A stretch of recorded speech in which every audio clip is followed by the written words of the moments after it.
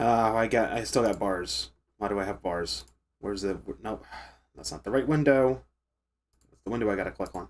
There we go. Man. Where's my little timer? Let's get a little timer started, so people know when I'm actually gonna flip to the game. Okay, I'm gonna just break my mouse. I've clicked on this thing 1, 2, 3 times. Let's practice clicking on this a few times. I'm never buying a Logitech mouse ever again. I will switch to Corsair or something, or fucking Razer. That'll be the next mouse I get, because Logitech seems to be going down a certain path that I just don't like. I remember reading last year they're considering making a subscription mouse, kind of similar to like the Hewlett-Packard laptop subscription bullshit, where you keep paying them money, and then when you want to upgrade, you can upgrade once a year, but you just don't own the device. So that's great. That's not what I want to talk about, though. Now I've only got 4 minutes to talk about it, and I did not update my YouTube chat window so I can see it on here. I just woke up, first of all, so the big thing is my streams are gonna be unscheduled. I did a scheduled streams last week. I can't even remember if I did all 3 of those streams or not. Here's the reality of things, right? It is the 22nd of February, and I have not gotten all of my CompTIA certifications that I spent time, and I even spent money because I had to drive to and from the place. And I got these classes done, and maybe I should just make a whole video talking about my experience with it, because it was an experience, to make it short. But I did that over a year ago, because it was the end of January is when I did that. And the CompTIA vouchers and courseware they give you access to is only good for 1 year. And the 1 year anniversary of Network Plus is on March 12th. So I quite literally have until, I would say, March 9th or March 10th to take the exam. I have this week. And if I don't schedule the exam on Friday or Tuesday, I'll call them on either this week or next week. I'll call up and try to set it up to get the exam done. Because in order to take the exam, I need to make sure the library has the voucher. If the library doesn't have the voucher, that's when it's going to take like a couple days. It's going to have to email somebody and hope they get a hold of it in time, and the turnaround could be a while. That's what's going to fuck me over, so I want to really get on their ass about it. But that has been something that has been stressing me out for a very long time, because, I mean, that's an opportunity that I decided to do, and I decided to be what I normally have done the past, adult life, and just been flaky about things, and I just need to fully commit to it.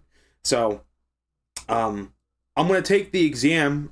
Pass or fail, doesn't matter. I fail, I'll just go on to doing the Security Plus exam, because the deadline on that is the 23rd. I mean, I don't have to have the Network Plus certification to get the Security Plus certification. They just want you to get all 3. And I can always buy another test voucher for the exact same exam, as long as...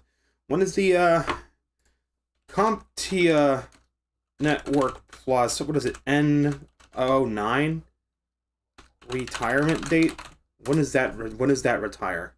If I even have the right one.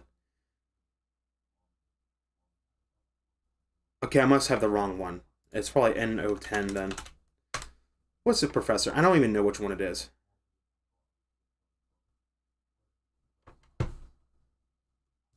Oh, is that expiring? I don't know. I can't even remember which one I'm taking, dude. Oh, let me find Professor Messer. Yeah, it's N10009. N10 009. 2027. Okay. Because I was doing something wrong, because, like, Bing was telling me it's already expired. That's not right. The exam I'm taking is the N10009 exam. So, I'm going to go over my timer. Fuck it. The timer is just a suggestion, okay? I'm taking the N10-009 Network Plus exam. When I score, I'm scoring at like 67. I need to have an 80 or 85 in order to pass it, percentage-wise. The big thing is performance-based questions. That's where a lot of my points are going to come through. The rest are multiple choice. Right now, I'm just stuck on 7-second subnetting. I'm trying to get that through my head. And basically, I asked Gemini to pass. You don't ask... People will have opinions about AI. AI has its usefulness in some things. And in other things, you just really shouldn't use it as a replacement for things. If you prompt AI to help you with something, like, for example, if there is a concept... If I watch a Professor Messer video and I still don't understand a concept, I can prompt Gemini that I just watched this one video. This is the context of the video, but there's this one thing I'm still struggling with. Can you break it down for me? And then I can go back and forth, and I can get to a level of understanding. Basically, Gemini is basically a bot that can go out on the internet, scrape the internet for information from sites like Reddit.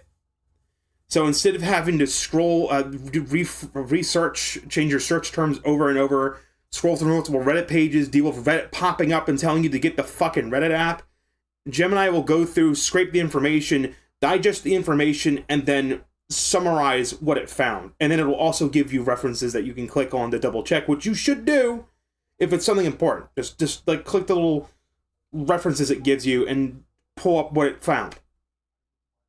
And give it another read to make sure it's not like pulling up a troll post or something. But usually if it's something technical, it's gonna do the right thing. Because I've had problems with my computer.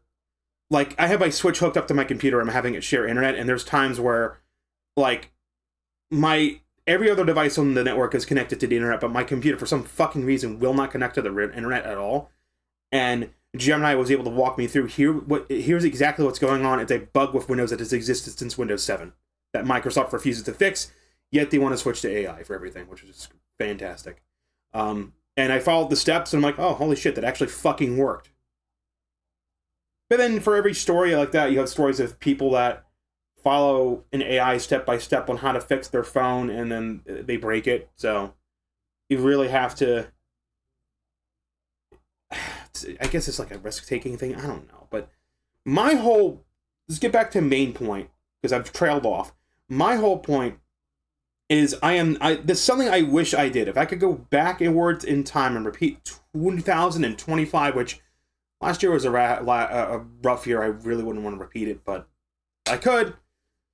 I would use AI for every single thing I did. I would tell AI, I'm studying this course. Here's the sections. Give me a lesson plan. Because I didn't get that in the college program. This is what I got. The whole... Let me just give a quick... I said I want to make a video on this. Let me give a quick rundown on what it was.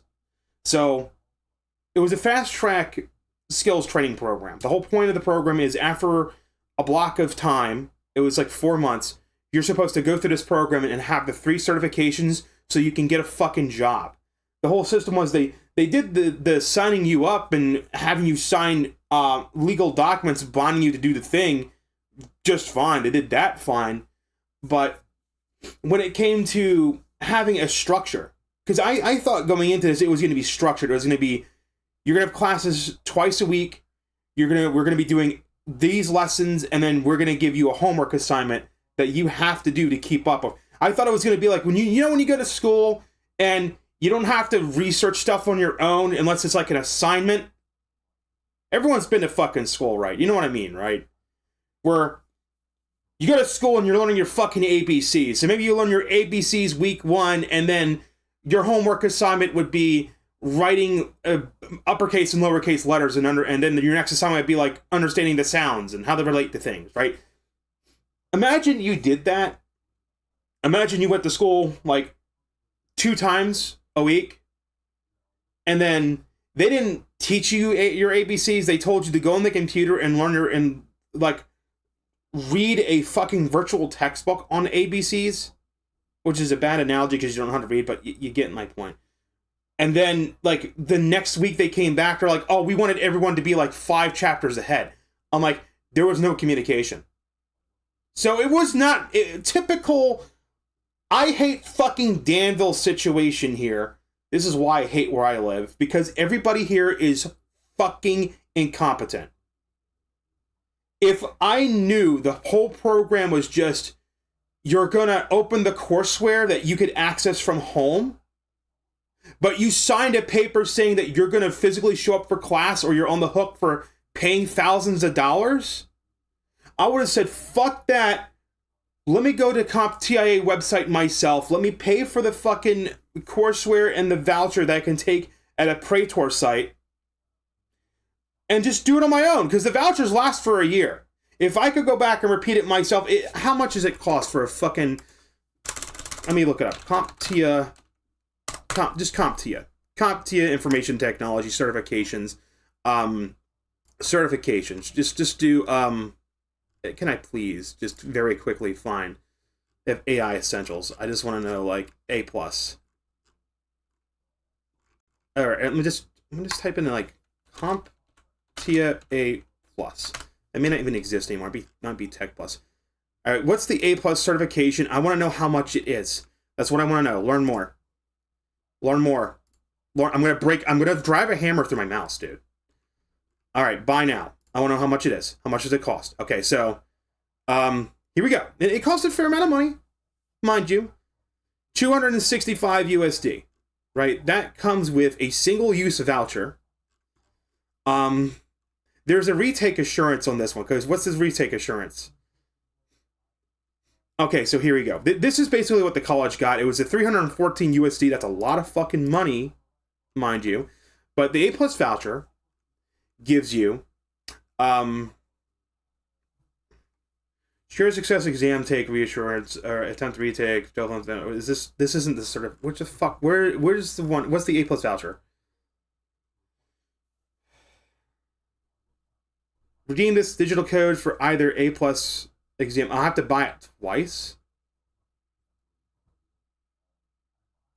Oh, that's bullshit. Okay, never mind. Maybe it's the certificate. No, I'm looking at the wrong. I'm really looking at the wrong thing. I am so sorry. Okay, here we go. Is it the bundle products? That's a lot of fucking money. No, it's not. Okay. I'm trying to find. They had me have access to Cert Master platform, so it's like $900 fucking dollars. It's insane. So there was an A+ Core 1 and 2 Cert Master platform for $819 US. What does this include? Is what I want to know, and they're not breaking it down. That's just the platform. Where is, like, is it Cert Master Learn, Cert Master? This is the, god damn it. Which one is the right fucking one? I hate these websites, dude. Cert Master Learn, I think, is what they used. Earn your certification with a Core 1 and 2 Cert Master Learn self-paced course. Does it even come with a fucking voucher? No, it does not.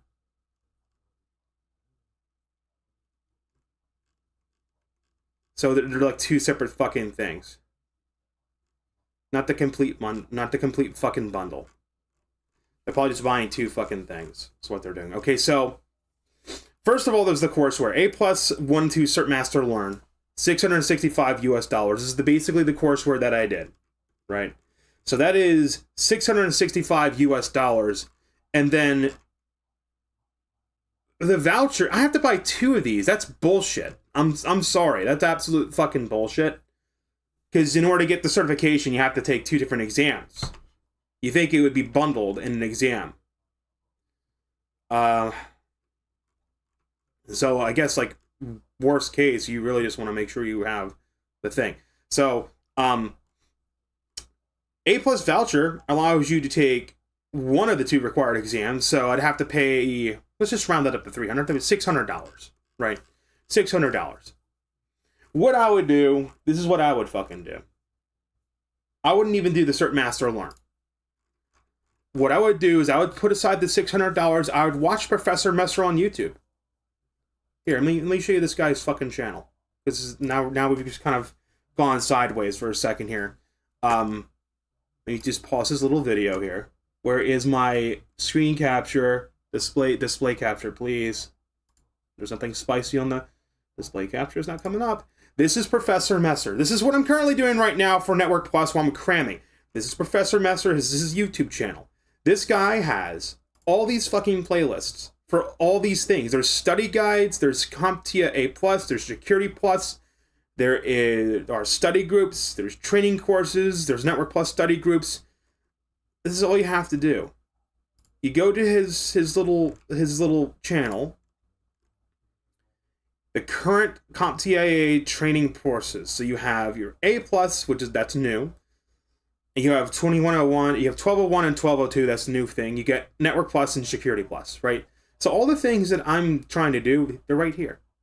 You can just watch the full course. So you could spend, $600 to do the courseware, or you could just watch this video. This is what I would do. I would watch Professor Messer's videos, and then I would go to Google Gemini and ask it to generate a quiz based on each video. And then Gemini will actually generate a quiz that you can interact with, and it'll give you hints and everything. And you do that. And then you basically, it would be a combination of watching Professor Messer for the actual course material, following up with Gemini to quiz me on things and dive deeper on stuff I don't fucking understand, giving me fucking quizzes to take, and then finding me, practice exams. So I would do, CompTIA Network Plus. What the fucking Network Plus is it again? You gotta make sure it's the right one. N1009. N1009 practice exam. Right. There's this one right here. You have to watch it. Some of these sites want you to pay money. If it has me log in, it's probably pay money. So fuck that site. Here we go. I see the word free. Practice. Take a free practice test. Do I have to sign in or sign? Yeah, I do. Fuck off.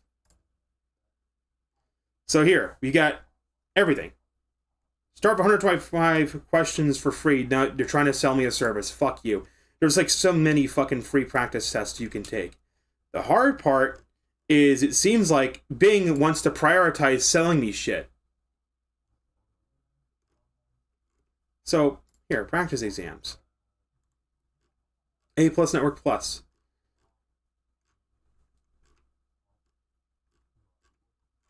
If I click on start free practice test, if you need me to sign up, then it's a problem. Nope. So, and it gives me the same time, the 90 minutes. I'm going to close this out. All right. So let me just go back to certification practice. I want to bookmark this.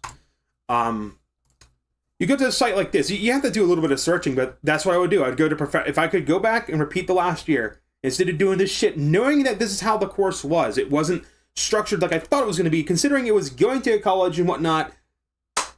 I would do Professor Messer, I'd follow up with Gemini, and then I would take one of these practice exams. And then it even tells you, look, there's a 78% passing score. And then you're good to go. That's what I would do differently, instead of wasting my fucking time. But the only ouch part is I'd have to pay, how much is it for,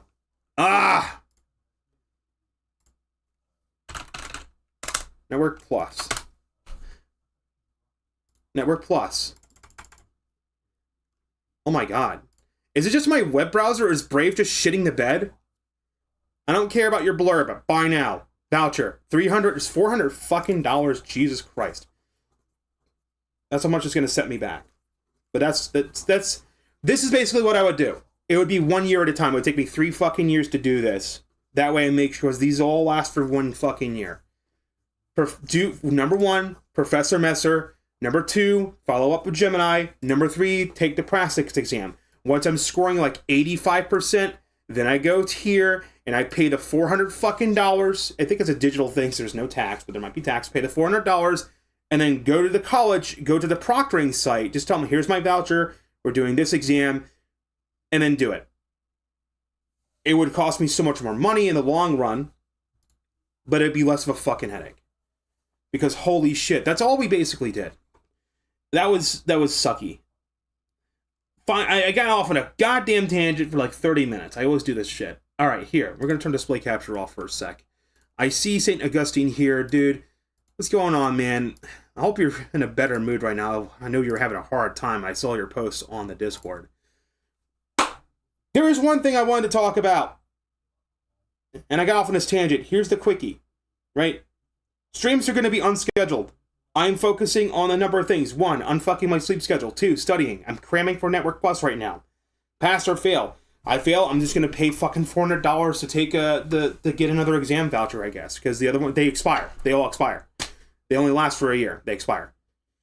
Things are going to be fucky until I get all my exams done. I have Network Plus. I have Security Plus. If I fail Network Plus and the exam voucher expires, I'm going to say fuck it. I'm going to cram Security Plus, get that one done, and then go back and pay the $600 for the Network Plus and just take it again. Fuck it. So, once all that's done, once I have all my vouchers, and I start applying for jobs and have the resume thing, then I'll go back to scheduled streams. That's when we'll have our predictable streams again. But pretty much what happened today, where you saw hey, there's a waiting room up, I'm going to play a game. That's how things are going to go going forward. I apologize for that if that's inconvenient for people. But, I mean, I don't get paid to do this. I do this for fucking free. Like, it's not like I'm getting paid to go on stream and play a video game. It would be different if I was. If there was money changing hands, then things would be different.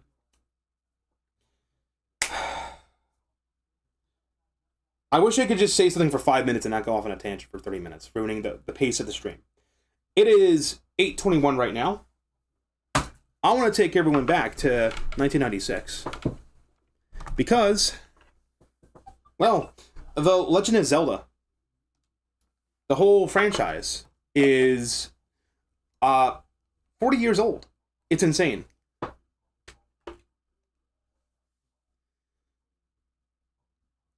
Dagger just asked me a question. Hang on, we're getting derailed. Dagger asked me a question, says, talking about your work and how you're working towards getting a job. I already have a job. I work at a dead-end job at a grocery store, and I'm only working there 1 day a week. They claim it's hours. I know what it actually is, but I'm not going to get into it. It's just a bunch of bullshit. Right now, I'm just cramming. I'm fighting demotivation. I'm completely demotivated because I take the exam, I score badly, and I go, I'm not learning fucking anything, and then I get demotivated, and then I just fuck off and play video games, and it doesn't help me. Right now, I'm trying to get these certifications done. Once the certifications are done, I then need to go through... I'm going to contact the college and try to get them to do their fucking job that they said they're going to do. I'm not going to go on a tangent about that. But I'll try to get in contact. They run these job fairs every so often for tech jobs in the area. I'm going to have to partner with Gemini, Google Gemini, to rework my resume. Again, not going to have it generate a resume for me, but tell it, here's my resume, how do I tweak it? And then I take its feedback, don't copy paste, take its feedback and twist it around so it doesn't look like it's fucking AI generated. Like, put my own spin on it. Instead of saying, like, here, copy more work, it'd be like talking with a professional and they say, here's things I would change. And then you change it and you make it your own. Right now, I'm fucking up. I need to study. But for now, I want to play Zelda. Once I get the certifications, then I go on to LinkedIn, I go on to like all these other websites, and I go to just send out applications and apply and hope for the best. That's all I can fucking do. The tech field's extremely competitive.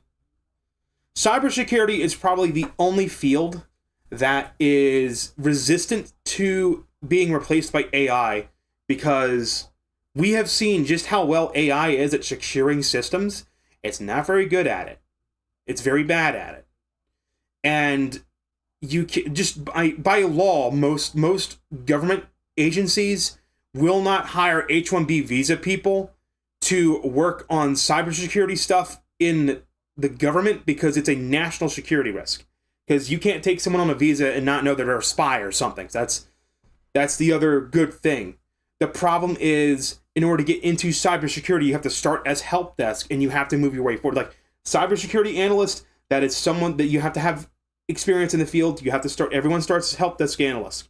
You have to think of it like a class tree in an RPG or something, where everyone starts as a freelancer. Then you go to warrior. Then maybe you go to paladin or knight, and then you go to like warlord or saint or something. It's very similar to that. You just got to get enough experience in the class. So your starting class is help desk. Then you go from help desk to network admin. Then network admin to cybersecurity analyst. You go like that. The hard part's going to be getting my foot in the door in the help desk field, because there is a lot of competition there. And that's where they have your H-1B visas. That's where you have like AI coming in and managing tickets and shit. And that's the point where I may have to move too. I might wind up having to move, because if I can't find a help desk job in my area, I don't have a choice. I have to move. I'm not going to drive 3 hours to and from my job every day. That's just fucking miserable. I'm done talking about certifications. It's going on 30 minutes in. I want these Yap sessions to be 5 minutes in length, just to give people time to come in. But here's what I want to do. I want everyone to just... It's hard if you weren't born before you were born after 95. It's 1996, right? You're sitting at home, you're comfy, you in your jams. You're sitting in front of your CRT TV, N64 controller in hand, on a fucking Saturday night. It's cold as fuck. It's winter, but you're comfy. You got some soda next to you. You got like your favorite snack next to you. It's Zelda time. It's Ocarina of time. People can argue which Zelda game is the best Zelda game. It's a stupid thing to argue, because everyone's best Zelda game is going to be different. Unless you're going to be objective, then you're just going to piss people off. This game is my best Zelda game, because this game's story, much like a bunch of, not every Zelda game, but a bunch of other Zelda games, follow the coming-of-age story being mixed with the Tolkien the hero's journey story. And the main character, Link, is actually an orphan. A lot of people forget that. The actual origin of Link from The Legend of Zelda Ocarina of Time was this. Before the events of Ocarina of Time, the Kingdom of Hyrule is actually engaged in a war. A deep and bloody war. And if you're not reading the text from the Gossip Stones, and you're not reading every single sign, you can very easily miss this background lore of a war that has happened. It's not too long ago, which is weird, and most people like to forget that the war happened because I guess it was so traumatizing. But there was a war. Hyrule was engaged in a war. Link's parents, their mom and dad. Link's dad, I guess, was a knight of Hyrule. So he's fighting this war, he dies. Link's mother, when Link was still a baby, was sheltering Link in her arms and fled to the only place in Hyrule where even war is too scared to go, the Lost Woods, because the Lost Woods are enchanted, magical, cursed woods that if people get lost, they turn into monsters, right? So people stay the fuck away from that. So this mother has a newborn child. She wants this newborn child to live because her maternal instincts are kicking into overdrive. I must protect my baby. She barely escapes the war. She's gravely injured. She's going to die. She makes it through the Lost Woods into the Deku Forest, the Kokiri Forest, and goes in front of the Deku Tree and begs the Deku Tree to take her child in and raise him as their own right before she dies. The Deku Tree, seeing great potential in this child, decides to take the kid in and raise him as a Kokiri. An undisclosed amount of time passes, and now the actual events of the game begin. The child's name, of course, is Link. You can change the character's name if you want, but that entire lore that I just dropped is actually told to you after you finish the Forest Temple, I believe. It's straight up told. And it's a tiny little point that people tend to forget about. But the rest of the game's story is also paralleled with a coming-of-age story. And at the time, I was 8 years old when this game came out. So I saw Link as around my age. He's like this little kid. He's going off and he's going on these crazy adventures. And I thought it was like a fun time until I got to the adult timeline. And that's when the game's narrative hits you across the head and goes, one day you're going to grow up. Because one thing that happens to Link in this game is he skips his whole childhood. Destiny forces him to skip his childhood, and in his innocence is instantly lost. Even at the end of the game, when Link goes back and sent back to relive his childhood, yeah, he gets to go from being like 10 to fucking 14 again, but he still remembers what it's like to be an adult, how the world is different. That childhood innocence is fucking lost. So you have to understand, as like an 8-year-old, having that hit you across the head, having to know that one day you won't be a kid anymore, one day you're going to be an adult, you're going to want to go back, you can't.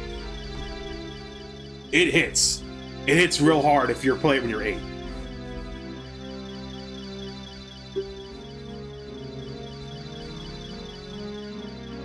So in the opening part of this game, the Great Deku Tree is basically expounding to this fairy, Navi the fairy. The name Navi is actually not, it's not a coincidence, it's deliberate. But he's telling Navi the fairy that the land of Hyrule is being overtaken slowly by some sort of corrupting evil. And that this evil is so great that the Great Deku Tree, which is a spirit, it's a tree spirit that protects the entire Kokiri Forest in the Lost Woods, his power is not even great enough to fight against it. And he instead tells Navi the fairy to find the boy without a fairy, which is Link, the one that was brought in as an orphan and watched over by the Great Deku Tree, to now begin his journey.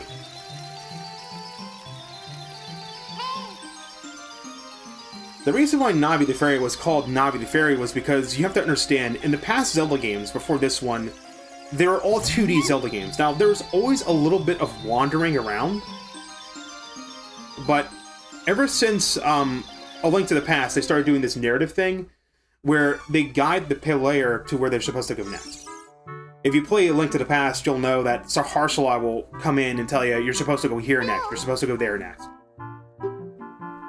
In a 3D environment, you remember Mario 64, they couldn't make like full levels, they had to make everything a sandbox?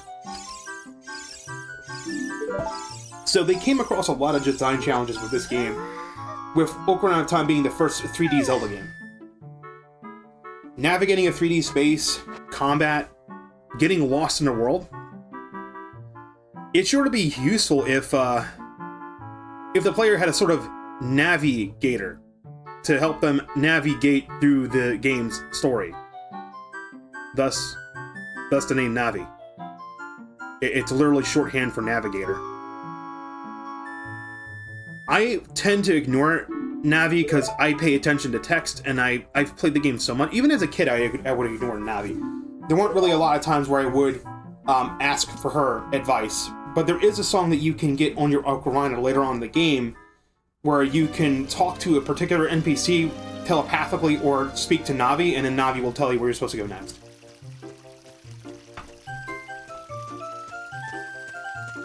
Gotta go prep for Slippo. Sorry for missing streams. Watch VODs eventually. Good luck, have fun. Hey man, it's fine, dude.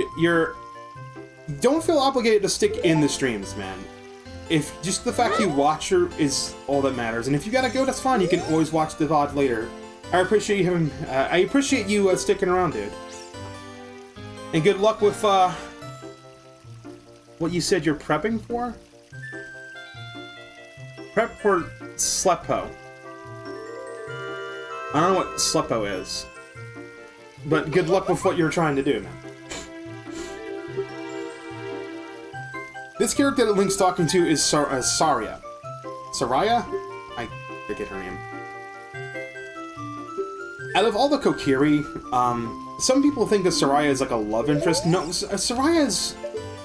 Let me tell you, the Kokiri are not adults. They don't have adult minds. They are quite literally forest children. They do eventually turn into the Koroks, by the way. They used to take on humanoid forms, and then they became Koroks. That would mean that Breath of the Wild and Tears of the Kingdom take place after Wind Waker. Because that's when that happened. Hey look, it's Navi. We're standing around. We don't know where to go next. We can push C up and she'll tell us where to go. Alright, so she tells us the Great Deku Tree has summoned us. Okay, so where's the Great Deku Tree at? I know where it's at. How would I figure it out, though? Alright, would it be... over here? I'm looking for... That's not the Great Deku Tree.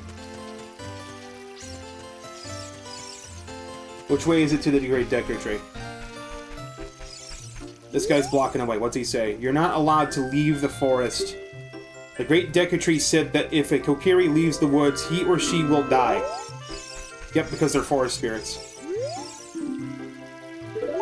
Okay, so that's obviously not the right way. What if we went up this way?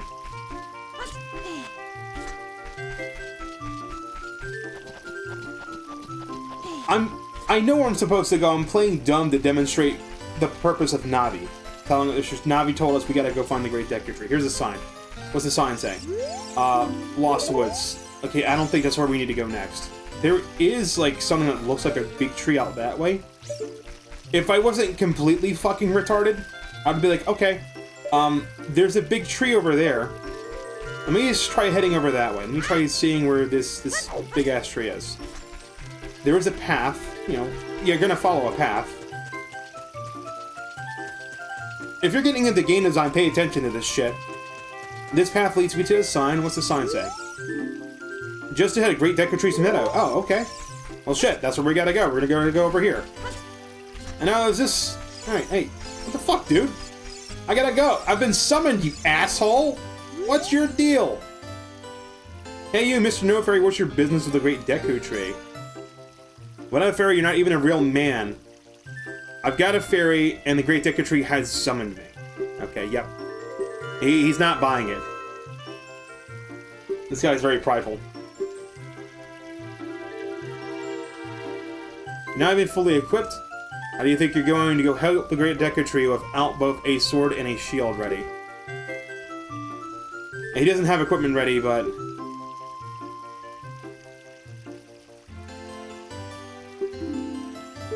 Alright, so he's telling us we gotta find a sword and a shield. He's not letting us through without that, and if we talk to him again, he's literally just gonna tell us this exact thing again.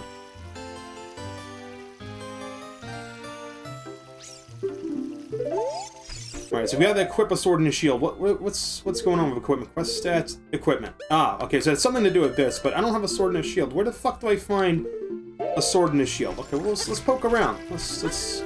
This is where The Legend of Zelda Ing comes in. It's like, alright, well, we have to find two things. Let's go inside houses. Let's see if we can't find this sword and shield. This is going to be the only time I'm going to play dumb, mind you. Sixer took some rupees, went shopping at a store that has a red roof. Rupees, and she tells us about the different, the values of different rupees, in case we've never played a Zelda game ever before. Side tangent. I remember when I played this game, I used to have a a friend in elementary school. I remember playing this game, and like his mother said the weirdest fucking thing. But it's kind of interesting for world building aspects. She's like, she never, fuck. This woman asked, where do characters go to the bathroom? Because there's like no like clear bathroom or anything. There is one in Clocktown, inside one of the inns. Pots. Where do these people go piss and shit? Well, there's a bed and there's a pot. And then there's a bed and then there's a pot. And you know, pot is like the top of a pot is the perfect size to like sit on and take a shit and piss. It's fucking disgusting, but chat, what's another word for toilet? Potty, right? Where do we get the word potty from? You know, potty sounds like a cute way to say the word pot. There's also a saying that, like, I don't even have a pot to piss in. A pot. Pottery. The things you break for rupees. Canonically, characters piss and shit inside pots. When the pot gets full, you take the pot outside some distance away from your house, and you turn it upside down, and you empty it.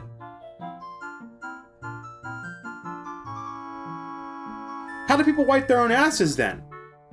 It's called the river. You go inside you run running water over your ass, and you clean it that way. How do you wash your hands? Most people didn't, because people didn't know about germ theory. So, I mean, if there was stuff on their hands, they'd wash it with running water. People knew that. There was no soap. Soap was a luxury. That's fucking disgusting, but that's canonically, every time Link is breaking pots, he's literally throwing shit. He's flinging poop everywhere. But instead of shit, we have rupees. Does that mean the rupees are actually shit? They're crystallized poop?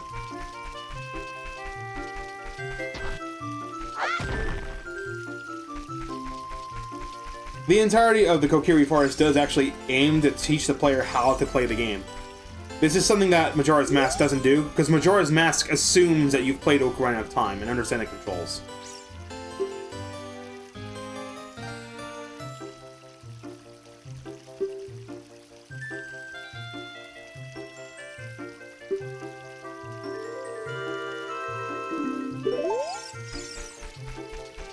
Alright, so you and Saria are close friends. See, close friends. They're friends. They're not lovers. They're I don't care what hentai you read. Link and Zelda are friends because... I'm sure people were children before, right? There's a point in your life before you hit puberty where you start becoming sexually interested in people, where you're just like friends with people. They're just cool people that you like hanging out with, or they're people that are kind to you, right? That's how Saria is. She's just someone that just fucking pities Link, and because Link doesn't have any friends, she's like, I'll be your friend. Might not let you go to see the Great Deku Tree. I've never spoken to her after this. Fuck. You know what's fun? All the times I've played this game, I've never spoken to Saria after speaking to Mito. So this is text I've never seen. What he said is true, though. The forest, strange things have been happening here lately. You need to be ready for anything. You better find a weapon. Where do we find one?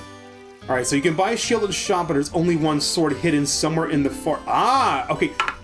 I have never spoken to Saria after speaking to Mito. Ever. She straight up tells you. Okay, shield is in the shop. We spoke to this House of the Twins. We know the shop is over here. The sword is hidden somewhere in the forest, and we're assuming Kokiri Forest, not the Lost Woods. If we take a look at our map on the bottom right, I mean, we can kind of figure... We can't go to this area. This is blocked off. We want to stay in this zone. What's this over here on the bottom? How do we get there? That's someplace we haven't been. We're looking for a sword. We know a sword is somewhere in the forest. We need to get a shield, right? Okay, so let's... I'm only playing dumb for this one section, okay? After we go to the Deku Tree, I'm not going to play dumb anymore. But I want to, like, demonstrate from a game... If you want to be a game designer, pay attention to what the fuck I'm doing. I'm purposely acting like a dumb, stupid, idiot kid that is able to read and able to reason and comprehend things, but they're going into this game knowing absolutely nothing about this game other than control stick moves the character, the blue button on the screen correlates to the blue button on the N64 controller, and I've learned that the A button interacts with shit. And I know how to open my pause menu, because I did that by accident. So this character right here, remember, we are told we have to go into the shop. We are required to progress the game, we have to go here. Most people skip through this character's text, but she's telling us something very important. She's telling us to push the Z button and then talk with her. Now, if we just stand here, now pushing A, it's not doing anything. Where's the Z button? Oh, it's under the controller, okay. Oh, we can talk to her, okay. I'm not gonna read her text, but I'll summarize what she says.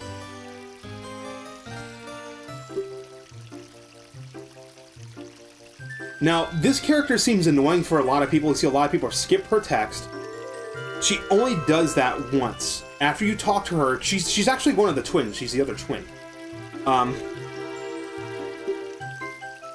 She is basically telling you a very key component of this game, Z targeting.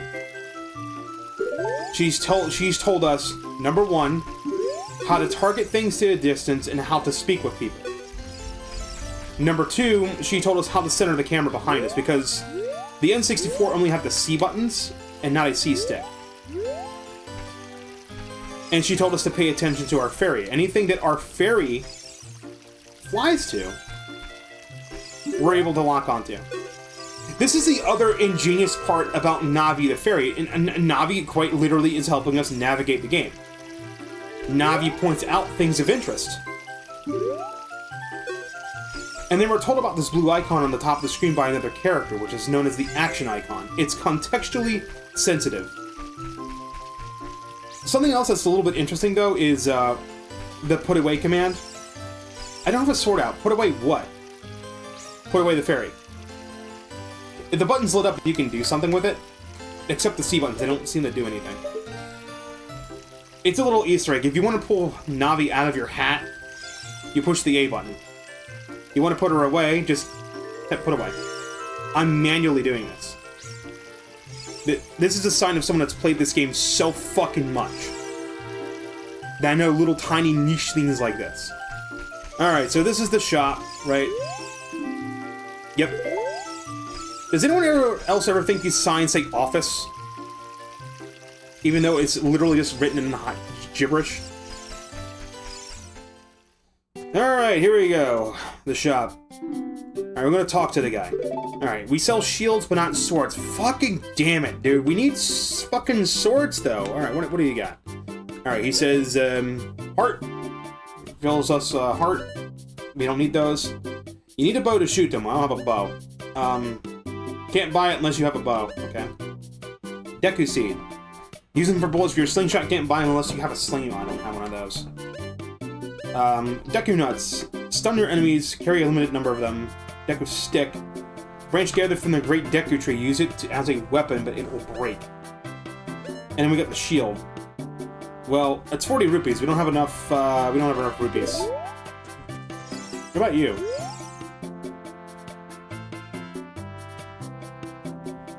It sells things you get into forest. How is this bitch not getting kicked out from the shop? Also, we clearly see that there's like stools here. Why does the shopkeeper not have like a stool to stand on instead of him constantly having to jump over the counter? Also, why is the counter built to be as tall as like for an adult when the entire forest is full of forest children? You think they would build things to scale for children? Weird. I think they just decided to do that on purpose. Just they thought it would be cute, even though they didn't really think about how a context situation, it would look... I'm forgetting the word, it's a college word. It's like the setting conflicts with the setting or something. Pro tip! There's some rupees right here.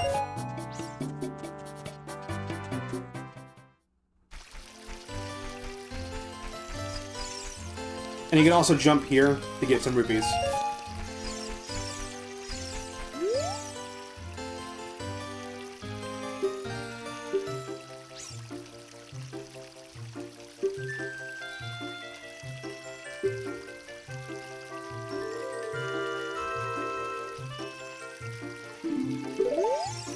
See, that's why the Kokiri can't leave the forest. They'll die. They're literally spirits of the forest. It's weird though, like the Koroks are able to leave Forest Haven, so... And if the forest children can't leave the forest, why is there an exit and why is there a bridge? Maybe it's possible the Kokiri actually don't die when they leave the forest, but it's just the... Because these people are children, and the best way to convince a child not to do things is just tell them, don't go there. Has anyone ever told you, like, the floor is lava, and you're actually, like, scared to step on the floor because you actually think it's lava? It could be possible that the Kokiri can leave the forest, and they won't die, but, the Deku Tree knows, at the beginning of the game we just said that the world is becoming overrun with evil. Even the forest itself, like Saria said herself, the forest is strange, it's not the way it used to be, things are getting dangerous. The great Deku Tree being the spirit of the forest and wanting to watch over his children, the Kokiri, wherever this bitch just disappeared to, what the fuck? Because he wants to protect his children like any father would, he's just telling them, if you leave the forest, you'll die.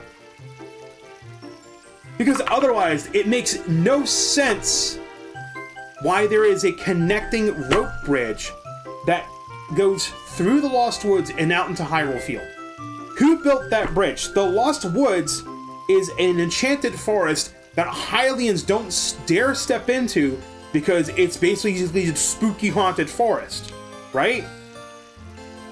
Why is the bridge built?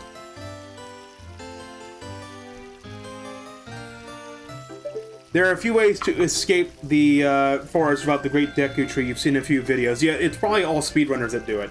I ain't speedrunning. Alright, we've been into how many houses? I've been into Saria's house. We're worrying about the game. There's nothing in Saria's house, I think, aside from 4 hearts, which is fitting. You can push C button up inside buildings to have an overhead view. And yes, this is actually pre-rendered. There is just like, there's collision mapping inside the game. But then they just apply, like, it's like a texture or something. They're doing something weird with, like, textures. Oh, that's weird. We're not supposed to be able to see that. The reason... This is actually the edge of this image. This is a pre-rendered background. There's, like, 2 pre-rendered backgrounds. The overhead view and then the panoramic view. This red line that you're seeing, this is actually the void outside of this room.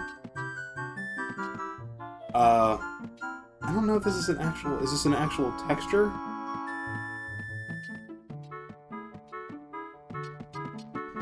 I think there's basic single polygonal objects for collision, and they're just applying a full texture to it as an image. It's the same stuff that Final Fantasy VII does. And the reason why you see red here is because if you played this on an old CRT TV screen, the edges, you see where my hearts are? The top left corner of where the hearts are. Like, let me zoom in to kind of exemplify what I'm talking about. Right here. I'm trying to get this exact. Right, that's how much of the screen would be rendered. That would be the top leftmost corner of the screen. If I scroll all the way to the right, where the C buttons are, that would be as much of the screen you'd see on a CRT. The extra space beyond the CRT is what's known as overscan. So like the game draws extra stuff on the outside. That way, if you're playing like a 2D NES game, you can render something there, and you can have pop-in appear on the edge of the screen, so by the time it goes on the screen, the player won't see it. That's the whole point of overscan. There'll be a bunch of other weird, quirky things that I will point out as we see them. Mainly, there'll be like, there's some rooms you go into where there'll be like a floating point of the minimap that's on the top left or bottom right corner of the screen that you normally would not see outside the overhand scan screen. They just had to put that object somewhere. Weird meta shit about how video games work back then. The more you learn about how video games work, the less it seems like it's magical, and the more it's like, oh, that's how they did that.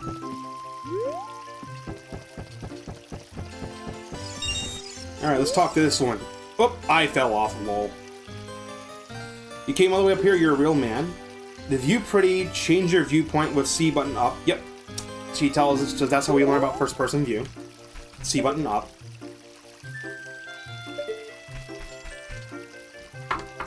Ooh, someone wants a free ban. Free ban.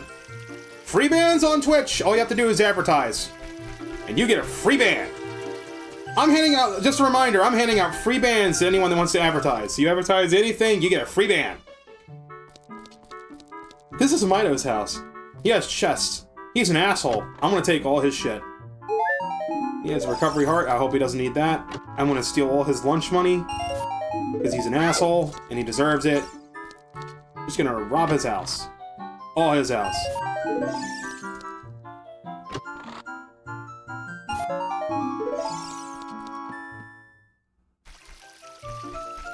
What is this guy doing? Ate by the stone, pick it up. Okay, he wants us to pick up the stone. Mean old Mito made me pick up the rocks in front of his house. Bro has a fairy ring. Alright, so we're told that we can pick up stones. We can throw them. Why not throw them against his house? This dude is so weak, he can't even pick up stones.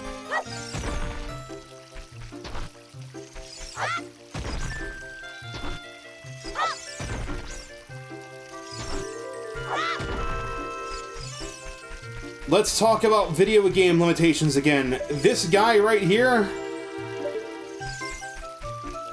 is the exact same model as this guy over here. Literal exact same model. The animation he's playing is different. Same guy. What about the female Kokiri? We saw a few of them, right? I think the females are the only uniques. So... We're technically upskirting this fucking character. You get the angle just right, you could. You're not gonna see anything, it's literally just like a pair of legs that come out of a fucking, like, a void. Because that's how games worked back then.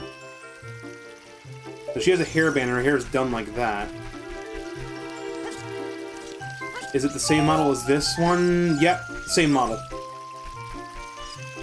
Her hair is done... I don't know what hairstyle that is. She has her hair pulled back. The boots, the tunic, go back over this way, exact same model, same model. The only other Kokiri female that is different is the one that's up here that we talked to and fell off the platform.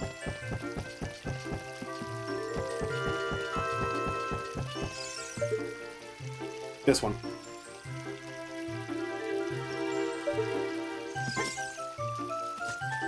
But if we go inside the sister's house, I think we see that model again.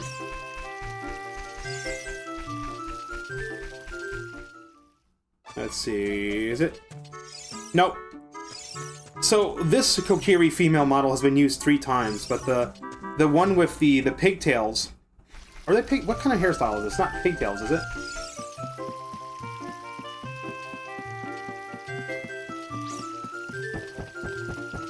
I'm not female IRLs. I'm not familiar with like different female hairstyles.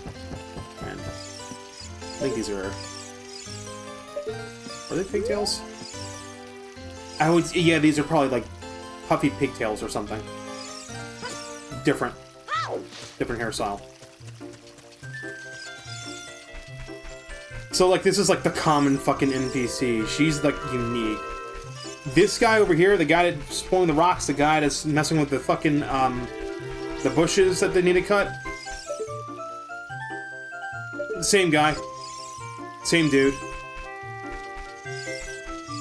You'll also notice there's a seam. You're gonna see this a lot in this game. This is just because the emulator that Nintendo uses is not as good as, like, unofficial emulators that have solved this. It has something to do with how the game's being rendered.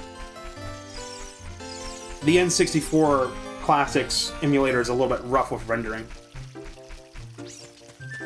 Which is bizarre, because they kind of figured this, they solved this with the Wii U, but then the Wii U's emulation was, like, dark. Everything was dark for some reason.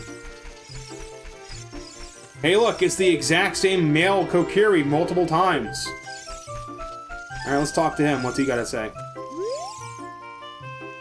Let's work on some moves. Jump sideways while Z targeting, push A as you move right or left. To do a backflip while Z targeting, push A as you move backwards. To do a roll attack while Z targeting, push A as you move forward. While you roll, you can avoid damage. Interesting. If you have your sword ready while Z targeting, you can do a jump attack by pushing A. A jump attack does double damage. You can use Z targeting on the stone next to me, so let's get practice. You can get rupees for doing this too. So there's the side hop. There's the roll. Okay, so since the roll attack does allow you to dodge, it does let you do dodge damage. It gives you iframes.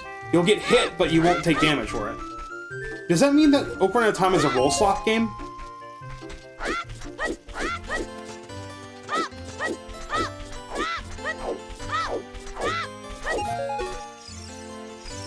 The rupee triggers are invisible, by the way.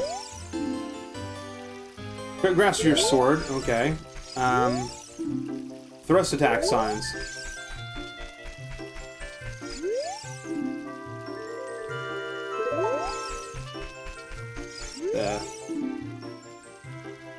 Don't recklessly cut signs, read them carefully. What do I hear? House of the Know-It-All Brothers, here we go. Know-It-All Brothers. They're basically the, I didn't read the manual. Hey look, it's the same model again. He teach you about the icons at the top of the screen. About the yellow icons. Alright, so when you ask him about the yellow icons, he's telling you about different equipable items that you can set to them. It's gonna be, you're gonna be doing it quite a lot. Then you can ask him again about the blue icon. And the blue icon is gonna tell you about the, you know, the action icon. That's what it is.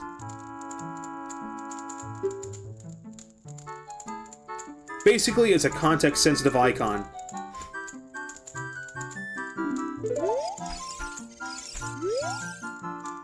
You want to know about how to use the up button? Yeah, sure.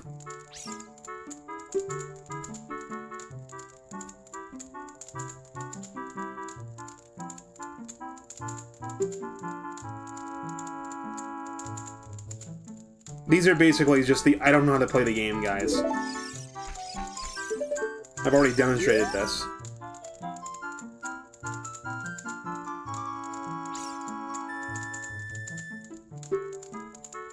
Long explanation. Map. Items.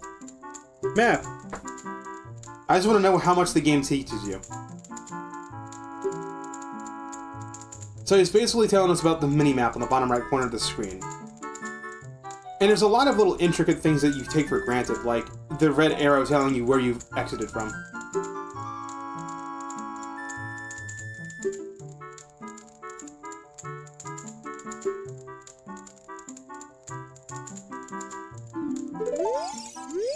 Okay, and then what about the items? What's this about items? I love how he tells you, if you want a long explanation, don't ask. There's 3 kinds of items: equipment items, C-button items, and quest items. Yep. Equipment items are things like the sword, shield, and clothes that are effective when you equip them. C-button items can be set to the 3 C buttons and used by pushing them. Quest items are things you collect during your adventure. You just carry them around, they're key items. You want to change equipment or check your inventory, push start. He tells us about the subscreens. He tells us how to switch to the 4 different subscreens.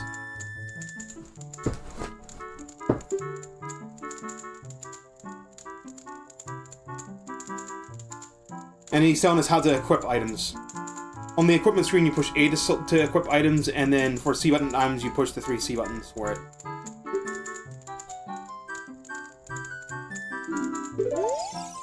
He's basically telling you what these are. I mean, I can figure this out just by looking at it because I'm looking at all the information on the screen. Like, for example, if you don't have to push Z and R, you can just navigate to it, and it tells you, like, to equipment, to map. Kokiri Forest, current position, Kokiri Forest. Okay, that's where we currently are. There's really something interesting about Hyrule, though. Look at the compass here. There's a north indicator, and then there's a arrow that's pointing northeast. I think that actually means that Hyrule, north in Hyrule isn't actually north. It's actually, angled to the northeast. That's what that means. So if you just rotate the map to the left by about 45 degrees, that's the actual position of Hyrule. I think that's what that is, because like if you draw something where like north is not, the map isn't oriented north, you have that little arrow to indicate where actual north is. Basically, I guess. Then you get your quest items. But you see at the top of the screen I have like a red button. It's set to return. B button is save, A button is decide. On the Nintendo 64 controller, remember that like the buttons were not just labeled start A and B, but they're also color-coded. And no other Nintendo controller's done this beyond the GameCube. And I think we really have lost something with color-coded buttons. Buttons being color-coded means you don't have to have people. You can have games be accessible to people that don't know how to read. You can just have the buttons be color-coded. So as someone that does not quite get something, you can match like, oh, this thing's a green button. The green button says save. Okay. Oh, it's asking me if I want to save. Okay. Yes, no. How do I decide? Oh, wait. It's telling me A to decide, and there's a blue button that says blue button decide. Okay. That's how you save the game, by the way. That you have to do it manually. It does not automatically do it.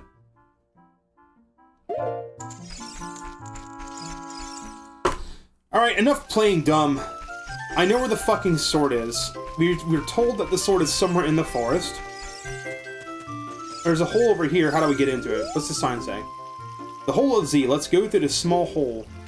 Stand in front of it, push Control 6 toward it. When the action icon says enter, push A to crawl into it. Oh, yep, and that's how we get into it. Let's go into the side of the forest that we couldn't get into. Maybe the sword is hidden here. Maybe. Viewpoint with Z targeting. Yep, telling us what we're told.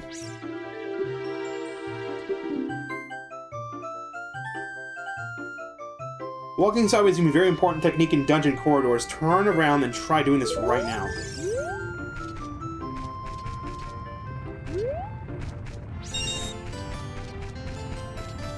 And there's like a giant boulder. It will hurt you. It is possible to die if you're not careful.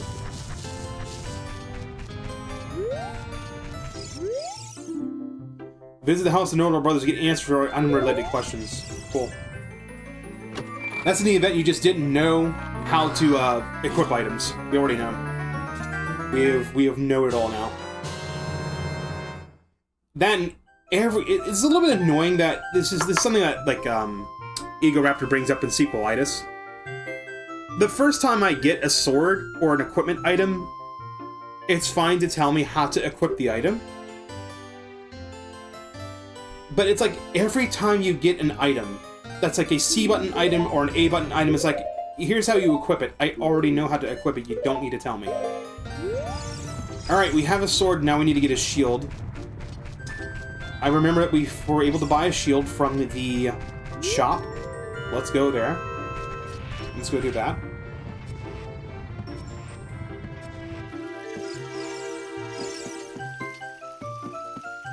Now remember this guy said that jump attacks do double damage.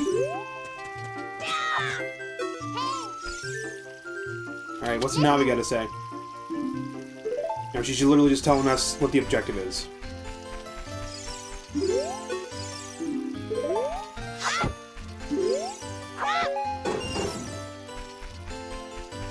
You're able to cut the signs that are flat like that.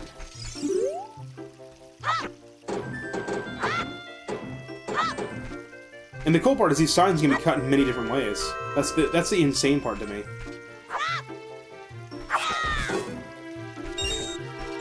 Alright, I'm gonna teach you about the sword. A lot of little crazy techniques about the sword you probably don't know about. I need to get a shield for the full moveset, so I'm gonna go buy the shield. And you'll probably learn something pretty cool. There is a way to get a state on your sword, so you're always constantly attacking, which is also neat. But we're gonna buy the Deku shield. We know how to equip it. We found out that with the sword.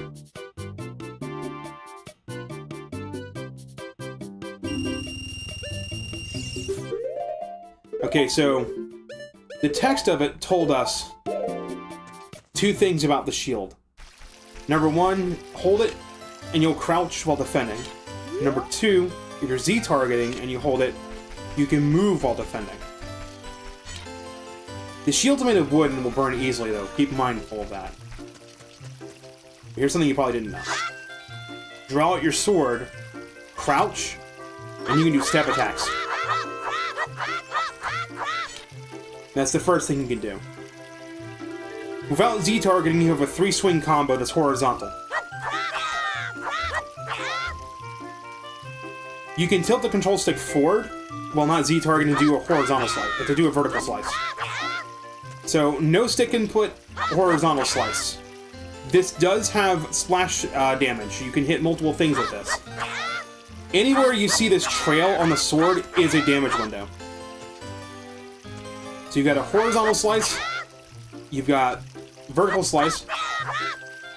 If you hold down Z-targeting and you push forward, you can do thrusts.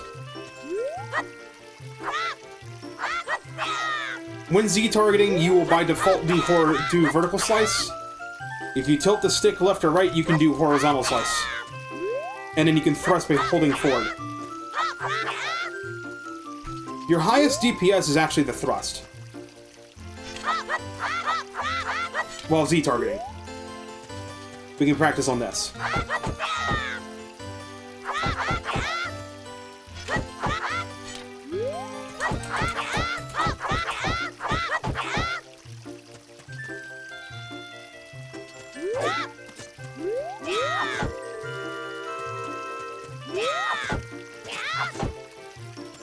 In case you're wondering, can you commit murder in this game?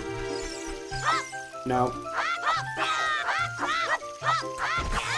Every single, being in this game is ethereal. You cannot hurt them.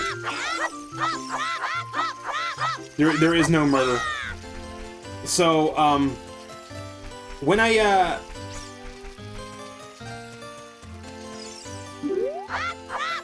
played Skyrim and I did this and I actually murdered someone, I'm like, oh fuck, you can actually do that?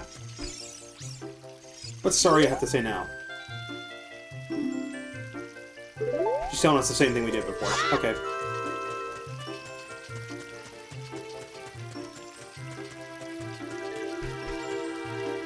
We have a sword and a shield. Let's go to the Great Deku Tree.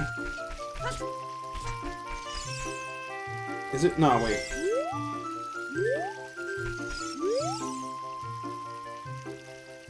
So now he's like, you can't go here unless you have the sword and the shield. I see you, Den Killer. What do you mean, Wilson Low Sainto Wilson? Are you just, is there like a meme with the game's music and it's like a lyric someone made? The guy's still calling us a wimp.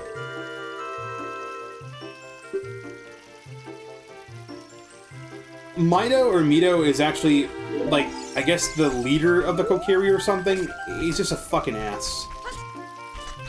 Don't worry, you'll see him later. Way later. There is I'm going to drop a little bit of foreshadowing. There, in something called the hero's journey, at the end of the hero's journey, the hero tries to return home, but then everything has changed and the hero can never return home. The hero leaves home and can never return home. And there will be a... This is like part of the game's story that really fucked with my mind. As an 8-year-old, there's a point in the game where Link becomes an adult and you can come back to Kokiri Forest. In fact, you have to for progression. None of the Kokiri will recognize you at all. They don't recognize you at all except for Saria. She's the only one that recognizes you.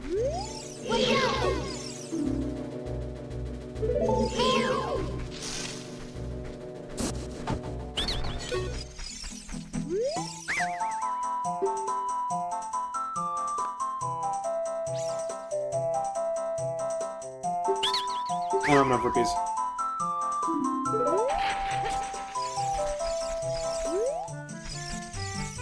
What I just did there, you notice I targeted an enemy in, video game looks like it was made in 1998. That's the funny thing, it was made in 1998.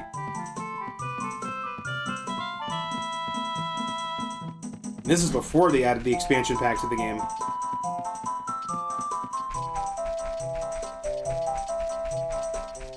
There's another place where you can get an expansion for your,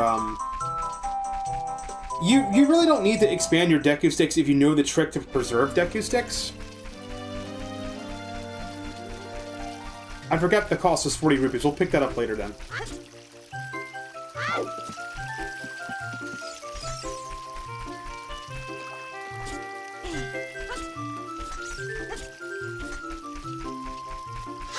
This game actually had a re-release on the 3DS, and Ocarina of Time 3D is really nice.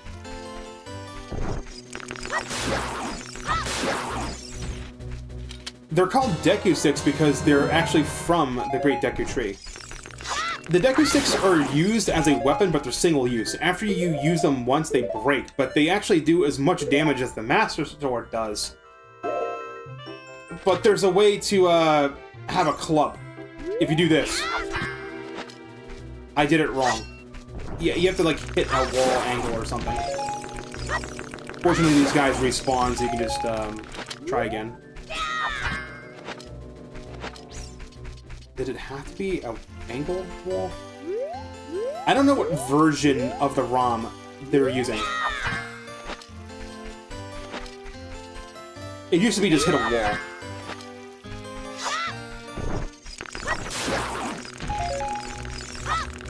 Basically, you just need to be able to have 2 hits hit the stick. And it turns it into like a club.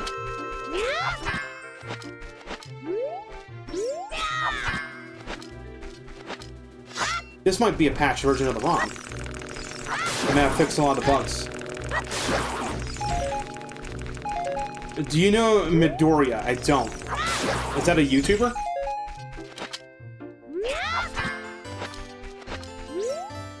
How did I do the club trick?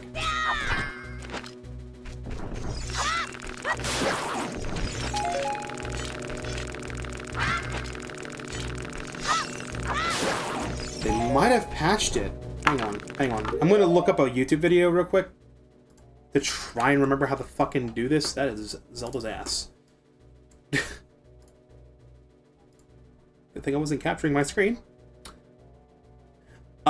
I know the anime My Hero Academia, but I have not watched it. I don't really watch a lot of anime.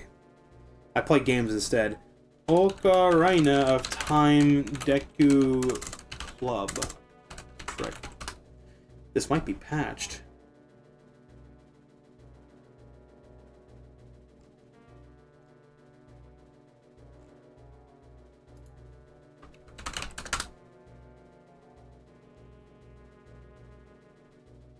Broken stick tutorial, here we go.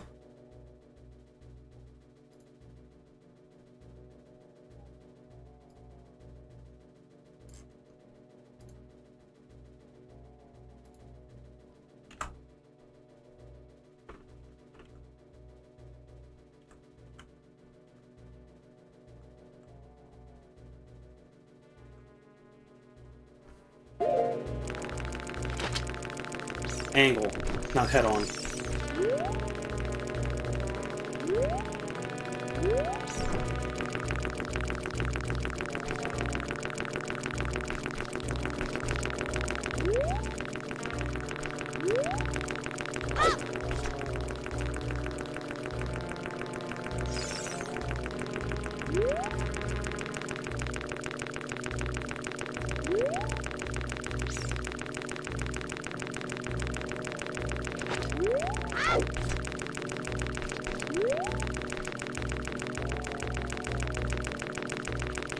Alright, hold on. What was this?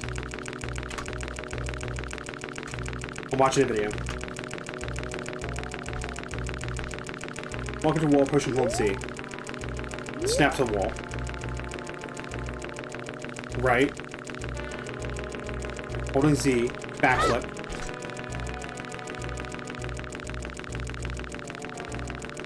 Release Z. Press and hold again. Tap A to roll. Right. Take out a stick. Jump attack. There we go. Okay, that's how you do it. So now what I have in my hand is what's known as a Deku Club. The crazy thing with the Deku Club is, it does double damage, but it doesn't hurt these guys, oddly enough. Another thing that's interesting is if I... Are you able to do the spin attack with this? No, you're not. What the fuck is this gonna do?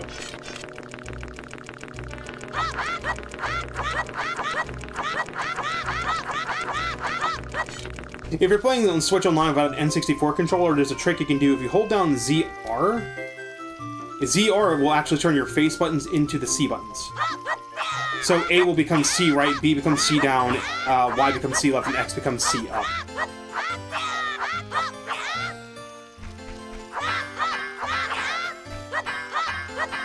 Okay, so the trick is just you gotta be far enough away from a wall. So the best way to do it is backflip, roll, jump.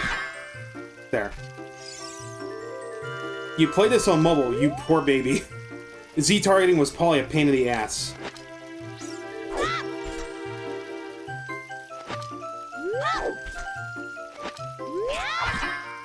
Okay, I got it. I got it down now. I can do it at any wall. I was just trying to get that down, because I'm going to be using that a lot. I'm not going to be using the Kokiri sword. We're going to be using these sticks.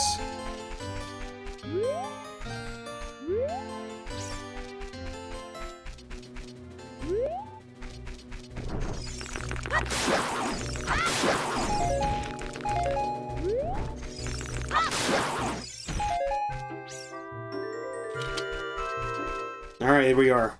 Let's have some exposition. Again, I'm not going to read the text, but I'll summarize what is said. You can read along if you would like. I'll try not to mash too fast.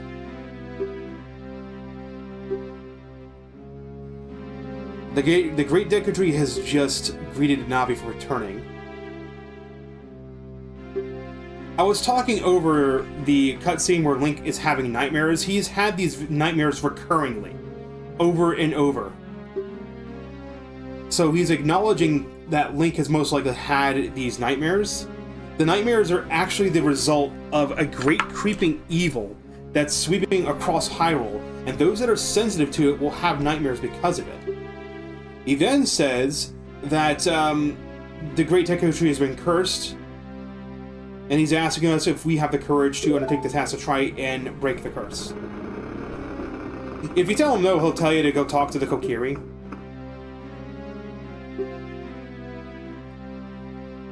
The Great Deku Tree is reminding us that we can push C button up when Navi comes up to tell us how to do things.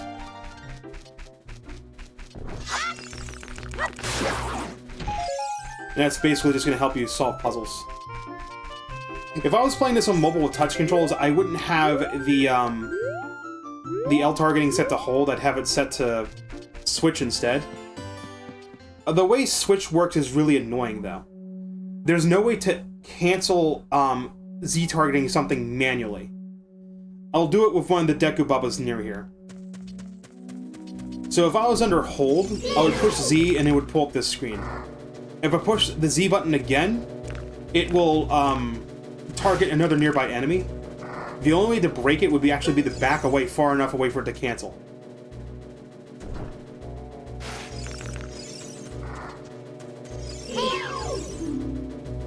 Hit it when it lunges at you and it'll stand upright. Cut it quickly to get a Deku stick.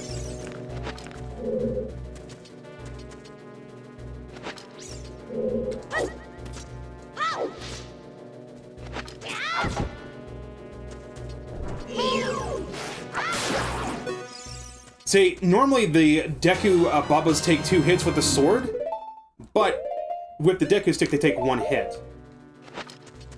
It's the same strength as the Master Sword. I keep telling people this. Just in case you think I'm stupid or I'm making stuff up. But because we picked up an item, it made us put that item away, so we lost the club.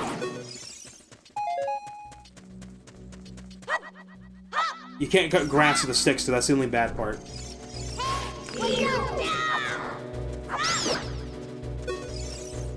I know Deku is a character from the anime. Deku is probably just like a common word.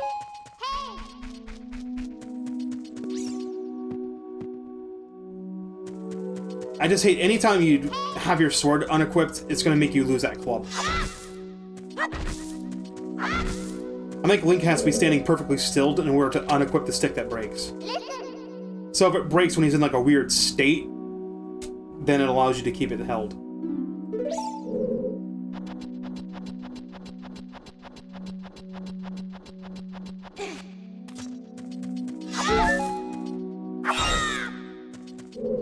There's 2 ways to do the spin attack. Way 1 is to hold the button down and release. Way 2 is to do a quick rotation of the stick.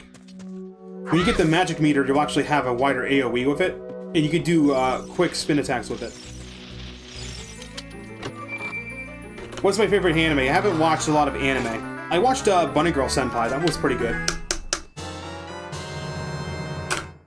And because I'm uncultured and don't watch a lot of anime, I just always default to Sailor Moon. Was one of my favorite ones of all time. I've watched Dragon Ball Z a little bit. I've watched Sailor Moon a lot. I've watched the Pokemon anime. I have watched Inuyasha, and I've watched Cowboy Bebop. And Cowboy Bebop's pretty good, too. But those are all old anime. I don't watch modern anime, that's the problem. Like, the most modern thing I've watched is Bunny Girl Senpai. And I've watched the fucking Horror High movie. That one was pretty... It was an interesting one to watch.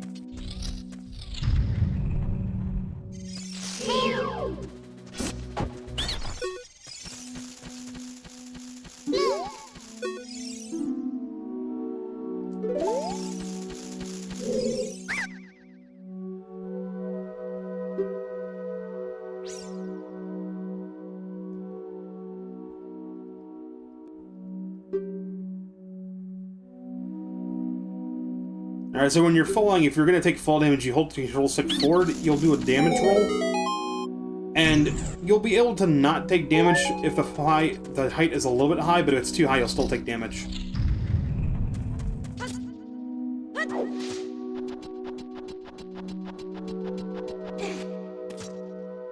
Have you watched My Ex Has Become My Stepsister? I have not.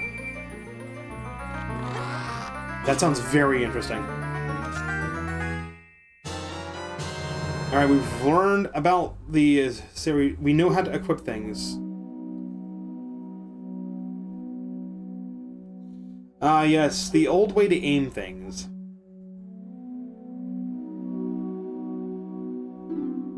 If you want to shoot right away, when you first push the button, hold it down longer to get a seed ready. If you want to shoot right away.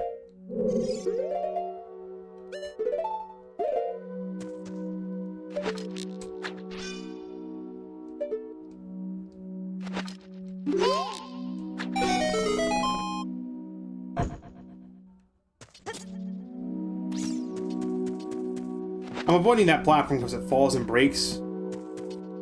And when it's destroyed, it's gone for good. It never comes back, ever. There's like a flag that's set when you hit it. Flags are a technical term in the game. It's basically just like usually a Boolean value. Sometimes flags are actually just like multiple values put together. But it's just a way for games to track things. play horror games sometimes. I'm not really into horror games. I don't like playing horror games, dude. Unless it's like, if it's not a jump scare game. Like, I fucking hate jump scare games. Like, if it's Resident Evil, I'll fucking play Resident Evil. That's fine. But fuck anything that's like Five Nights at Freddy's or like anything that's just like a cheap jump scare shit. Yeah, no, Five Nights at... Nah, fuck games like that. Fuck games like Five Nights at Freddy's where it's literally just a cheap jump scares. That's not really a horror game. I wouldn't even consider Five Nights at Freddy's a fucking horror game. It's just a cheap, spooky game. It's something you just... It's like that fucking Flash game that it's like a maze, and then when you get toward the end, it fucking, It fucking has like a little face come up and scare you. I hate that shit. If I wanted to be jump scared, I'd watch that one fucking car commercial. You know the one. The one with like the fucking zombie at the end that goes...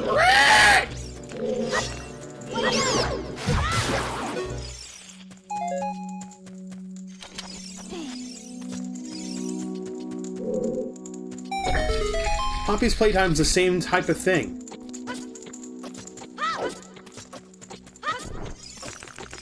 It's all YouTuber bait.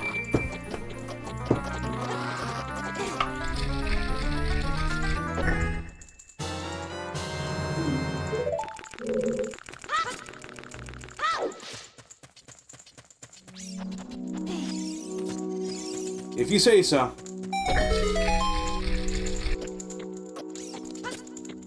Like, I think maybe the only horror game I'd probably consider playing is Amnesia, because Amnesia isn't just like a jump scare game. There are monsters, you can't fight the monsters, you're supposed to stay away from them. That's the kind of horror game I'd be okay with playing, is if it's not fucking jump scares. I fucking hate jump scares, dude. If it's the kind of like creepy shit. Creepy's fine, jump scares, no.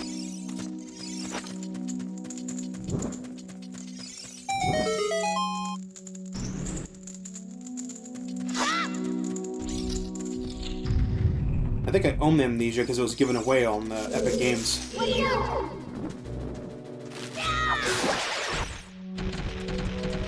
I'm not even verbalizing what I'm fucking doing. I've just done this so much. I could do this blindfolded. Probably.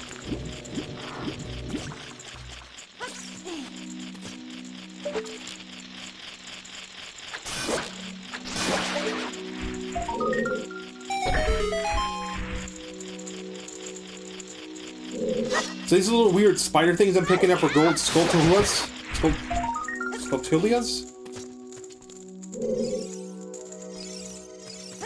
And I'm picking up these little tokens. We're gonna find out what these tokens are later. There's a number of optional upgrades in the game that make your life easier, especially with like finding secrets and stuff. And there's a heart piece locked behind golden Skulltulas. You don't have to collect all 100 of them, you just have to collect 50 of them. There are 100 in total.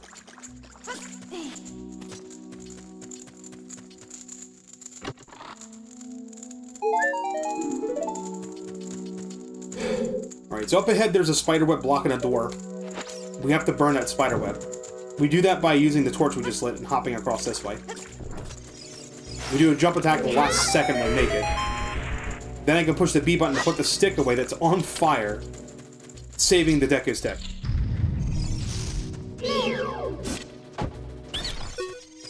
You're supposed to chase these guys when you get them to run around like that, but if you just stand over the little bush, they eventually come back. So this guy gives us a tip. I don't understand how to parse this. He tells us that there's brothers up ahead, but you can't pass them unless you punish them in the proper order. And he tells us the order is 2, 3, 1, right? So 2, 3, 1, and then 23 is number 1. And I never understood this. There are 3 Deku scrubs up ahead.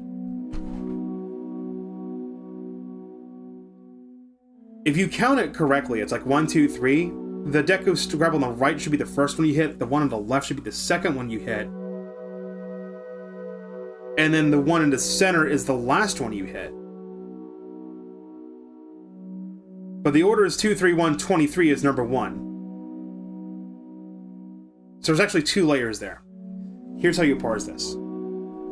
Of the 3 Deku shrubs that are ahead, the actual order is you hit the left one, the right one, and then the center one. The way you parse that is the number 23 is number 1. There's 2 layers here. 23, the one on the left, that's the first one. Then 1 is 2, and 3 is 3. It's so stupid.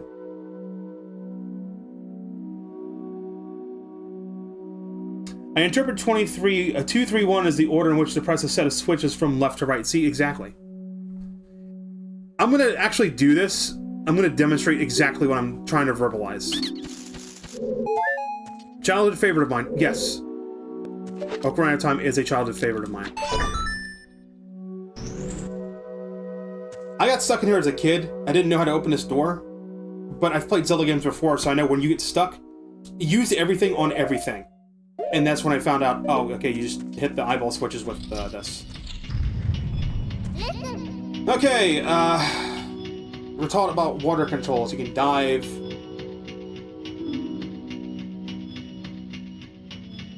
Look to the left, look to the right, then cross the roads. That's how you're saying it is. How am I supposed to parse 2, 3, 1, though? You're supposed to hit that switch to go over this, but you can just do this. You can just jump over it. Once I've learned that trick, I never use the switch again.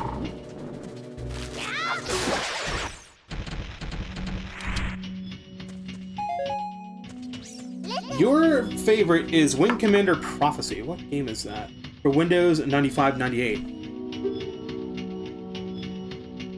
Okay, so I'm now going to be able to tell you what version of the ROM they're using instantly. What version are they using? They're using reversion 1. They are not using the original version of the Ocarina of Time game. So if there's glitches that were specific to Ocarina of Time V1, they will not work. How do I know? This fucking block right here. Let me show you what this block used to look like.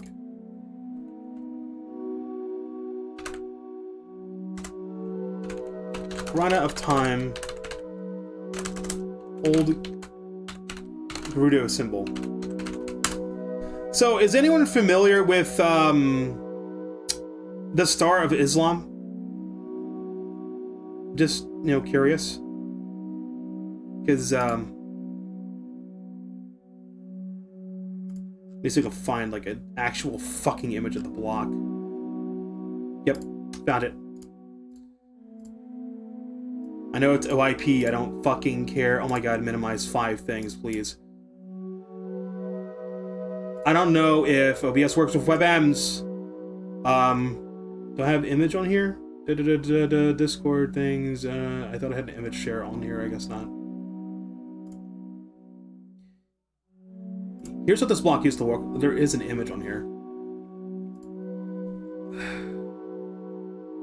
Discord, YouTube chat, display. VTuber avatar. Whatever, we'll just do image 2, whatever. Image 2, cool. Let's browse to the right thing. On the desktop, please. It's on, there used to be a desktop thing. I could just click to go to desktop on Windows. It's not there anymore. Actually, oh my god, seriously? %sign desktop. %sign. Why does that not work? Windows cannot find %sign desktop. What about desktop? Can I just go to desktop? There we go. I don't know why there's not a quick use icon. So, anyone familiar with the Star of Islam? This is what the blocks used to look like. So if you're ever playing a ROM of Ocarina of Time, you want to know if you're using revision 1 or revision 2, like the first patch version and not the launch version. If your blocks look like this, and they have like the fucking crescent moon and a star, which I actually love that design. I didn't know it was the Star of Islam. Then you're playing the old version of the game. You can also just go to the fire temple and just listen to the music there that literally has Islamic chants in it. They used to look like this. They changed it for obvious reasons. Because Nintendo of America tries not to have religious symbolism in their games. So they did not know that that was a thing. They did not know that that was a thing that you could do. Great, I can't clear the image that OBS is pulling from, so I literally have to delete the source. So yeah, if you see this logo, this icon, with the... they went from like a crescent moon and a star to like 2 fucking mountains and a wrench? I think it's just supposed to be 2 crescent moons put together. That's a little interesting goof there. And the Gerudo are desert people. And I guess I'm trying to understand like how they came up with the Star of Islam. Like how did they accidentally come across that? Was it just a coincidence that they came up with the Star of Islam, or were they looking up reference materials? I really want to know.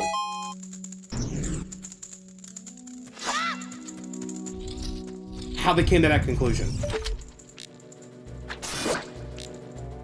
As far as the Fire Temple thing goes, all of the game's music in Ocarina of Time is actually made by... There's a whole YouTube video that talks about this. Can I find the YouTube video that talked about it?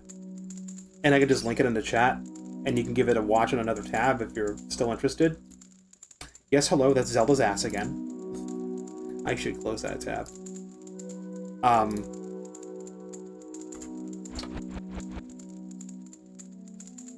History of Ocarina of Time's music. Is this where it talks about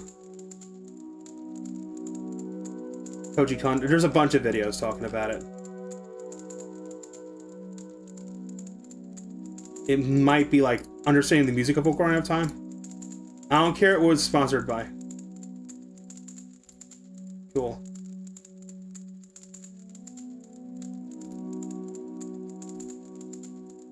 This video's not talking about it.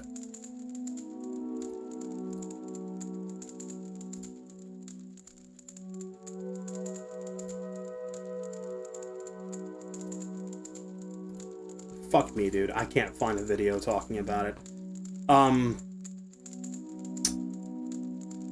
So I'm gonna have to try to recall what I remember reading online about it and watching videos about it. Gaijin Goomba had a video talking about the Fire Temple music and why it was considered offensive. There are, if you're into like music development, music creation, digital music stuff, there's things you can buy known as sample CDs. It's just like a music disc that has a bunch of recordings that you can put into a DAW. That's the point of them, is you put them into a DAW. The flute that's playing in the Deku Tree's theme, Koji Kondo is literally just playing chords using a pan flute sample. That's all it is.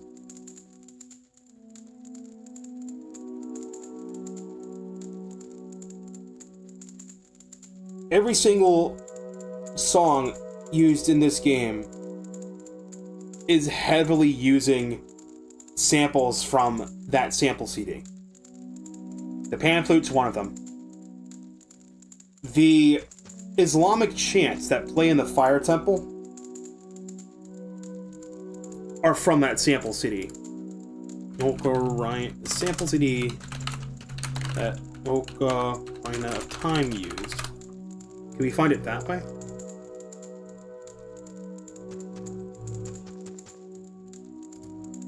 Maybe Screen Rant talks about it. I hate how you can't find any... What is the name of the fucking CD?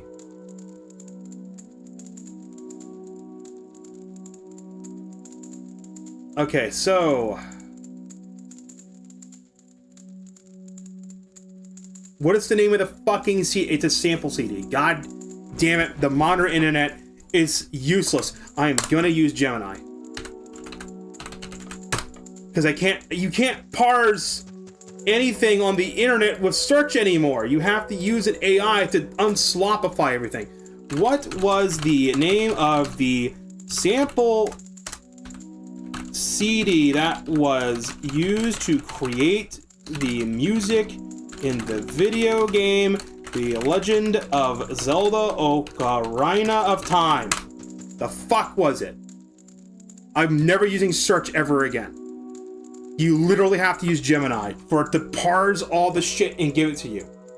Here we go. This is what the fuck shit I'm trying to get on about. So, Koji Kondo used... I'm taking my eyeglasses off to get shit on my glasses. Koji Kondo used several commercial sound libraries to craft the soundtrack. The most famous sample CD is associated with the game Zero G Ethnic Flavors. That's what we're looking for. Zero G Ethnic Flavors. I cannot play this shit on stream. This stuff is copyrighted in its own. Zero G Ethnic Flavors. Is there a post of it? There's individual videos. Okay, so it's there's a website called... There's a YouTube channel called Sample CD Archive.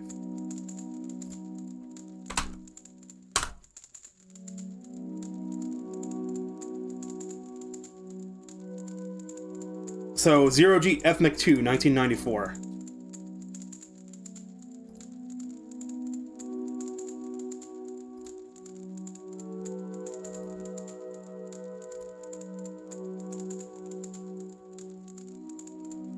I'm hearing a lot of sounds I recognize.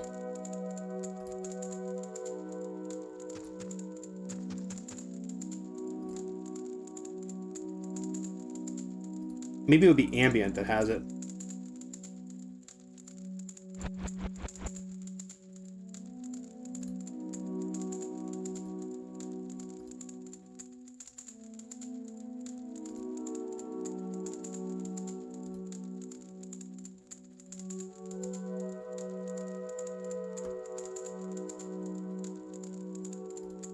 It's just Ethnic Flavors what it says.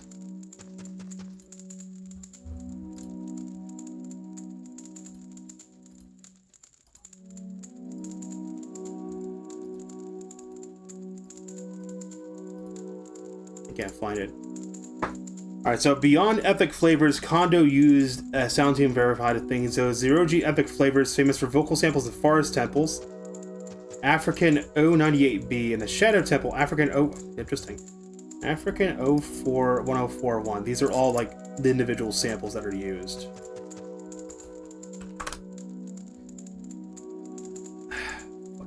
Damn it.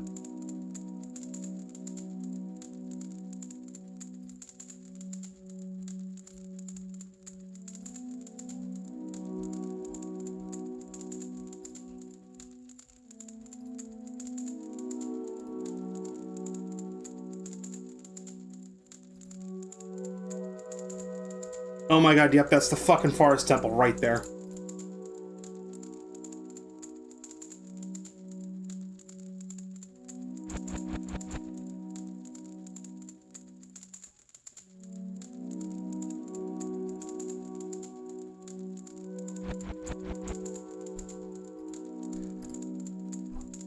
So there was the Zero G Ethnic Flavors was one of the sample seeds that are used. There's the Best Service Gigapack. Contribute the pad's 36C4 sound used for Water Temple's ambient background. There's Spectrasonic's Distorted Reality. One in was used for the eerie distortional textures found inside Jabu Jabu's Barely, inside Deku Tree and Dodongo's Tavern. Spectrasonic's Distorted Reality 1 and 2. Can I please select all the text that I want? I'm gonna throw this mouse across the fucking room, I swear to God. You can find some of this stuff on YouTube. 1 and 2.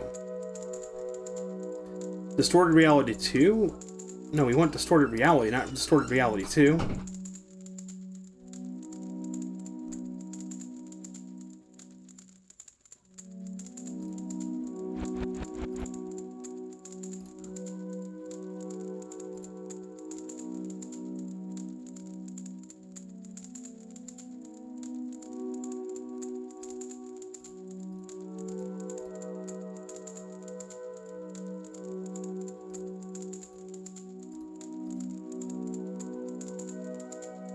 Turn comments off so I can't see what people are saying about it.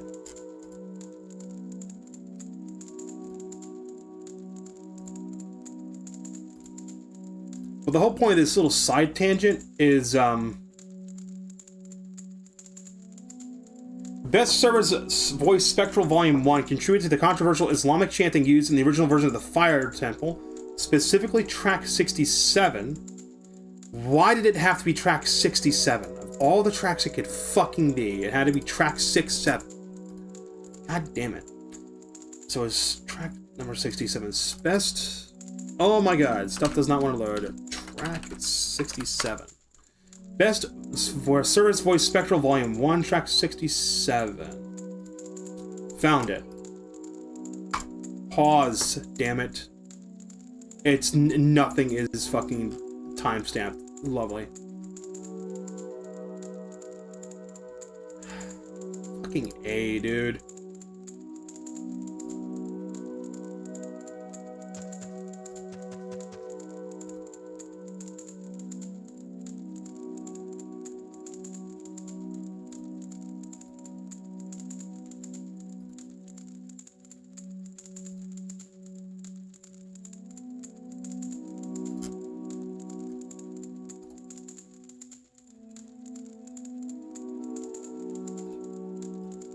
I'm literally listening to a lot of this stuff. I wish this was fucking timestamped.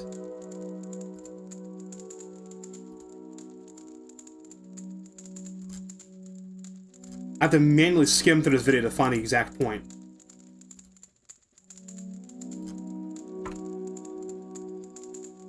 Some of these sounds are terrible to listen to.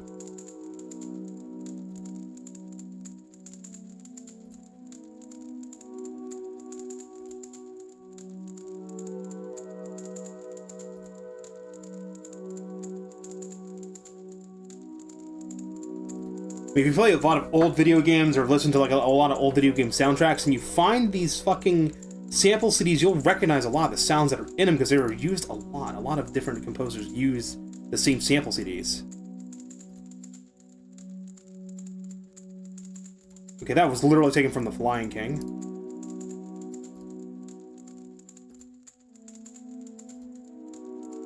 I cannot find the Islamic prayer that's in it. Never mind, I just found it. Where did it start?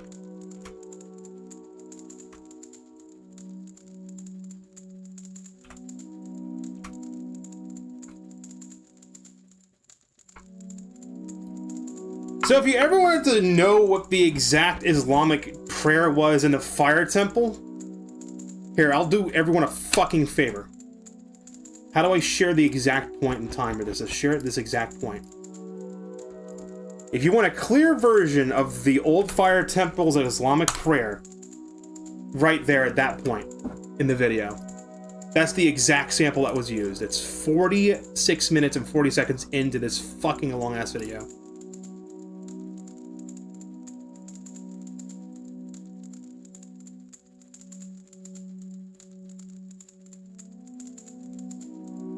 That's it. Oh, it's two samples put together.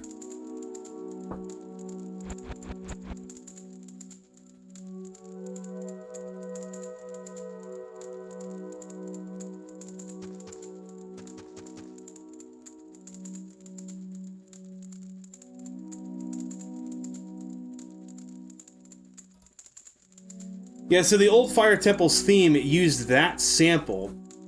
And if I remember this sample correctly, so I'm actually pretty good at remembering songs, he chopped it up. Koji Kongo chopped up an Islamic prayer unknowingly to make it sound good. And I think most of the chant just roughly translates into, like, God is good in Islamic. It's like, Allah is great. There's a whole video made by Gaijin Guma that talks about it. They have like a person that is Islamic that goes in and parses what the verses are.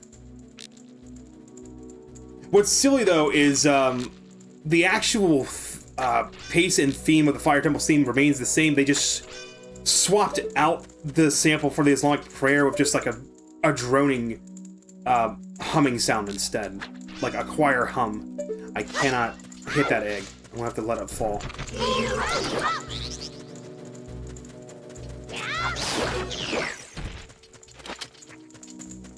I can burn this down here, but I'm not gonna be able to get beyond here because there's a breakable wall. I gotta blow it up with a bomb. We gotta come back here with a bomb to get into that other room.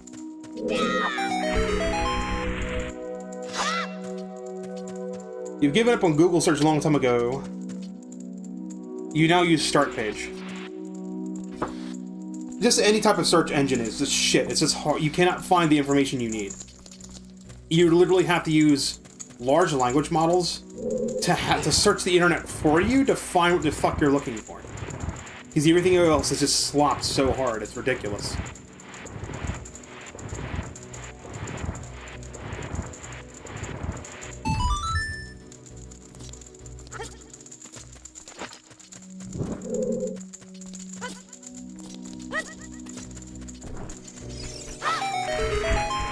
Alright, down here we go. Anyone remember the combination 3, 2, 1? Right? 2, 3, 1. So 2, 3, 1, right? We have these three bubbas. So the one on the left should be the second one that I hit. The one in the middle should be the last one I hit. The one on the right should be the first one I hit. So let's do that order. This is about fucking. So hit this guy. Hit this guy. And we hit the third guy. Right? What do you mean, no?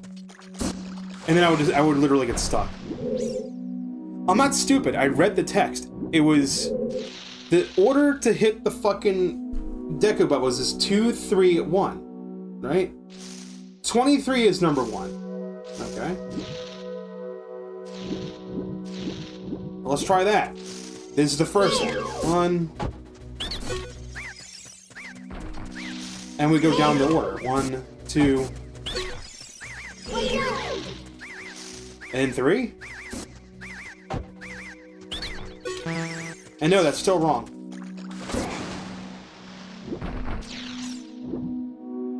So what the fuck am I supposed to do here? Given the information the game gave me, what am I supposed to do here? How am I supposed to parse that the actual order you're supposed to do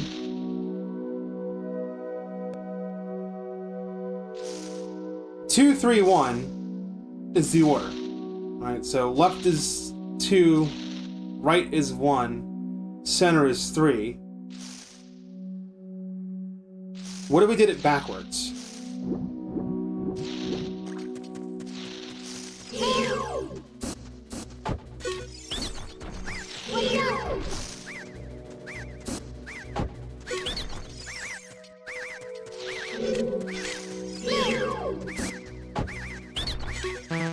Still wrong.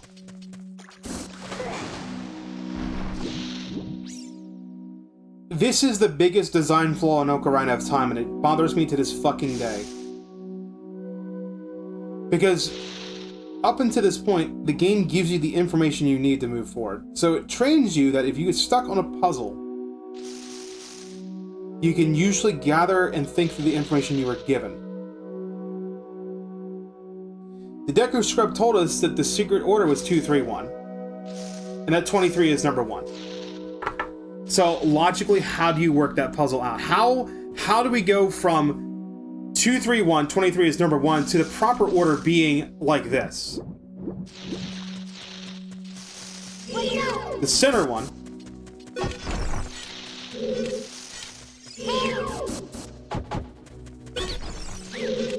The right one. The left one.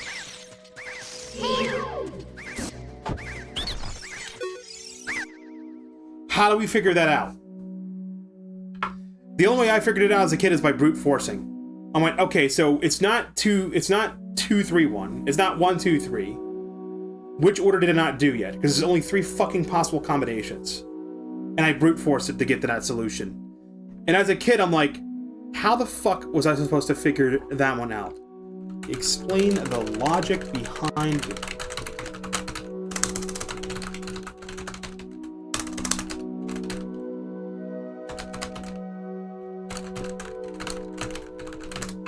explain that fucking logic behind me. What is this logic? How was... Because this is... As a kid, if I can't figure this out as an 8-year-old, how are any other 8-year-olds as the target audience supposed to figure this the fuck out? So, what did the fuck does GameSpot say? The logic behind the 2-3-1 order and Master Quest puzzle of... I'm not mother... fucking playing Master Quest. It's the same puzzle, so it doesn't matter. It's rooted in the game's narrative and player's journey. The 2-3-1 order is derived from the original game set. 23 is number 1, which represents the first playthrough. The final order, 3-1-2, is a logical progression from the initial sequence, emphasizing the importance of the 2 in the context of the game's storyline and the player's quest. What?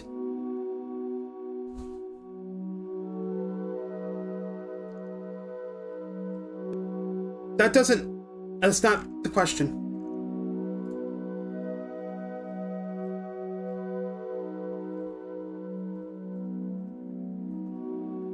So I'm reading an article by TimeExtension.com. No one can agree on the solution to this puzzle for Ocarina of Time.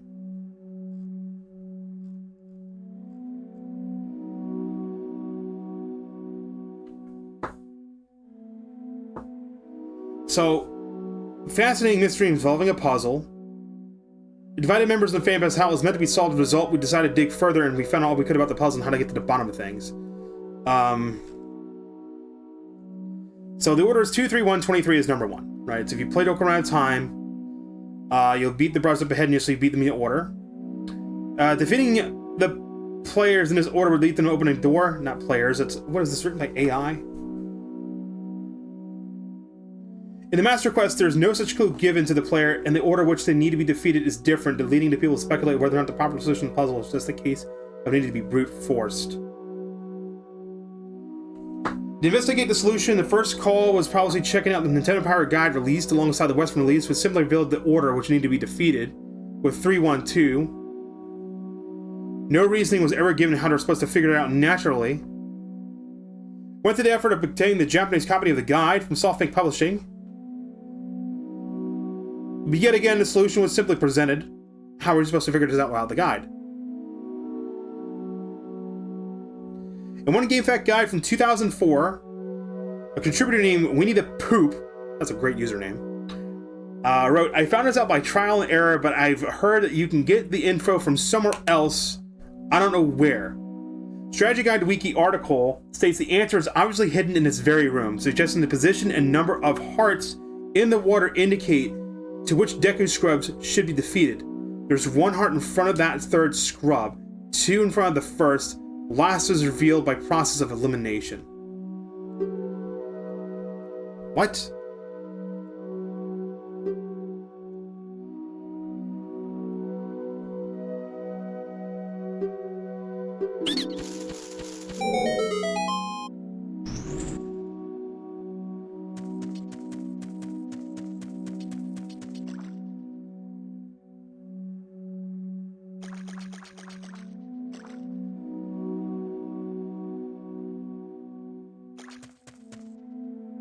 Okay, let's take that into consideration here. I never thought the hearts were the hint. That's what they're saying. Okay, so you look at this, and you look, don't flip it over. Don't flip the image around. We have the recovery hearts in the pond. I thought they were just there as a pickup. This lake is this layout. But that would still tell us that left is 1. That right is 2 and the center one is 3, so that's still wrong. When we've learned that it is right center, it was center right left. So that's wrong.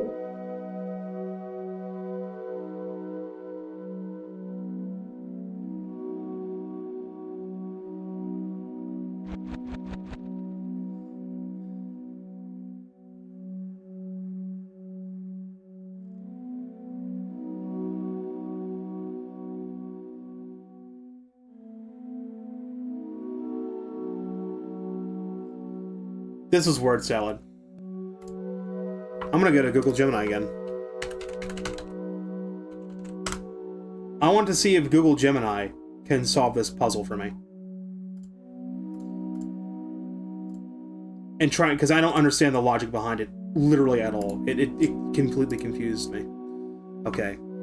In the Legend of Zelda Ocarina of Time in the Great Deku Tree, there is a scrub that tells us the way to open the path forward involves defeating his brothers in the right order.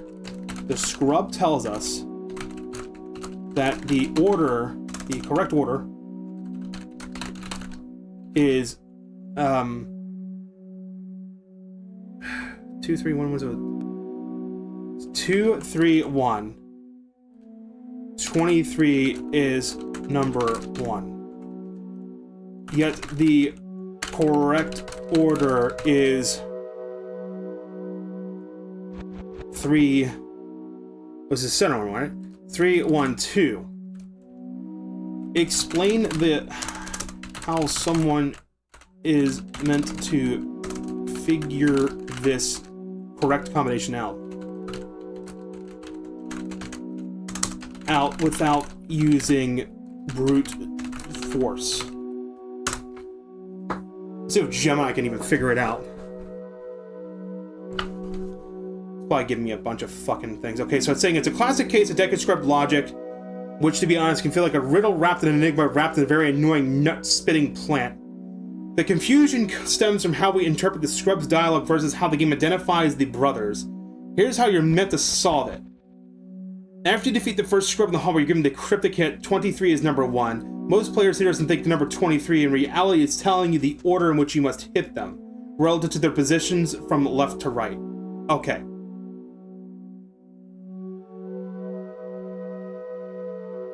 The game expects you to translate that specific sentence into a sequence. Here's the mental map. 23 is number 1 actually means 2, 3, then 1. 2, the middle one, is the first one you should hit. 3, the one on the right, is the second. 1, the one on the left, is the third. Why 3, 1, 2 is the correct answer? Yeah, that's where I'm getting confused. And it's bothered me for decades. So, if the hint says 2, 3, 1, then why is it that 3, 1, 2 worked? It comes down to perspective. The Scrub's perspective. When the Scrub says 3, 2, 1, he's counting them from left to right as you face them. Right? So that would mean that the one on the right is the first one I hit, the one on the left is the second one I hit, the one in the center is the one I hit first. Right? I'm still confused. 23 is number 1. The code was 231. 23 is number 1.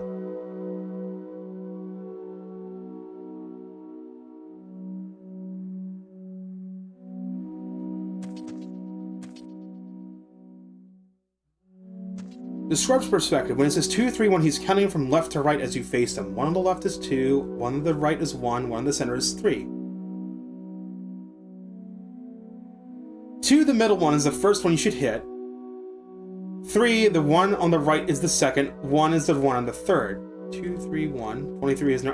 I'm not getting it. Why is it that 3, 1, 2 is the correct answer? So, if I'm looking at it, right? 3, 1, 2, as in if I'm looking at them, 1 being the first one, just pull back. Imagine there's numbers over all 3 of these. 3, 1, 2. When I'm saying 3, 1, 2, I'm saying 1 is the first one, 2 is the second one, 3 is the third one, and the order you should hit them, right? If I'm told 2, 3, 1, 23 is number 1, I'm thinking I need to hit the Scrub on the right, the Scrub on the left, and the Scrub in the center, and it doesn't work. Because I was able to piece that together. I'm like, okay. So, if it's 2, 3, 1, why is it that 3, 1, 2 work? It comes down to perspective. It says the Scrub's perspective. When the Scrub says 2, 3, 1, he's getting from the left to right as you face them, which that's what I did. I'm facing them. 2, 3, 1, I gotta hit them like first, second, and third. Okay? I should hit the one on the right first, the one on the left second, the one dead in the center third. If you hit the one on the right 3 first, then left, then middle, you're actually performing the 3-1-2 sequence. Yes.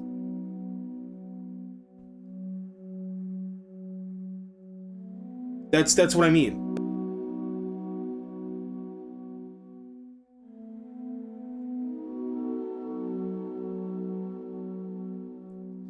So if you hit the one right, so if you hit the one on the right first, the one on the left, in the middle, you're performing the 3-1-2 sequence. So it's like the third scrub, the 3-1-2. What do you mean 3-1-2 sequence? The what?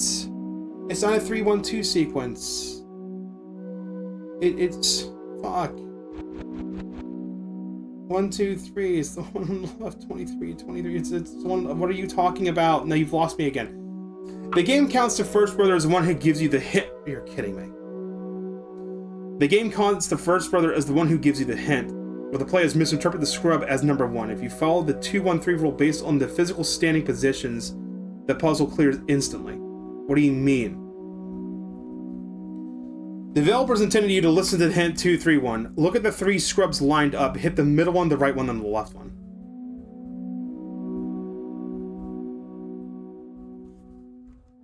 That doesn't... I still do not understand. How... I don't understand how the logic solves the puzzle. If when you look at the 3 scrubs and count from left to right, like, how, explain this to me. I don't understand it. Fuck me. Alright, so to solve it without brute force, you have to follow a specific logical map the game assumes you'll use. Yeah, well, the game is wrong. The numbers equals positions. When the scrub says 2, 3, 1, he isn't giving you a mathematical sequence, he's giving you physical coordinates. In the world of 2D and 3D gaming, reading a screen or line of enemies is almost always follows the standard Western reading order from left to right. Okay, so the left, 1 is left, 2 is center, and 3 is right. The sequence 23 is number 1. It's the part that everyone trips up. In English, 23 sounds like a single number, but the game wants you to read it as a list of priorities.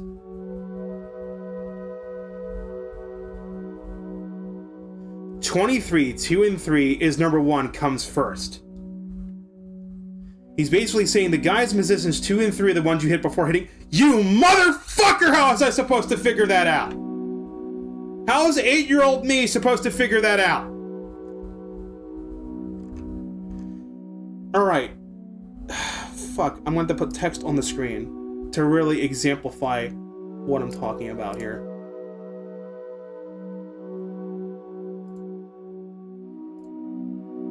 Fucking scrubs, okay?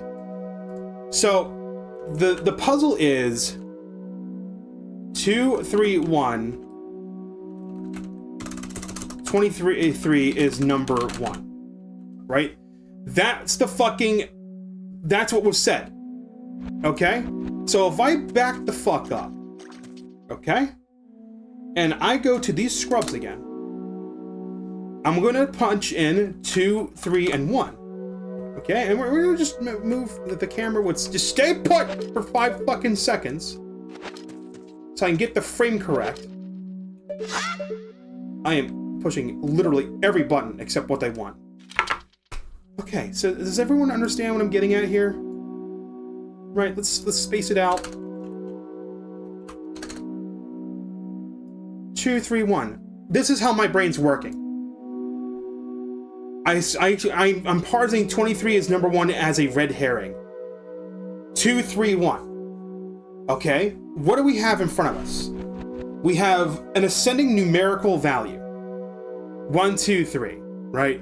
So as a kid, I'm assuming 2, 3, 1 relates to the position of the scrubs. The left one is 2, the right one is 1, the center one is 3. Okay? Logically, as an 8-year-old, I'd go, okay, the way I open it is I hit the right scrub, the left scrub, and the center scrub, and that's exactly what I do. And it doesn't fucking work. I tried going the other way around. I try flipping it.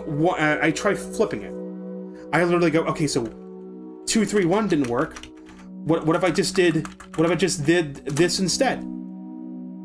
That didn't work. Okay. Since I've tried those two combinations, I just went like this as a kid. I started brute forcing it. In this order. And then I got the solution. Here's the logic behind it.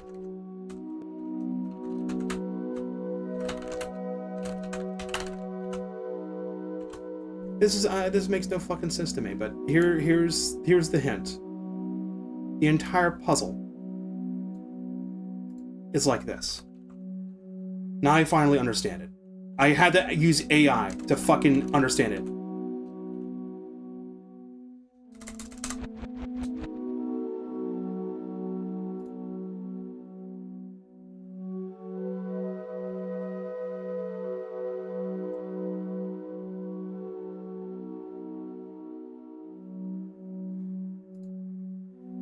The order was 2, 3, 1, 23 is number 1. When my throw out, this is what's fucking me up. 2, 3, 1, 23 is number 1. I'm looking at the scrubs the incorrect way. Counting from left to right, the scrub order is 1, 2, 3. That's how it should be. Left is 1, the middle is 2, right is 3.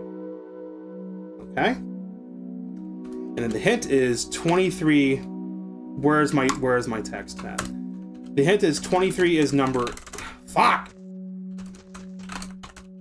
The hint is 23 is number 1. Okay? This is the logic behind it. The scrubs are in this order. Scrub number 1 is over here. Then scrubs 2 and 3 are over here. So it looks like it looks like this. This looks like mad rambling.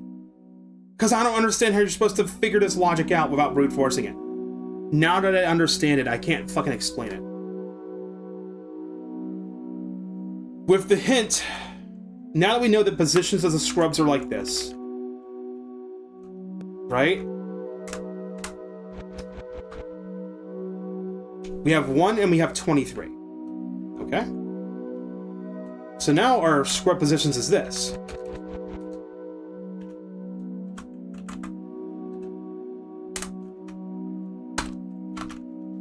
I am literally trying to fucking visualize this.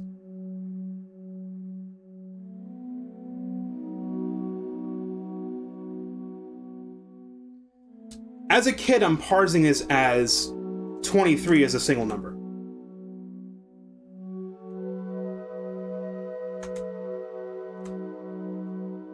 "23 is number 1 means that you have to do the following. Scrubs are in this position. 23 is number 1. Start with scrub 2. Hit scrub 3. Hit scrub 1. Okay? Someone explain to me how an 8-year-old is supposed to parse that! How's an 8-year-old supposed to parse that? When, like, most puzzles in Zelda are something like, behind waterfall is the secret. Or,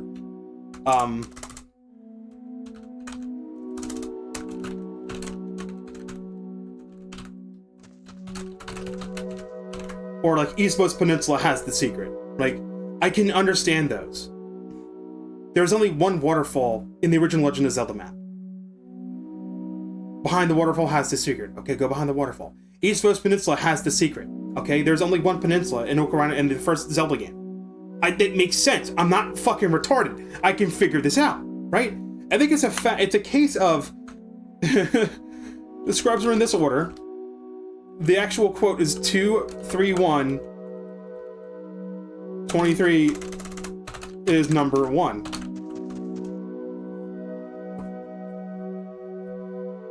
How is the... How? How? The reason why this confuses me, and I hope everyone else can follow along with me and understand why I'm confused. Okay, so if I go into the room, and the scrubs in the room, if I count them from left to right, 1, 2, 3, right?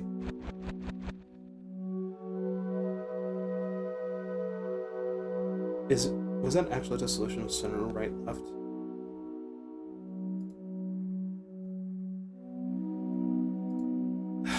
Fuck me in the ass, dude. It didn't make sense until I wrote it out on the screen.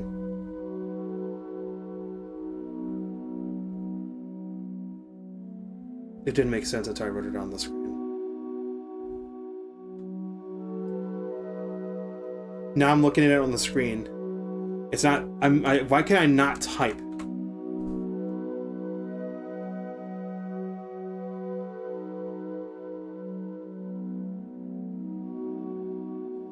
Because, again, the solution is actually... as I type this out, it's left to right. 3, 1, 2. That's the order I hit him in.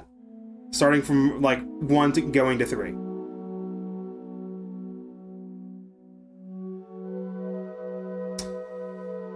Now I get it. Now I wrote it out, now that I get it. Now I get it.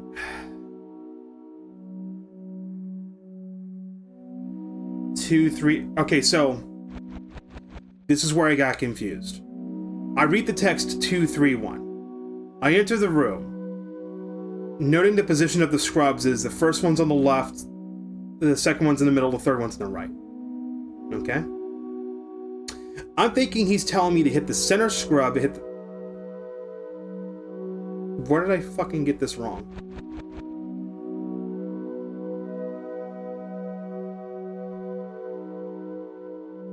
Now I'm questioning my own self here. I'm having a fucking existential crisis.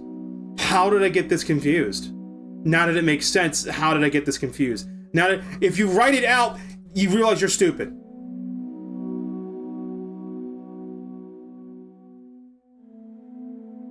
Maybe it's the 23 as number 1 is what throws me off.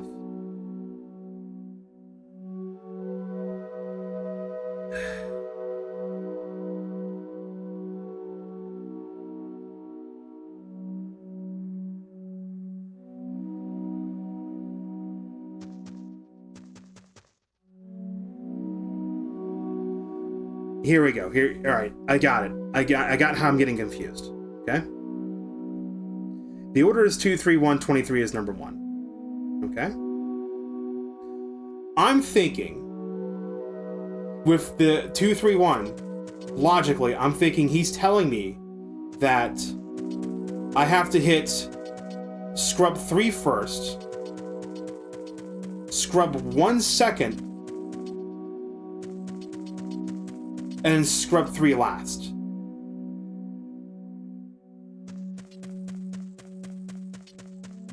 Because if you look at it and count from left to right, 1, 2, 3, I'm parsing, like, of the 3 scrubs, he's giving me the order that I hit them in. Which he is. I'm not making sense, but I'm making sense. I'm sorry. I'm having a moment. 1 to 3 from left to right. He tells me 2, 3, 1. I parse it as I hit the one on the right first, the one that's left second, and the one in the middle last.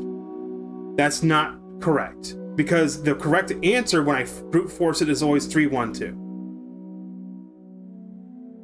Which everything is basically shifted to the left once. Like if you take 2, 3, 1 and 3, 1, 2. You take 2, 3, 1 and you shift all the numbers to the left by 1 position, wrapping them around. 2's on the right, 1's in the center, 3's on the left. And then going in ascending order, which one you hit first, second, and third, that's the solution.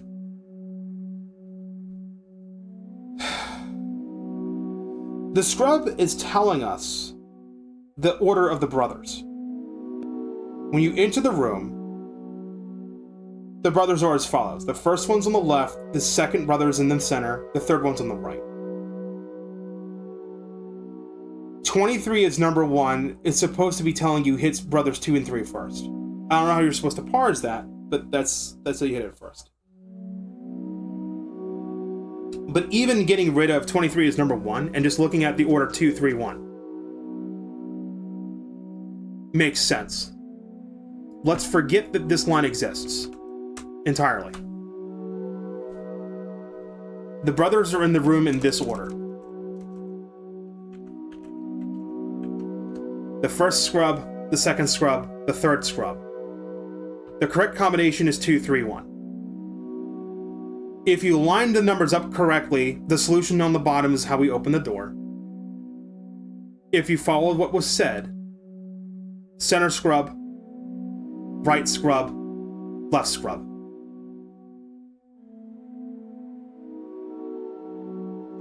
So,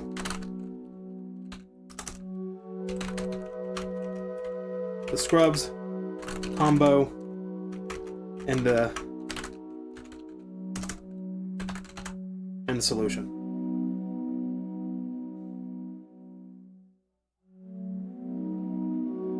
But for some reason, it's just a case of I'm over analyzing the puzzle, and I'm getting lost. And it's something that you could figure out if you just write it the fuck down. If you just pause the game and just wrote down what you're seeing. You're seeing there's 3 scrubs, you go from left to right, 1, 2, and 3. You know, the combo is 2, 3, 1. Okay, so that would mean of 1, 2, 3, first, second, third scrub. Alright, so where I'm getting tripped up at is the scrubs are 1, 2, 3, the combo's 2, 3, 1. I'm thinking you have to hit them in ascending order. That's what I think. So the combo's 2, 3, 1. I'm thinking he's telling you hit the right scrub first, the left scrub second, and the third, and the one in the center. Let me phrase it again, because I'm not making sense. The combo's 2, 3, 1. We look in the room.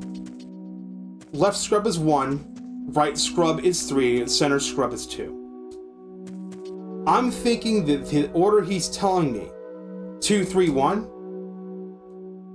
I think he's telling me that the right scrub is the first one, the left scrub is the second one, and the third scrub is the final scrub. Logically, that's the conclusion I come to. I'm overanalyzing the question. The room looks like this. The scrubs are in ascending order from left to right. The combo is 2, 3, 1. He's literally telling me hit the right scrub, the left scrub, and the center scrub. That's not right, because that's where am I getting this wrong again? Because we know that's not the right answer. The right answer is 3, 1, 2.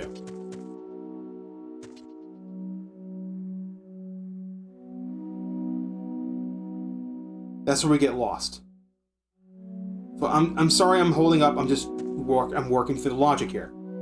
So, solution, I'm trying to figure out how we get from the information we have to the solution of 3, 1, 2. That's what I'm trying to figure out.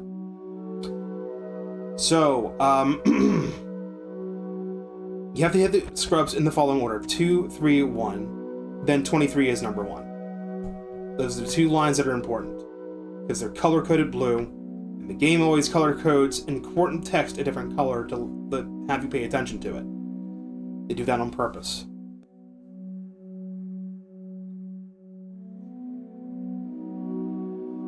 Because, alright, so if you this is where you get fucked up. This is where I get fucked up, and I just did it again. Left to right, 1, 2, 3.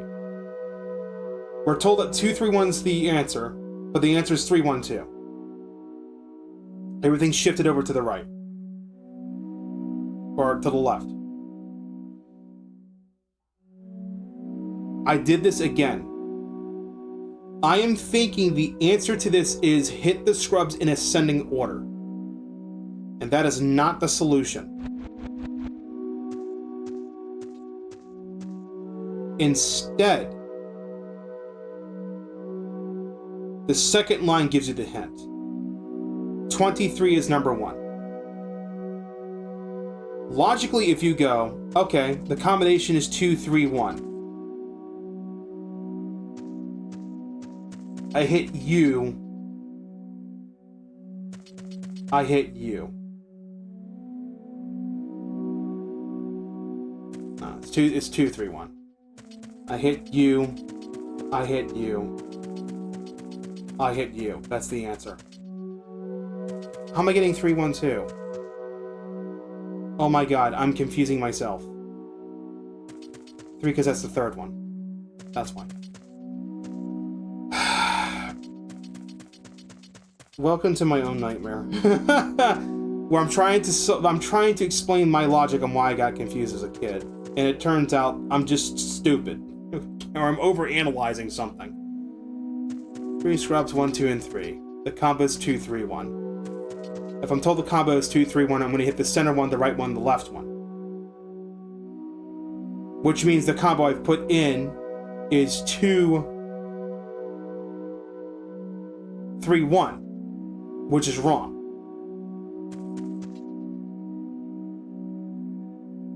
When I'm saying solution is 3, 1, 2, the actual the solution 3, 1, 2 is which ones I'm hitting. The actual solution, if we go like 1, 2, 3, if we use the scrub alignment, if it was 3, 1, 2,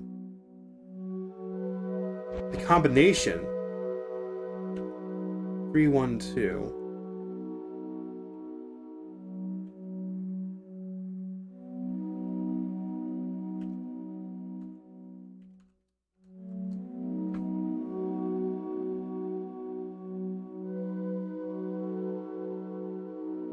You have to hit the center one first. Of the three scrubs, you hit the center one first.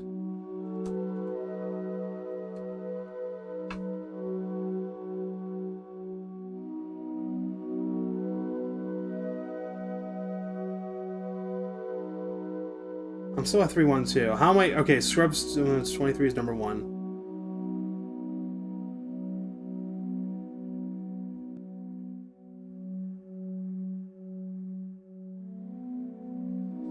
Combo is 2.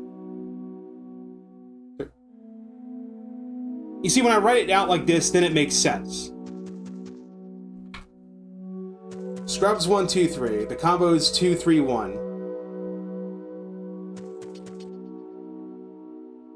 The combo is 2, 3. When you write it out, it makes sense.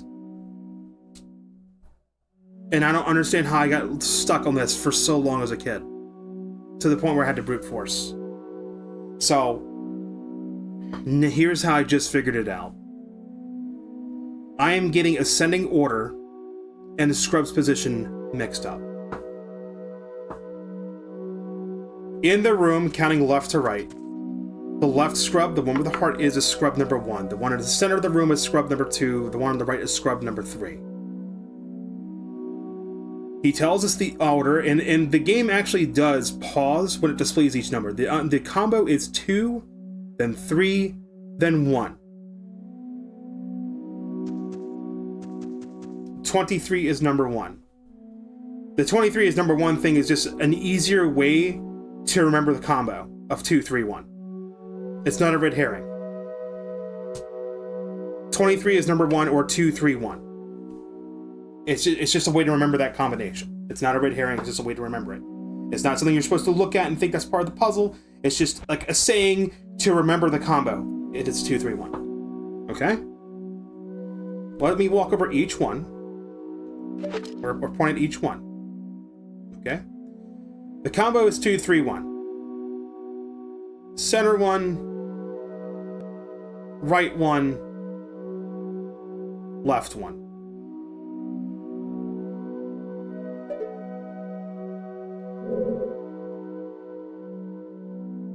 But if I go the way I was thinking of doing it,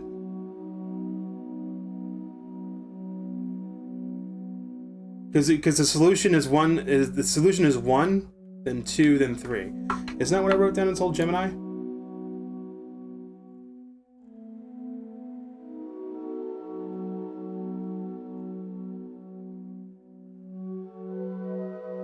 That's what Gemini's basically telling us.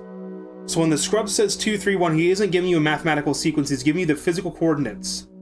So left to right, left is first scrub, center is middle scrub, R is right, 23 is number 1. The game's telling you risk supplier is 23, 2 and 3 is number 1, comes first. So the guys musicians, 2 and 3 are the ones you hit before you hit number 1, putting it together. Apply left to right wall in the sequence 2, 3, 1, the manual for the puzzle becomes hit the middle scrub, the right scrub, and the left scrub. Well, you might have seen 3, 1, 2. You're getting confused. So in the Japanese, okay, so maybe it's a lost in translation thing. The Japanese version, the hint was a pun. The numbers 2, ni, and 3, san were put together to make ni-san, was the Japanese word for big brother. So he's basically saying big brother is number 1.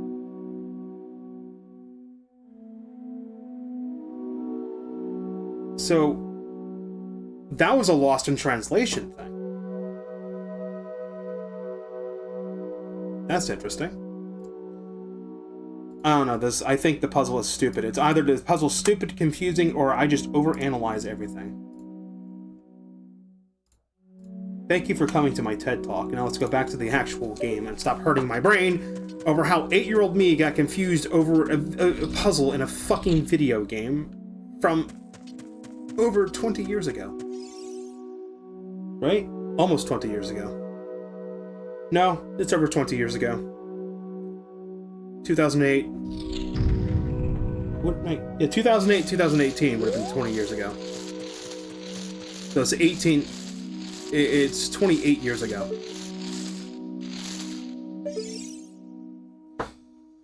Ah, Queen Goma. How to beat Queen Goma the dumb, stupid way.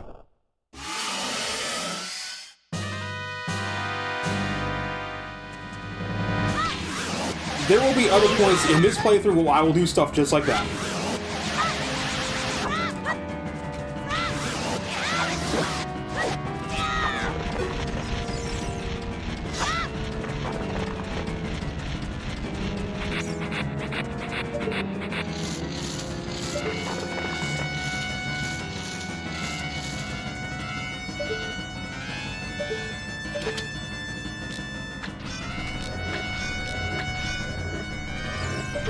I'll go ahead and find this.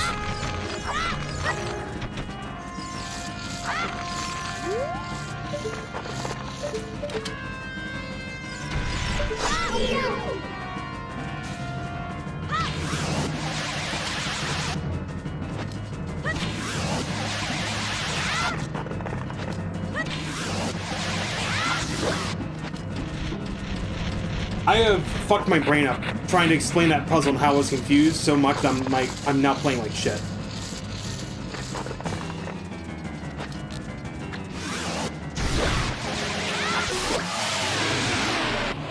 Holy fuck.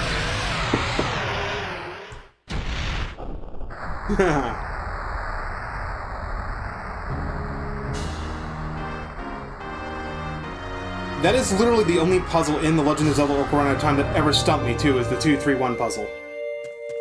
And logically how to fucking solve it. It's a puzzle I would have solved as a kid if I wrote down what I saw in front of me. If I visualized it. But for some reason, it's like going to where I need to do the puzzle and thinking about it, 2-3-1, okay?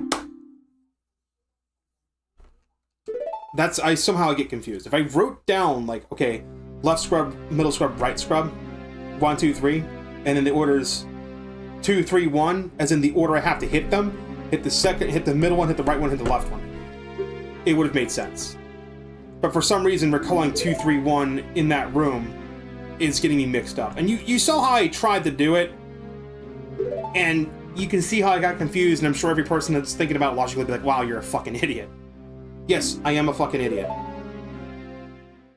It's the curse of being a genius. You just overanalyze things, and it gets you confused.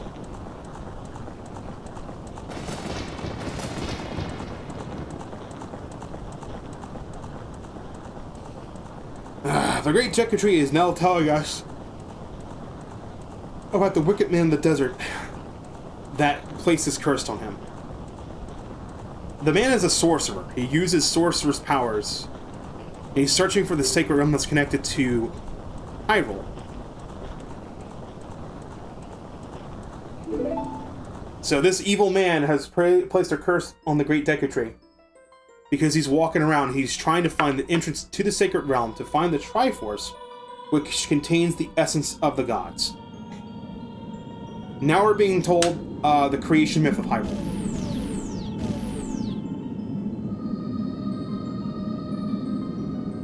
Of 3 different goddesses. It's just like a rotating golden statue.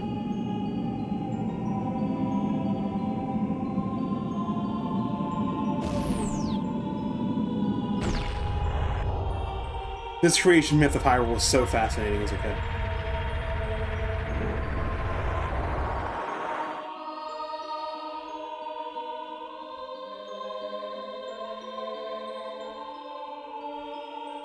Din used her strong arms and cultivated the land and created the Red Earth.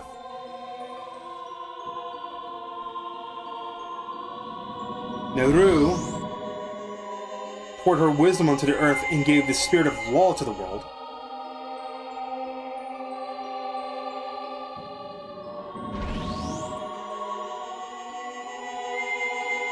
And then Ferori produced all life forms that would uphold the law.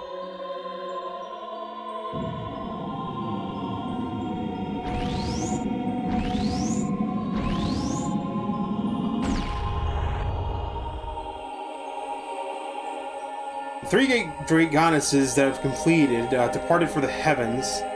Golden sacred triangles remained at the point where the goddesses left the world. The sacred triangles have become the basis of the world's providence, and the resting place of the triangles has become the sacred realm. So somewhere that's in Hyrule, there's a connection to this point where the gods have departed the world and the sacred triangles are left behind. Basically, the Triforce are like the 7 Dragon Balls. If you get all 7 Dragon Balls, you're able to have your wish granted, no questions asked. It's kind of like that. It's like a very powerful relic.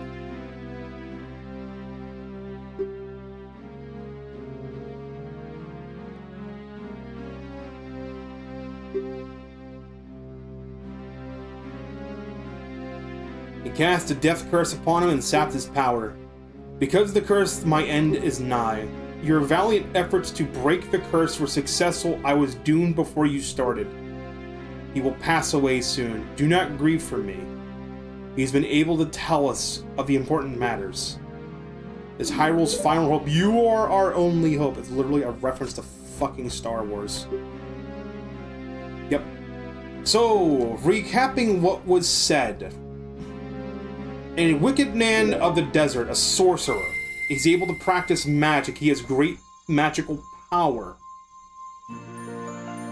Went to the wise Deku Tree and told him to tell me where the sacred realm is. The Deku Tree knew about the sacred realm, but knew that this man was evil because this tree is very wise. So he refused. The wicked man in the desert went, if you're not going to tell me, then you are of no use to me, and then he casts a death curse upon him.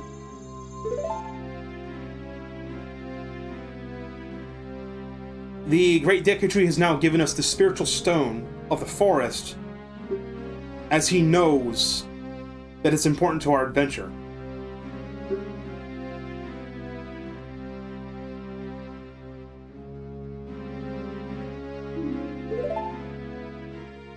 And then he dies.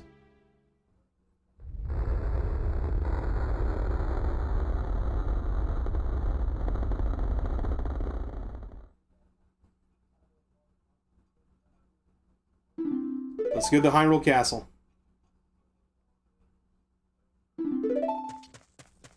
The spirit of the tree has been destroyed by the curse. Now all husk is left.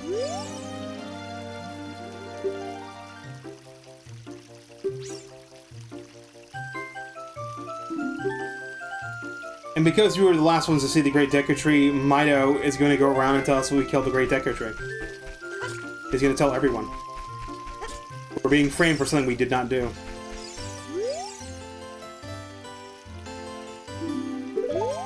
Mido is very upset that something happened to him. Let's talk to everyone out here.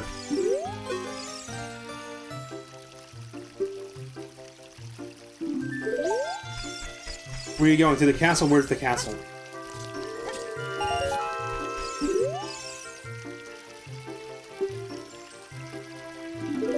I normally just leave and don't talk to these other characters. I'm fucking antisocial. Okay, these guys are saying the exact same thing. I think all the girls are going to say, where are you going? To the castle? Where's the castle?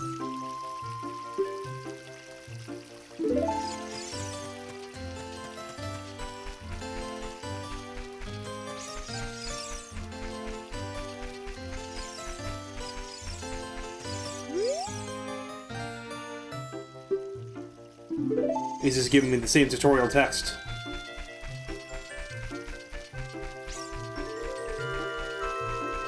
I think the Know-It-All brothers are going to continue to say the same thing they always do. I don't think they say anything different. These are just tutorial guys. Yeah, they don't say anything different. I haven't spoken to the one on top of the platform. I wonder what she says.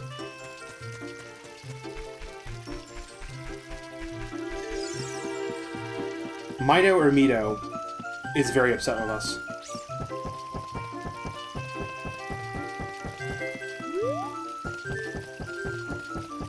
What about you? What do you say? What did you do to the Great Deku Tree? See, like, everyone's thinking we did it. Because logically, when you think about it, we were summoned by the Great Deku Tree, we went there, after we left, the Deku Tree died, so it makes it look like we killed him. When it was the evil man that did it. But we can't prove that.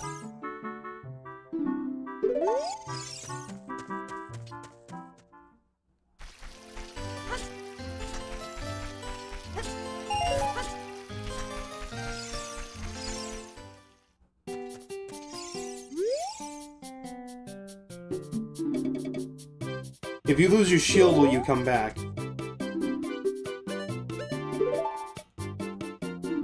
He just says the same thing. I think Mido's in his house. Saria's not in her house, though. I don't think she's there. This is something else I've never done in the game when I played through it. I would just go to the castle.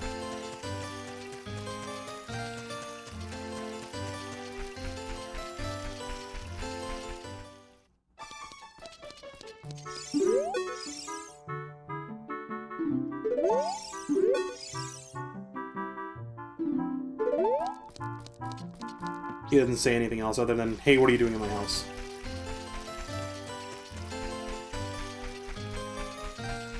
And him.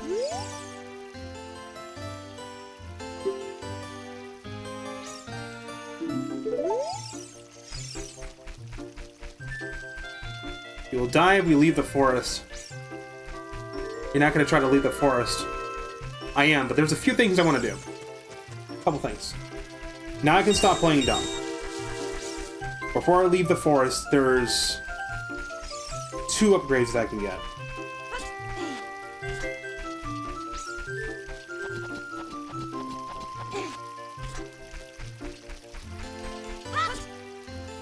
There's actually 3 things I can get. To save a trip, let me go like I'm leaving the forest, and we'll go through a rather touching cutscene. Because we couldn't find Saria anywhere.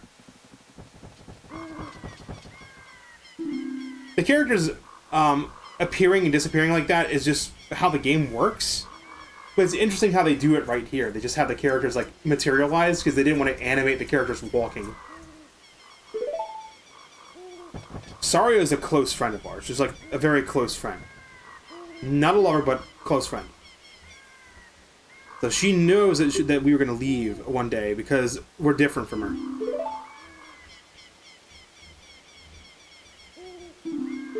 We'll be friends forever, won't we? Now,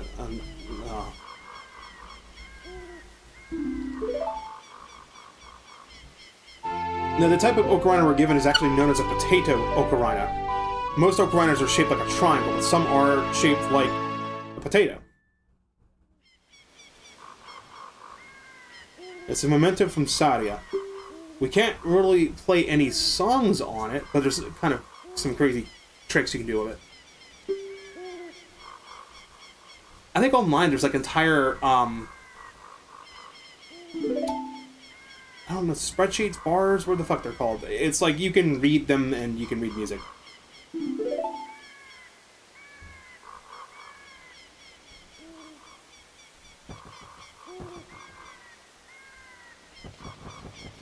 And it's something you never have to do in the game, so you'll never intentionally do it unless you mess around and figure it out.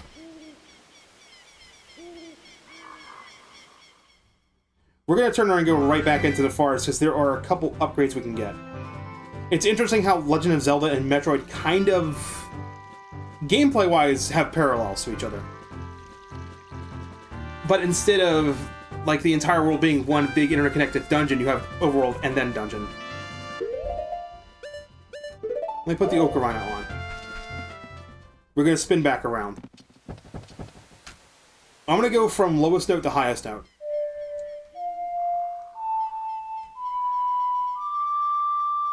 Those are your lowest notes.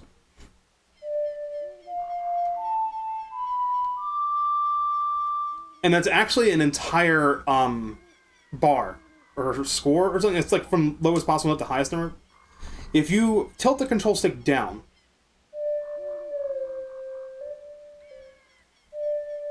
so neutral, control stick full tilt down, you go down an octave. If you tilt control stick up, you raise it an octave. So you go left and you do this. You go right, you do this. It's like a wobble.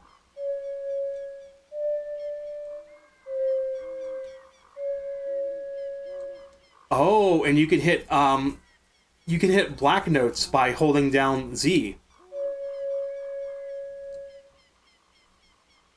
Does L do anything? Does R do anything? R does something.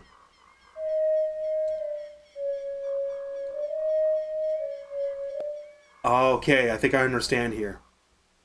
So,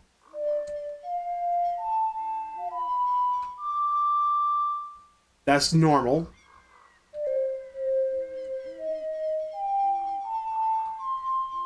That's one octave down.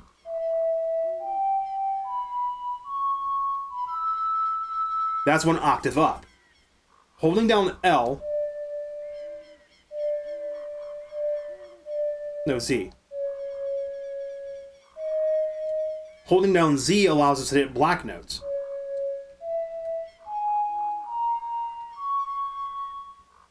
And then holding R allows us to hit black notes on a higher octave.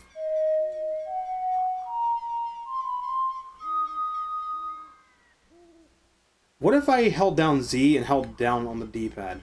So this is Z. Oh, no, that's a different octave entirely. They didn't have to program all this.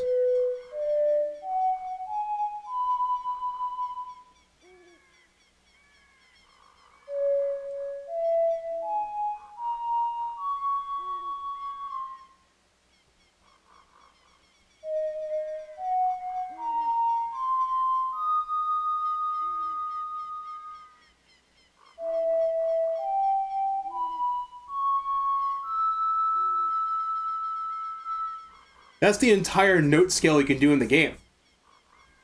Using those combinations of Z, R, stick up, stick down, you can play entire range of songs. They have basically programmed in a way for you to play music using the C buttons, the left stick, Z, and R. They didn't have to do that. There is no point in the game where to play a song, you have to hold down R and then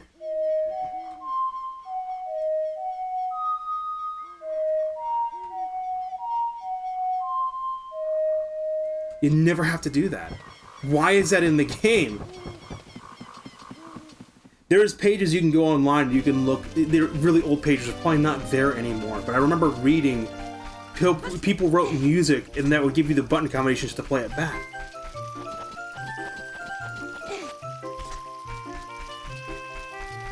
such a tiny little thing. There's 3 things I can do in the Lost Woods. I'm gonna do them right now before we move on to Hyrule Field. We can't do anything with this guy just yet. Not until we are going to go to the second dungeon. I need to consider taking a break in a bit. I'll do that after I go to leave Lost Woods. I'll take a quick break. I'm gonna go back to this guy. I have enough rupees. So we're gonna get our first Deku Stick upgrade. We can carry 20 of them now.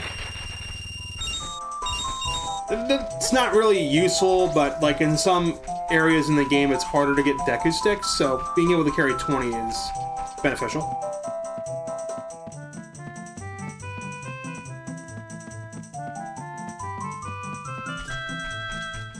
The next thing I can do is I can get a seed bag upgrade. Before I go to Princess Zelda, I'll be able to max out the seed satchel bag, which is actually in the equipment screen.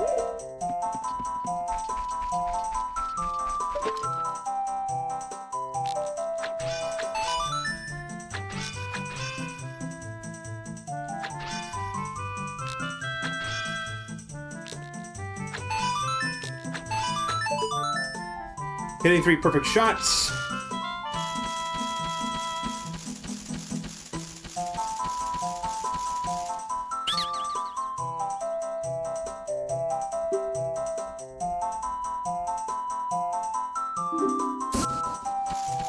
There's our split bag upgrade.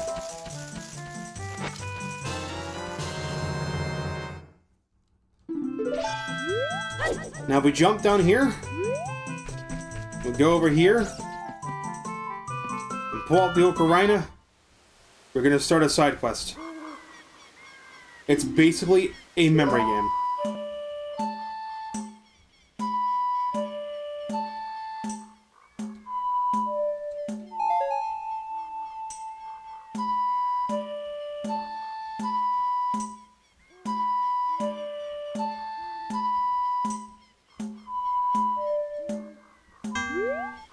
And I forgot.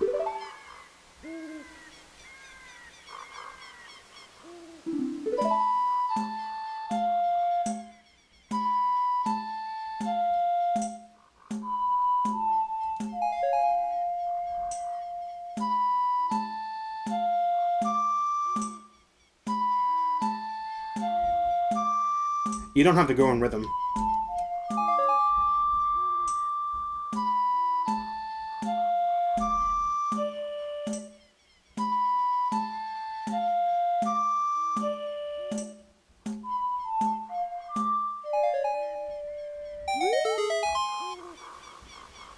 The first session will give me, like, a singular rupee. You have to do this 2 more frickin' times. The final level of this has you do 8 notes in total.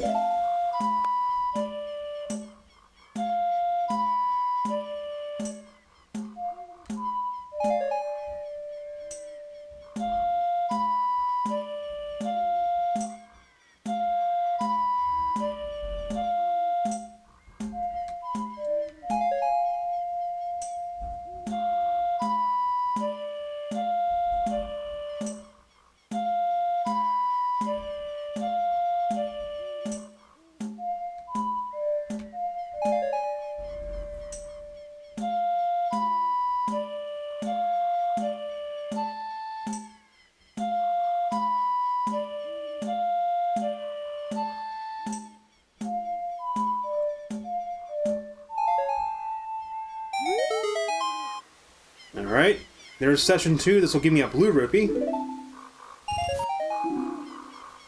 Play more? Yeah, we're gonna play more. I'm gonna get quiet because I'm just trying to concentrate on it. This takes a bit of brain power.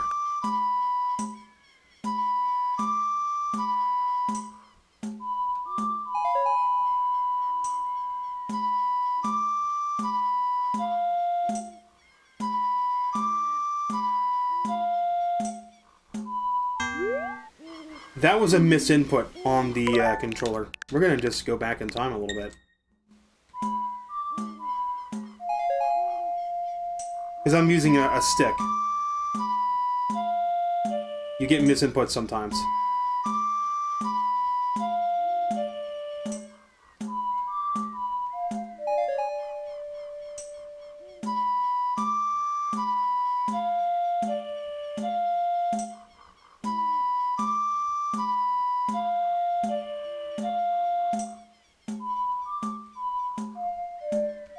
There's no time limit to recall it. If you can just play it back, that's all you need to do.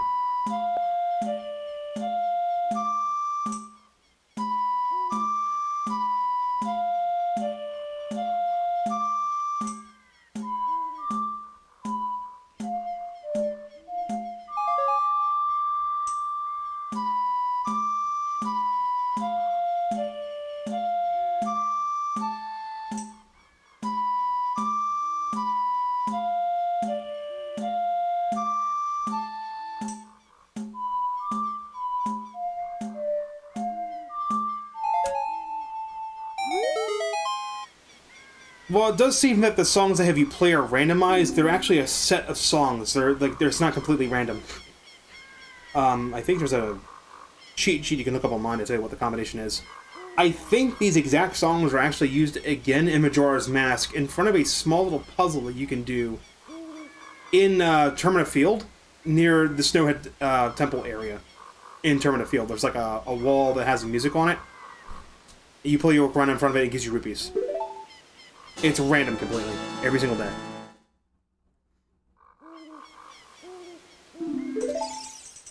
But we got a heart piece for doing that. I'm gonna have 5 hearts by the time I get to Hyrule Castle. They quickly get out of the Lost Woods, you can just get lost. The reason why Link doesn't turn to Stalfos when he gets lost and wants it back at Kokiri Forest is because he has a fairy. If you don't have a fairy and you get lost, then you wind up getting cursed and turn into Stalfos. At least that's my headcanon behind it. I don't know if that's the actual logic behind it. Okay, Hyrule Field. Here's Gibora. He will come around and basically expunge a bunch of stuff of us. He's telling us that we're going to encounter many hardships and not be discouraged about it. He's telling us how to get to Hyrule Castle and what we will meet there. And then explain to us if what we should do and how to look at a map if we ever get lost.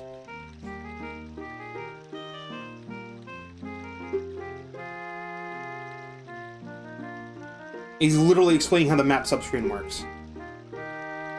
What's annoying, though, is if you master his text, it always defaults to no. And the fucking developers did that on purpose, and I hate that. And it's so annoying. So many people do that, too.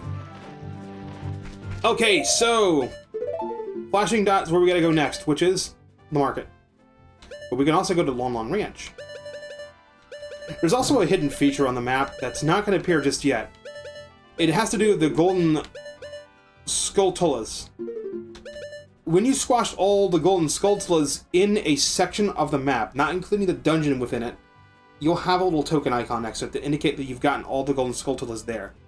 Now, if you've squashed all the golden Skulltulas in an area you can't find any, you actually have to go into the future and go to that same area again to find them.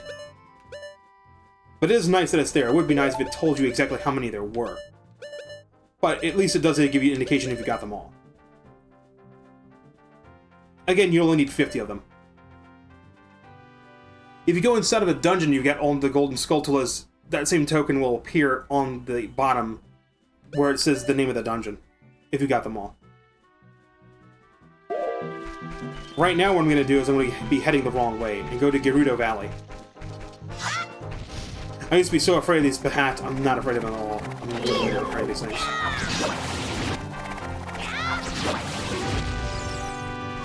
Easy fucking rupees. Or, I got nothing. I literally got nothing from them.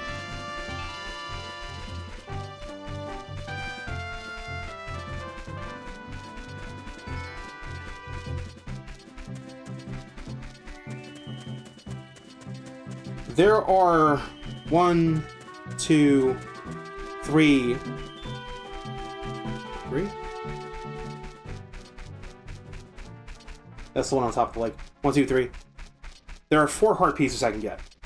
Available to me right now. So I can get a heart container and a heart piece. Literally not afraid of these guys. Easy rupees. Kill them. Kill them with the club. If you have the Master Sword, you can one-shot these guys. The cool thing about the Skulltulas is, if you kill enough of them, a big one will spawn. And when you kill the big one, it drops a red rupee. Doing the club trick allows you to dispatch them quickly. I call them Skulltulas, they're Skullchilds is what they're called.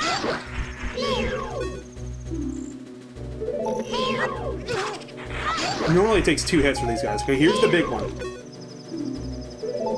Kill him. He dropped rupees. He dropped red rupees.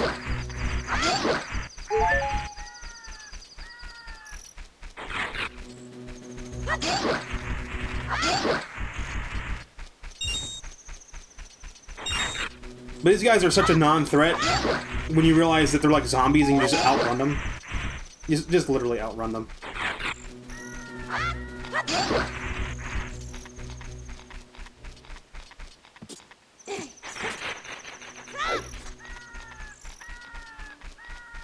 Gabora is over here again. He's gonna expunge to us things. Oh, red rupee. And our wallet's getting full. We're gonna hop this way, and I'm gonna just hug this wall. And we ignore his dialogue by doing that.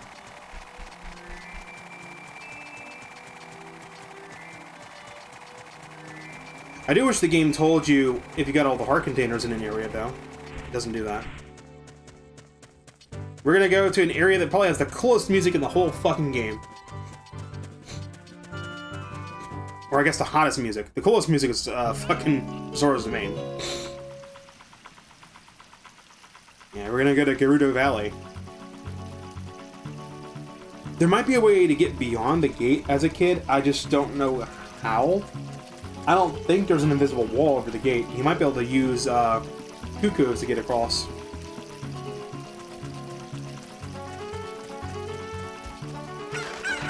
I may be able to do this with one cycle. I might use save states to try to get back. Chickens spook very easily. They run away very easily. If I press the shield, I can just drop them.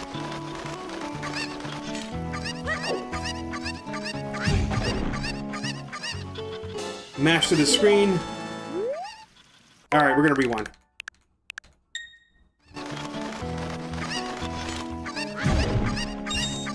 You have to do this pretty much frame perfect. Chicken's gone again.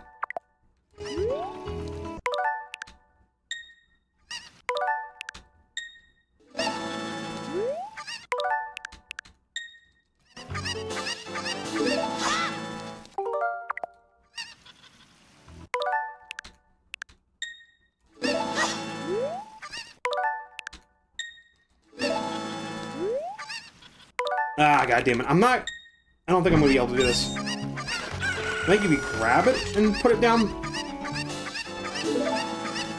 There we go. That's what I was trying to do. You do it this way, you can one-cycle this. So you don't have to go back to Gerudo Valley. There are golden Skulltulas out in the open, though.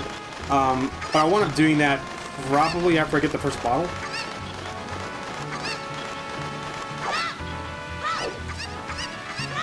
Gotta go behind the waterfall.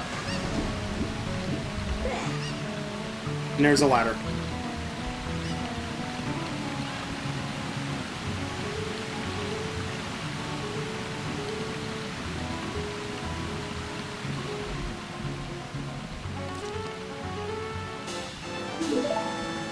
There's 2 pieces, or 3 pieces of heart. Now, it may not seem like it, but if you tap the B button when swimming, you'll actually swim a bit faster. It's something you're told by speaking to the Gossip Stones with the Mask of Truth. which involves a lengthy side quest.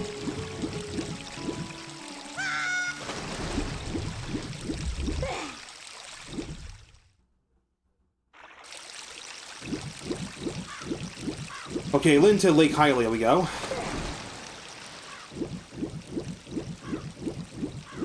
There's an empty bottle here, but we can't get it just yet. There's a golden skulltula here as well, but we can't get to it either. However, there is one guy we can go to set something up. It won't appear on your quest subscreen, but it is important for Adult Link to be able to get some collectibles.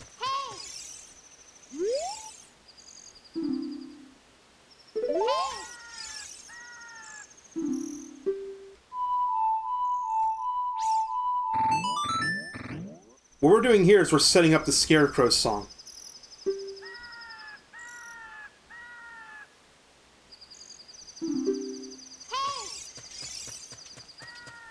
It's the one and only programmable song in the game, and it will not appear on your quest subscreen, but it's there.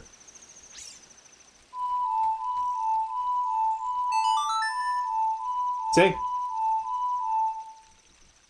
Scarecrow's song is a song that's not going to appear on your quest status screen, but it's something you learn by doing that.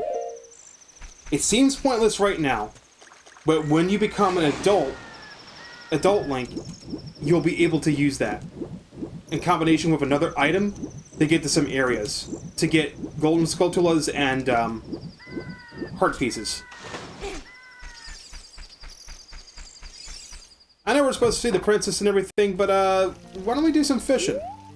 I feel like fishing today. Yeah, we have a rumble pack. We can fill the rumble today. There is a fish in the center known as the Hylian Loach. I think it's possible to catch it without a certain item.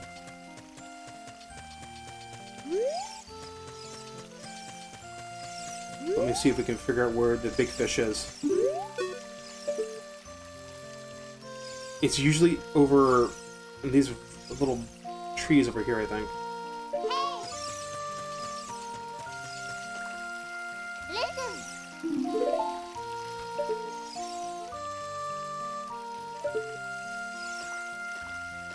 I love the fucking harmonica rendition of Kakariko Village's theme. It sounds so fucking country.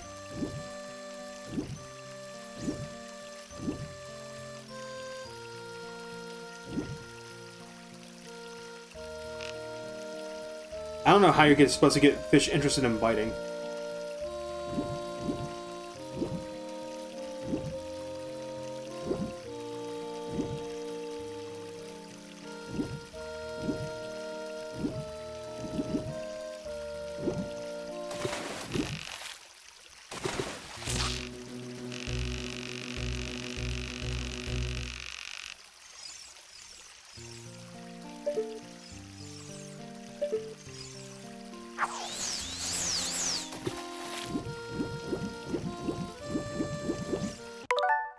Alright, to save me a lot of time, I'm going to rewind, because if you fail to catch the fish, they swim in the center of the pond, and you have to wait like a stupid fucking long time for them to fucking go back to their spots so you can get them.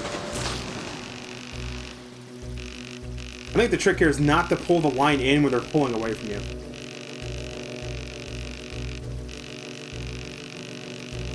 Like, you need to have the fish face toward you to pull it, and the line will snap if they're pulling away. I never understood it as a kid.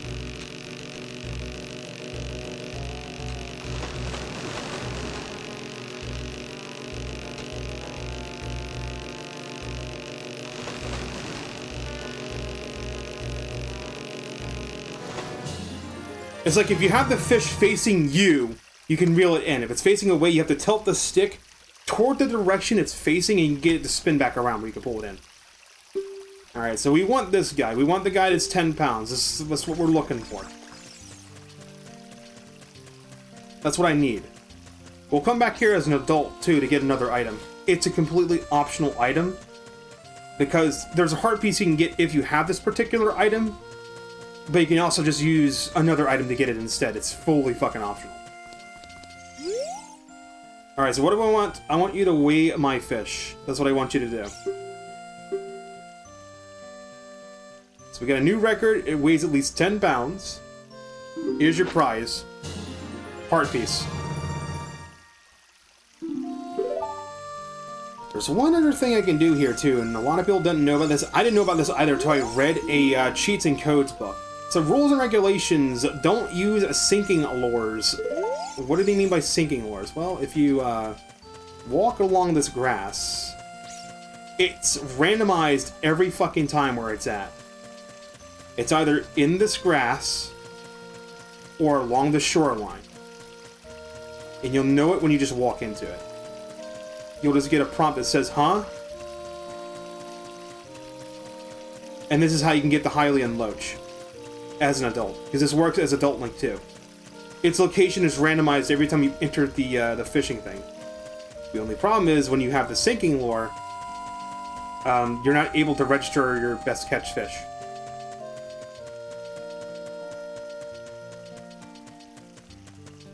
So I don't know if it's possible to get the Hylian Loach without it. Alright, so it wasn't there. So now what you have to do is you have to walk along the coast. If you can't find it, you just have to leave and re-enter.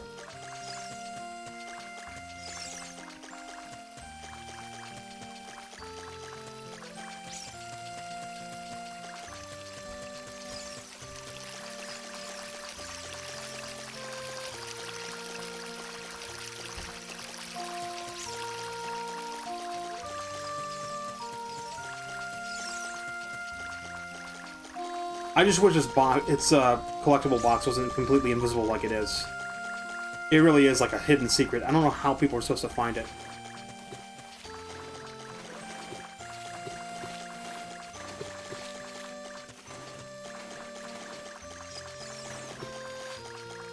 So it's in another location that I don't know where it's at.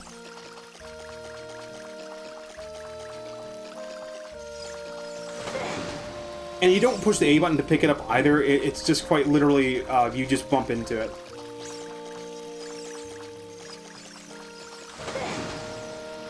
Maybe it's on the tree. Yep, there it is. See? Completely random. You snagged a sinking lure. What will you want to do with it? Use it now. We now have the sinking lure. We're not supposed to use it. The sinking lure looks very interesting. It's just a series of bubbles.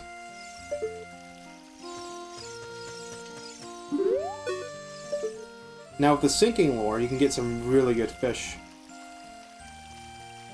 I think it's only as an adult the Hylian Loach is here. Go to the water's edge. Go toward the center. The sinking lure, well, it sinks.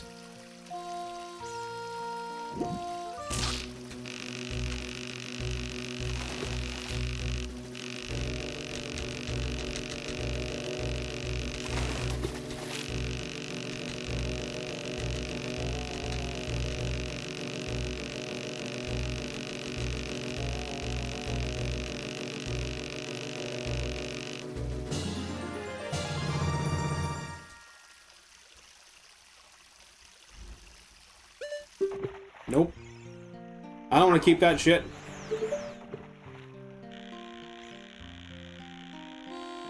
That was a miscast. We already found the heaviest fish.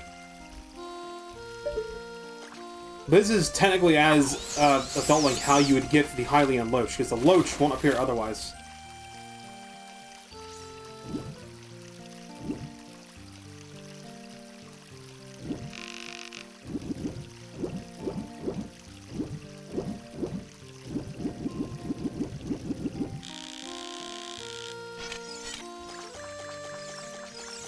So, walk along the grass, walk along the coast, and walk on the trees. That's how you do it. Now, of course, we talk to this guy. And we do, let's talk about something. He'll mention that I have the sinking lure. You want to fish with different lure? Hey, what's that? You just picked it up? Usually the rules say you can't use one of those. I mean, usually, but what the heck? You won't be able to register a fish, though.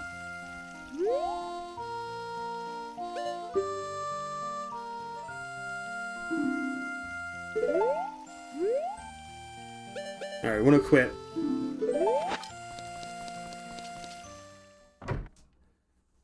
But it is possible to catch the Hylian Loach with that item, and only that item. I could get another heart piece, but I don't have, bombs. If I had bombs, I could get another heart piece. There's nothing else I can do here. I've got 5 heart containers. Let's get moving back to Hyrule Castle.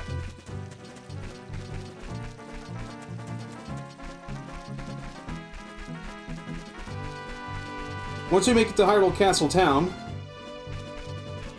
there's one mini game that I can play that will allow me to get the final upgrade for the slingshot, so we can have 50 shots.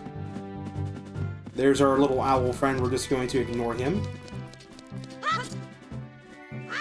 And we can just go do the good old-fashioned.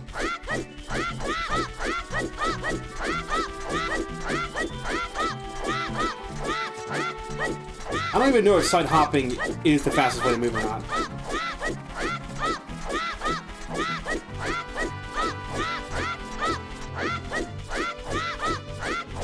It just seems like it.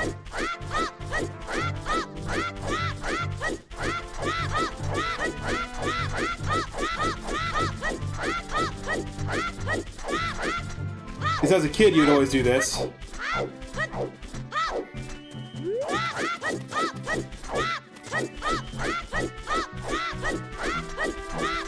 I haven't memorized what shit is. I'm just using the mini-map to look where I'm going.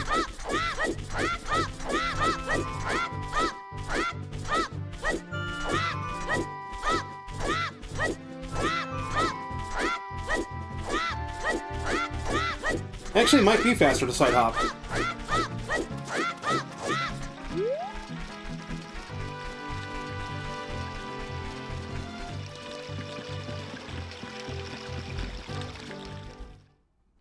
Right, inside Hyrule Castle Town, in through this door. There should be another door right here into another room, but it's not there because you can't see it.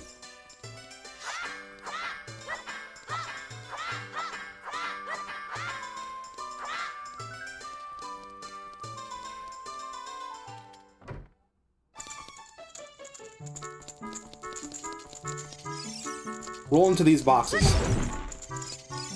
The second one contains a golden skulltula.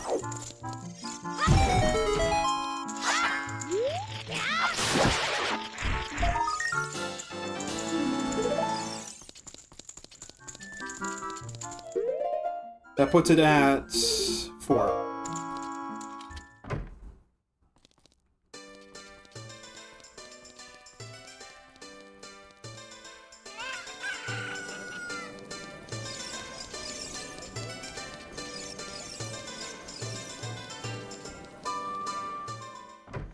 Alright, let's go in here.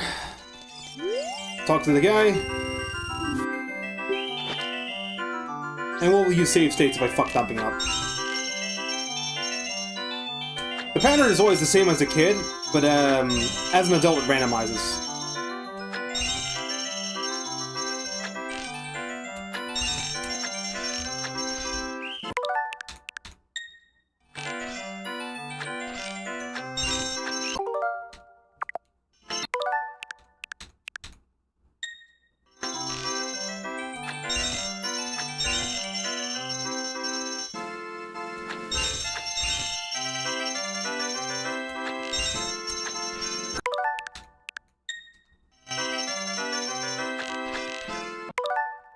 I'm really rusty at this. I'm using the rewind feature just to be able to get back to the point of failure faster.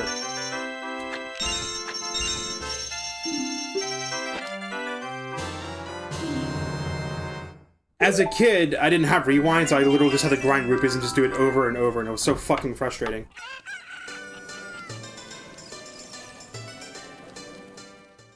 We're gonna leave Hyrule Castle Market. The sun's about to set. I'm going to spin back around, go back into Hyrule Castle Market, and then leave. Why the fuck did I do that? To get her over here. This is Malon, but we have to talk to the owl. We can't master his text, unfortunately. He is telling us something important. Don't get caught by the cards. And then this text that I went over quickly is telling us about how time passes in the game. If you're inside of a village like Kokiri Forest, Kakariko Village, or Hyrule Castle Town, time stands still. When you're out in the field, time moves. Alright, so we're going to talk to this little girl. This is Malon. She grows into a really fine-looking woman, too, as an adult. We'll get to see her later, as adult Link. So she says that the dad went to the castle, delivered some milk, hasn't come back yet. Talk to her again. Says, we're going to the castle, find my dad. He must have fallen asleep somewhere around the castle. What a thing for an adult to do. I think in the Japanese version of the game, he's actually piss-fucking drunk. It's just when they localized it, they changed it so he just gets tired very easily.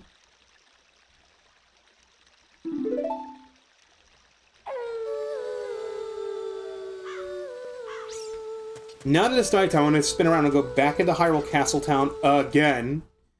Because... which dog was it? There is a stray dog that you can get called Richard. I think it's the one over here. Go to this guy, bump into him. Doggy's following us.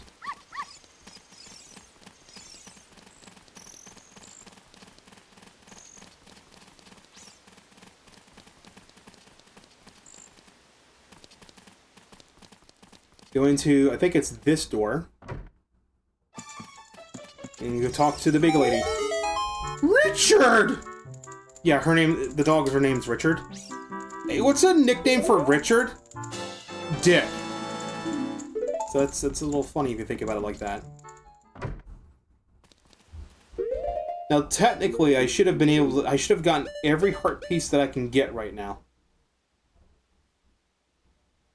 But there's another one that I can get using an emulator. Because I have the ability to manipulate time, there's one other heart piece I can get. Technically, you could do this if you had enough rupees. And we're very lucky. So we're gonna do some gambling.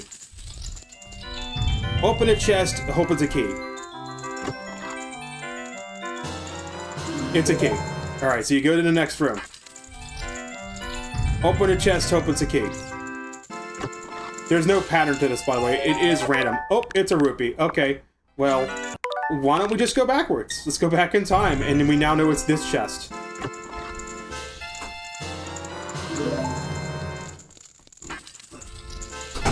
If you didn't have this, you'd have to wait until you went through the bottom of the well and got the, what's it called? The frickin' Lens of Truth.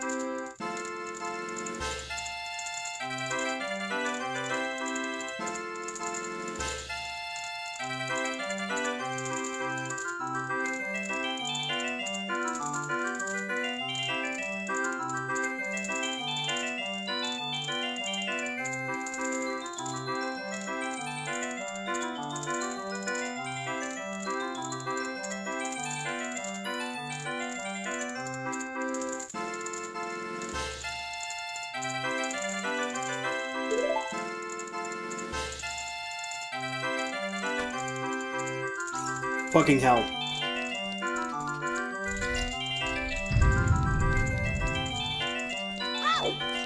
If you have options to do save states, that's the easiest way to get this heart piece. Otherwise, what you'd have to do is you'd have to wait till you beat the 3 dungeons, had the ability to go back in time, went to the bottom of the well, and got the Lens of Truth. In fact, I think there's a sign somewhere that tells you. No, it's a gossip stone.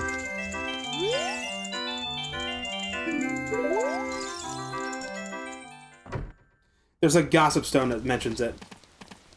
How you're not supposed to use eyeglasses or something.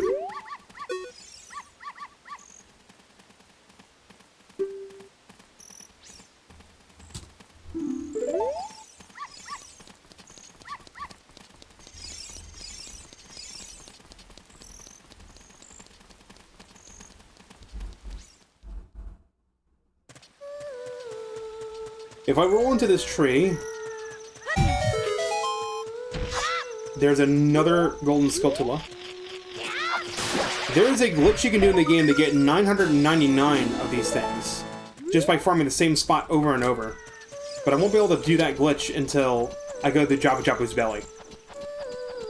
And it's incredibly boring to do it, like, the 80 times you need to do it.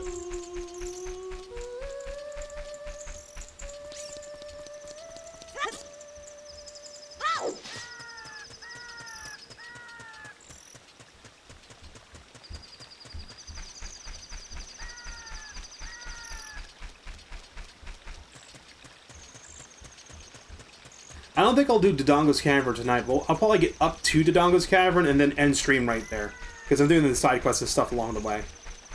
And I think I'm just going to do a playthrough of this. So I'll add this to a playthrough list so you guys can watch this in order. I'll still yap about little odd things about the game and my memories along it, but let's not, like, spend 45 minutes explaining the Deku Scrub puzzle. Now, the reason I talked to Malon is because this weird egg. I have to actually hold on to this weird egg for one whole day-night cycle. Because right when the sun rises, a chicken hatched from that egg.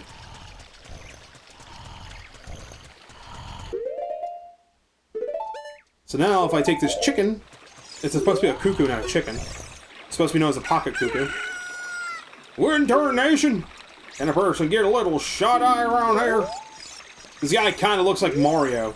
He's like Mario if Mario was like a washed-up drunk. Went to the castle to deliver some milk. He sat down here to rest, and he fell asleep. More like he was pissed drunk.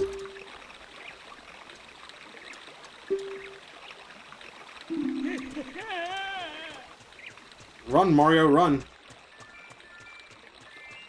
There's another game that came out around the same time as Ocarina of Time, known as The Legend of Zelda Link's Awakening, and it also featured characters named Malon and Talon. Malon and Talon? Malon and Talon? That's why the ranch is called Lon Lon Ranch, by the way, but it's interesting that those two do wind up in a dream of Link's creation. It's like Koholint Island is... I don't know, it's a dream that's made by either the Windfish or by Link. Because you're basically stuck on the island, you're in like a coma. But it's because of like evil spirits or something. The lore of Koholint Island was never fully explored.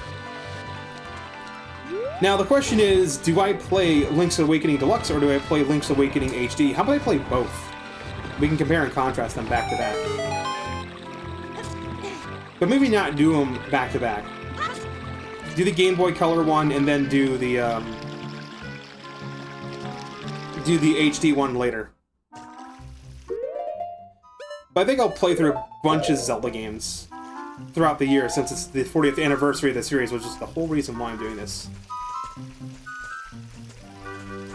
I don't understand what the fucking secret message is in the Hyrule Castle thing. Ojoi? I-J-O-I? I'm just reading things too far.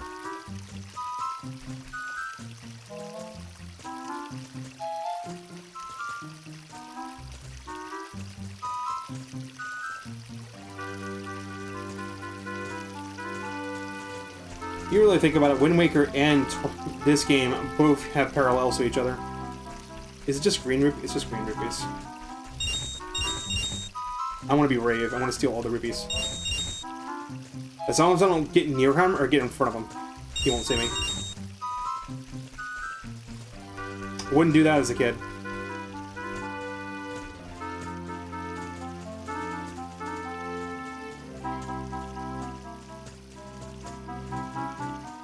This statue always fascinated me. Because it's a statue depicting a knight or a king or something. And you see statues of, like, people running away in terror. And there's like a smaller person next to this statue. Oh, that guy just popped in. I did not see that dude. Now I'm in a situation. He's gonna turn around and see me immediately. Made it.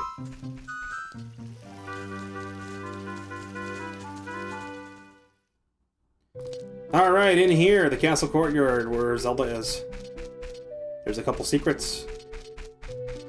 If you go to the right, you can see portraits of Mario characters. You got Luigi, all the way on the right. Bowser, Mario. These are all renders from Mario 64. A render of Princess Peach. I wonder where they got that render from. And if I go back this way, Yoshi.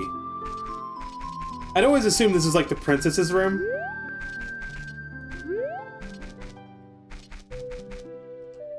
If you grab a slingshot and throw a seed at it, red rupee.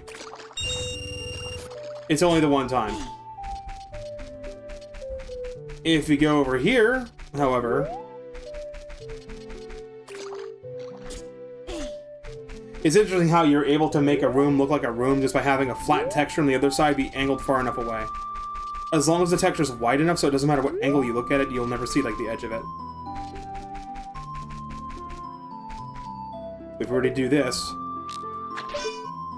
a guard will come in and be like, "Hey you, don't cause any trouble." And it throws a fucking bomb at us! What an asshole! I'm curious, if I turn around and leave, and spin back around and go back inside, can I farm those rupees? It might be a one-time thing. It's a one-time thing.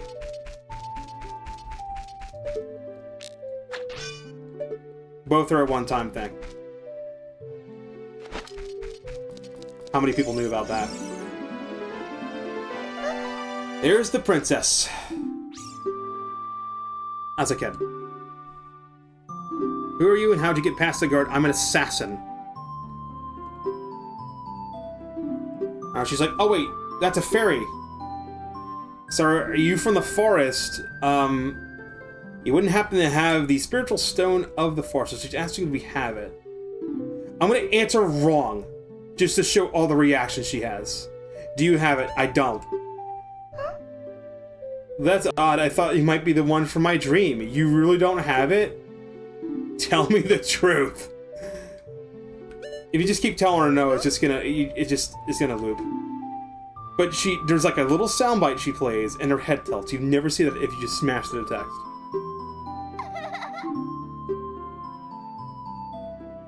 Alright, so now she's telling us the dream she had. Dark storm clouds are brewing over the land of Hyrule, but suddenly a ray of light shoots out of the forest and parted the clouds to light up the ground.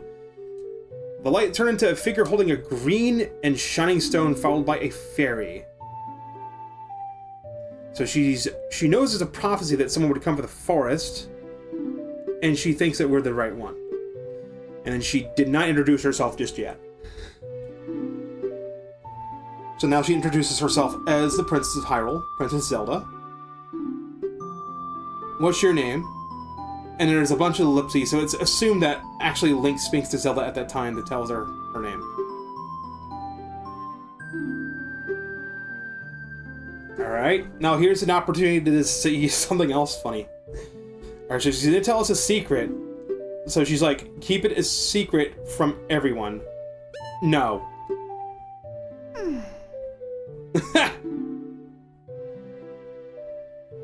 I always hit yes the first time I play this. The second time I play this, I'm like, what happens if I just tell her no? There's unique animations and grunts and stuff that you will never see unless you fucking say yes. And of course, you can just keep telling her no. Nothing, it'll just play the same animation over and over.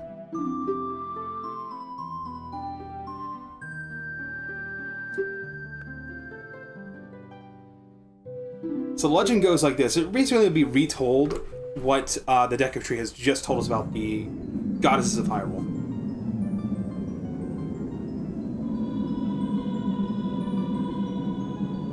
The three goddesses hid the Triforce containing the power of the gods somewhere in Hyrule. The power that granted the wish of one who holds the Triforce in his hands. If someone with a righteous heart makes a wish, it will lead Hyrule to a golden age of prosperity. If someone with an evil mind has his wish granted, the world will be consumed by evil. That's what has been told. So the ancient sages built the Temple of Time to protect the Triforce from the evil ones. Fun fact, in The Legend of Zelda: A Link to the Past, Ganon actually enters the Sacred Realm successfully and obtains the Triforce. And then he turns the Sacred Realm into this corrupted version of Hyrule. Then starts to leave the Sacred Realm to try and do the same thing to Hyrule. It's then that the 7 sages, or is it 8 sages? I think it's the 8 sages, knowing this, seal the entrances to the Sacred Realm, sealing Ganon away. But then years passed, and the descendants of the sages, the 8 sages, were like these 8 maidens, with Zelda being the 8th one. The seals started to weaken. There's a wizard known as Agrinim. And because Agrinim was messing with magics, he wound up communing with Ganon and he got influenced by him. And then Agrinim was instructed to hunt down the descendants of the 8 sages and remove them from the main world into the Sacred Realm. Doing so would actually break the seals. Princess Zelda being the last one. And you actually see this happen. You see what happens when that seal is broken at the point of A Link to the Past, which means, yes, I'll play A Link to the Past. I'll probably play the Game Boy Advance version because it has a lot of quality of life stuff. So, Zelda told us that the Temple of Time is actually the entrance to the Sacred Realm. It's sealed with a stone wall called the Door of Time. And opening the door, you need to collect 3 spiritual stones. But we also need a treasure known as the Ocarina of Time. Did you understand the story? What happens if I say no? I don't. She's not good at storytelling. She doesn't do the whole thing, she just repeats the last thing.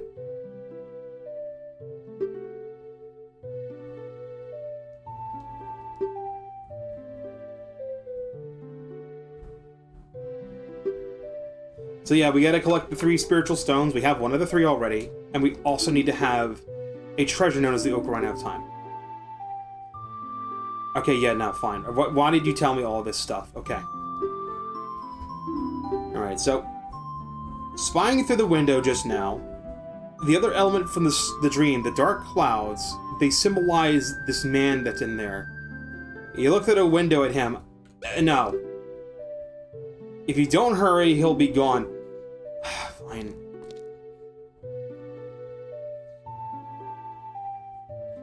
There he is.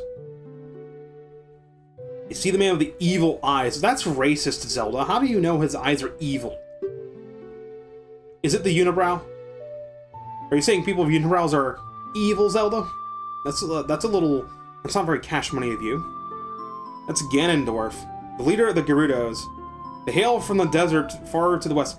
Who? Yeah, we know that Ganon... How many people know that, like, Ganon is, like, evil? So, why do we name our guy Ganondorf? Literally, Dwarf Ganon. Also, his skin is green. He's the only person with green skin. Do male Gerudos just have green skin? Because the other Gerudos are like dark-skinned. I'm curious about that. He swears allegiance to his father. He is not sincere. Dark clouds that covered Hyrule in my dream. They must symbolize that man. And he looks at you and he goes, "Ah!" What happened? Did he see you? Don't worry, he doesn't have any idea what we're planning yet. Alright, so she told her dad about the dream. He didn't believe her. He can sense the man's evil intentions. Like Zelda is a psychic or something. Ganon's after the Triforce of the Sacred Realm, and have come to Hyrule to obtain it. Wants to conquer Hyrule. Actually, the entire world. We're the only ones who can protect you, Hyrule. Please. No. I don't believe you.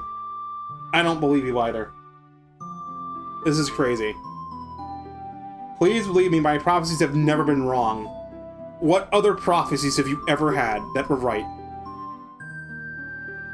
Fine. Alright, she has a feeling the man's going to destroy Hyrule, and they zoom out from red roses. What's the point of that? It's terrifying power, but it's fortunate you've come. We must not let Ganon forget the Triforce, but protect the Ocarina of Time. Make sure that Ganondorf won't have it. Now I gotta find the other 2 spiritual stones. How do we start? Where are the other 2? Alright, so she's giving us a letter. I keep getting audio crackles. I don't know if it's my capture card or what. It's just occasional audio crackles. It's really annoying. I don't notice it when I'm not using the capture card, so it's probably just capture card being funny. Now that letter is actually going to replace the chicken we had. This bottom right icon is basically trading quest items for Child Link, and then there's a slot to the left that'll be Adult Link trade icons. There's a glitch that you can do. I don't know if you can do it in this version of the game, but it'll allow you to get an extra bottle that you can stick a fairy in. And it's actually best to replace the trading items once you've completed the trading quest as Adult Link and have the claim check. You can also do it with masks too if you never want to bother with masks again. I'll probably wind up doing that glitch. Alright, it's Impa. Impa? An Impa of the Sheikahs. She says she's responsible for protecting Princess Zelda. And she says that everything is exactly as the princess foretold. Okay, so she's buying the prophecy. Okay, cool. The role in the princess's dream was to teach a melody to the one from the forest. It's an ancient melody passed down by the royal family. I've played this song for Princess Zelda as a lullaby ever since she was a baby. Mysterious power in these notes. So Zelda's Lullaby isn't actually just Zelda's Lullaby, it's just like an ancient song that was played as a lullaby.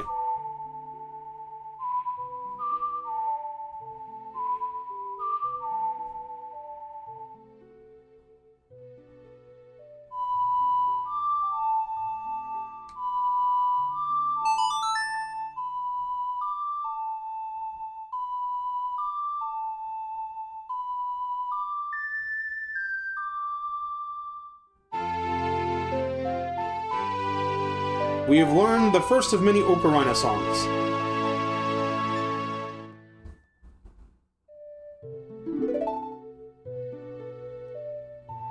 If the castle soldiers find you, there will be trouble.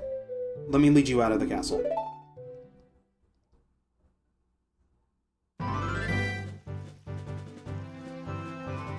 Okay, and we're facing toward a volcano.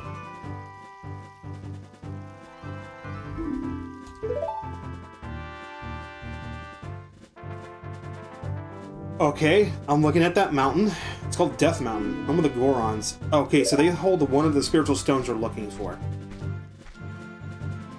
At the foot of the mountain, you'll find my village, Kakariko. That's where I was born and raised. Talk to some of the villagers there before you go up Death Mountain. Okay. The song it taught me has some mysterious power. Only royal family members are allowed to learn this song. It'll help you prove your connection with the royal family.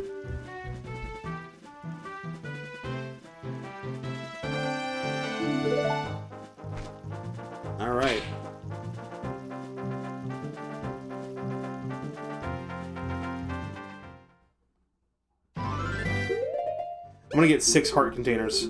Watch. Let's go to Lon Ranch, though. We're gonna go there instead.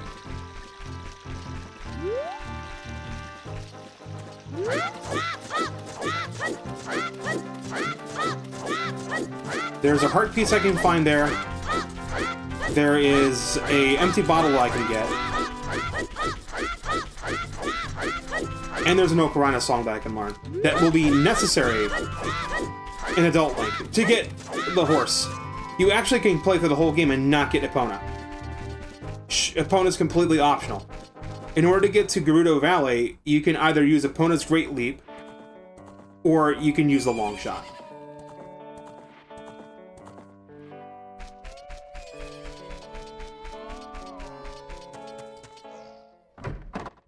Alright, let's go in here and talk to this guy. Huh? I'm awake already! What? Oh, babe, it ain't the forest kid from the other day! By the way, thanks a lot for waking me up. It took some doing, but I finally got Mom back in a good mood. So what are you up to today? Got some free time on your hands, do you say? Well, how about a little game? These 3 cuckoos I have are special super cuckoos. I'm gonna throw these cuckoos into that there gaggle of normal cuckoos. If you can pick out these 3 special birds from among the normal cuckoos within the time limit, I'll give you something good.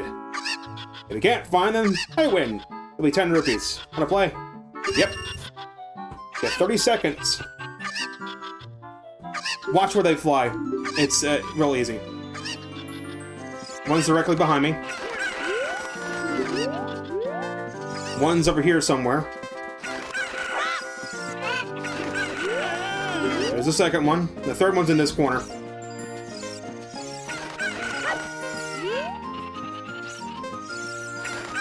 The hard part's picking them up.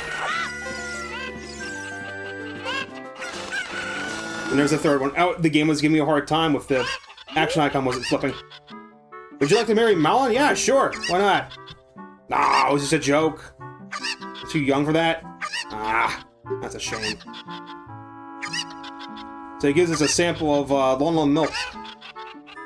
Lon Milk's actually a really good healing item because it actually restores 5 hearts of health, and you actually have 2 doses out of it.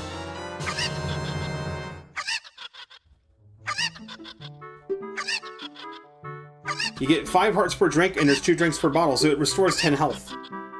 Don't sleep on Lon Milk as a healing item. It's actually a very useful healing item early game. Red potions fully restore your health. The maximum amount of health you can have in Zelda is 20 hearts. So 2 bottles of the milk is actually really good. And there's a little secret. Unlike Zelda's Lullaby, which is very situational, the song we're gonna learn from Malon has another use. And I'll show what that use is. So we'll go talk to her. So this is the fairy boy. Found her dad. How'd you like the castle? Did you see the princess? I did. Yeah, I came home in a hurry after you found him. She was mad as hell too. Once you introduce you to your friend, fairy boy. This horse, her name is Epona. She is very cute. Nope, and now she ran away. No, come back. Come back, horse. Damn it. The pony don't like me. Can I chase the pony out of the pen?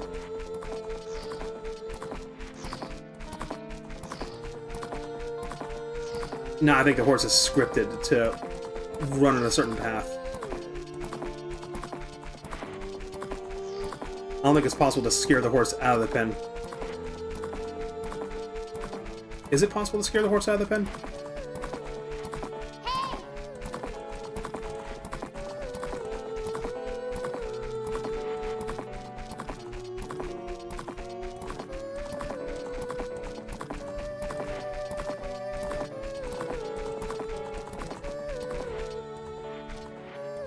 Now we'll go talk to her again, and it goes, Epona's afraid of me. Well, that's unfortunate.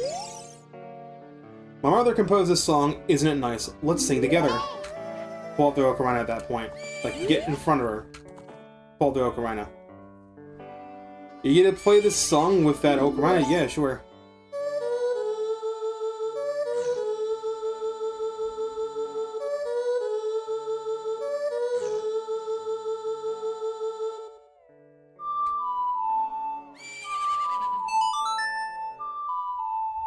Bro, I'm from here.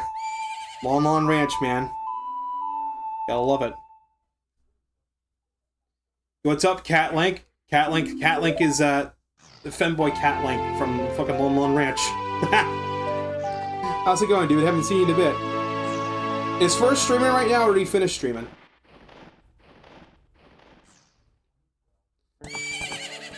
Alright, so now the horse will follow us. This is how we get opponent as an adult, but there's one other thing you can do. Oh, you're from Hyrule.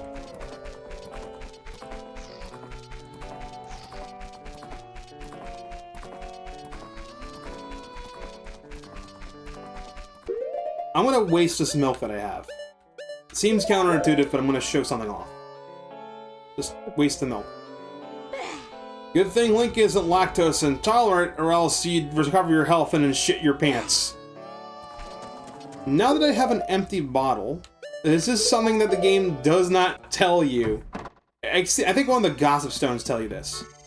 If you get near a cow, any fucking cow, there are hidden grottos throughout Hyrule that have a cow in them. The reason why they're there is because if you go in front of a cow and play that song,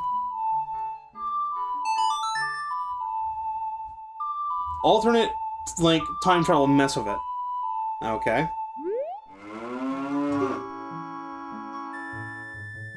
It reminds you of the pasture. It makes me feel so good I can produce a lot of milk. Have some of my refreshing and nutritious milk. The song is so good it makes the milk, it makes the cows come. The bass makes that bitch come. Was not expecting a Skrillex reference on the stream tonight, but here we go. Free milk. Yeah, a lot of people don't know about that. And I'm actually serious. There are hidden grottos in multiple areas. There's like one in Death Mountain I know of, where you can find a cow. If you're in a map somewhere, if you're anywhere in the world and you hear cows mooing, that actually means that there is a hidden grotto somewhere where there is a cow that you can interact with. I'm gonna stand outside and wait for it to become nighttime. Shouldn't take too long. But yeah, with you can actually buy Lon Lon milk for 10 rupees from Talon, or you can just play that song. You just play opponent's song in front of any cow as an adult or as a child, and you get free milk. And again, the milk restores 5 hearts, but it has 2 uses. Milk will carry you through mid-game. The only time you need to buy red potions is when you have more than 10 hearts. But, I mean, you have access to, I think, 4 bottles in the game, so 2 full bottles will fully restore your health, and then 2 extra bottles of fairies. And that's really all you gotta think about. I don't think fairies fully restore your health, maybe they do.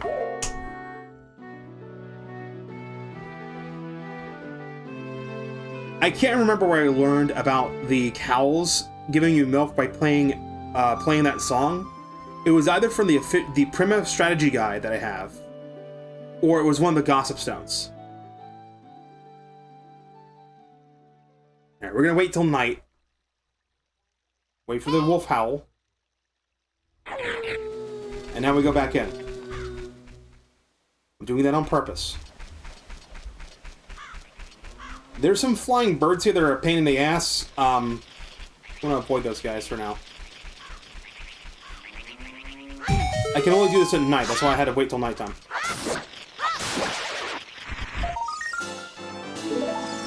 There's 2 golden Skulltulas that I can get, and there's 2 that I cannot get until I have the boomerang.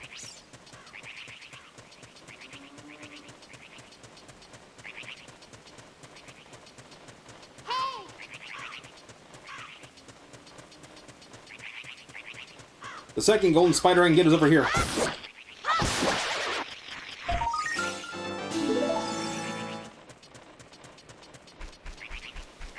Now, what's really interesting...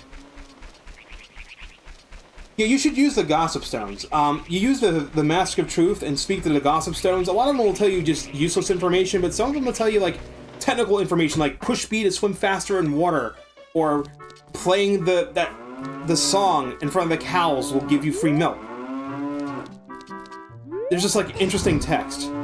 I don't think I've spoken to every Gossip Stone in the game, but I know somebody has.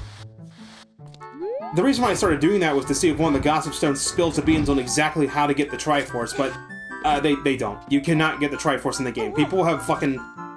And now that, like, the ROM of the game has been dumped and people have, like, looked into the game's code for, like, decades, we know for a fact there's no Triforce in the game.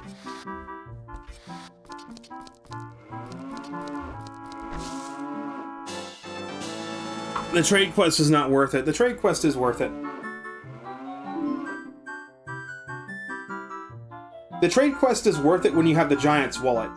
When you finish the trade quest, not only do you get the Mask of Truth, and you get the Gerudo Mask, the Zora Mask, the Goron Mask, that the different characters in the game will react to you differently if you're wearing a different mask. The Mask of Truth, if you wear it and you talk to people, you can actually read their minds. I might be getting that mixed up with Majora's Mask. I think that's how it worked in Majora's Mask.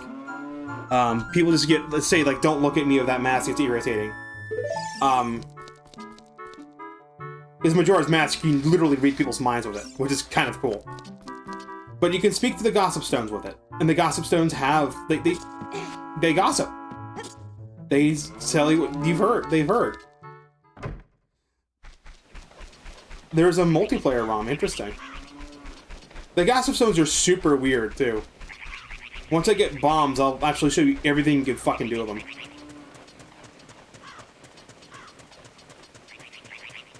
You can hit them with, like, one of the elemental spells you learn.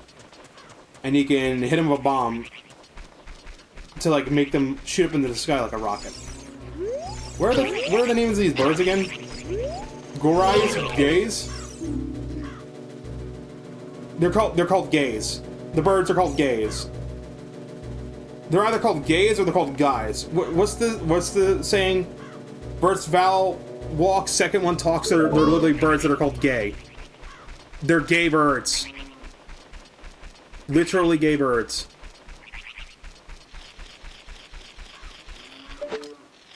I can shoot this with a slingshot, but I can't get the token.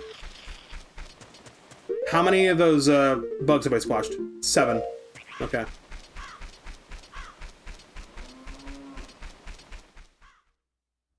Yep, they're called gays. Oh no, Skull Childs, whatever will I do? Nothing, because I don't give a shit.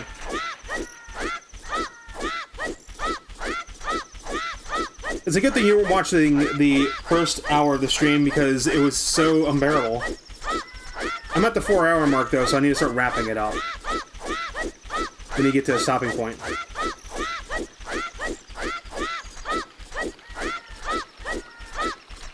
A speedrunner, I am not. I just know some speedrunning tricks.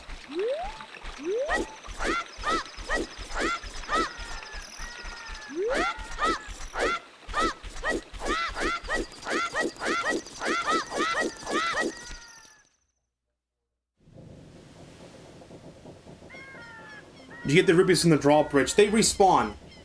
Those respawn every time. It's like, if you know what to do, you can never run out of rupees in the game. Golden Skulltulas in Kakariko Village. Let me see if I remember where all of them are. There's one in this box. Nope, not that box. There's one in a box. Alright, there's a piece of heart I can get. I can get another heart container. There's 2 pieces of heart. No, 1. Dampy's heart-pounding tour, and then the bottle.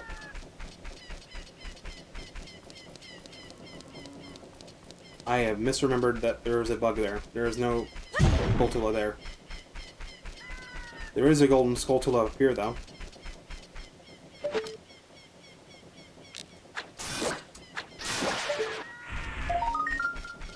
Right, do you actually climb ladders faster if you push B? Pushing B does not have you climb ladders faster, it only has you swim faster.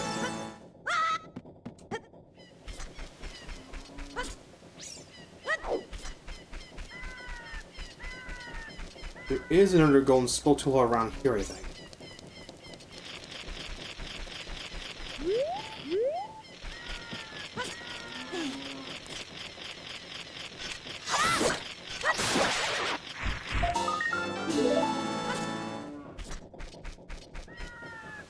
There is a heart piece that I can get early. I have to use the cuckoos, and it has to be daytime. Am I 100%ing? Oh yeah, I am. So doing that. It's going to be across multiple streams, though. It's not going to be on one stream because it'll take me a very long time. If I started streaming at like 8 o'clock in the morning, I could probably finish the game by nighttime. The game can be beaten in about 20 hours, or a little bit less time if you don't goof around like I did. Now that it's nighttime... I don't think Dampe has come out yet. I don't think it's late enough.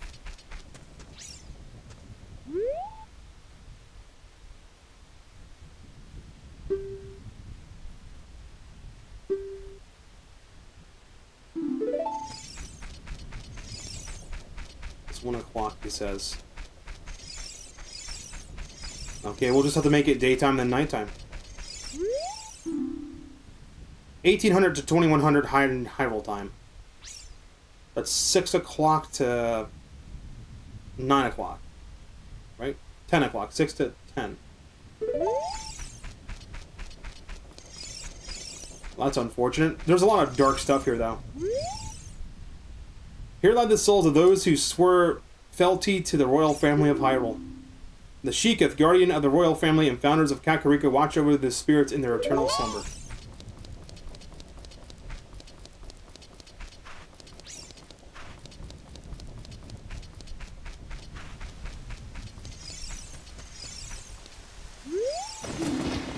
Royal family's tomb. The crest of the royal family is inscribed here.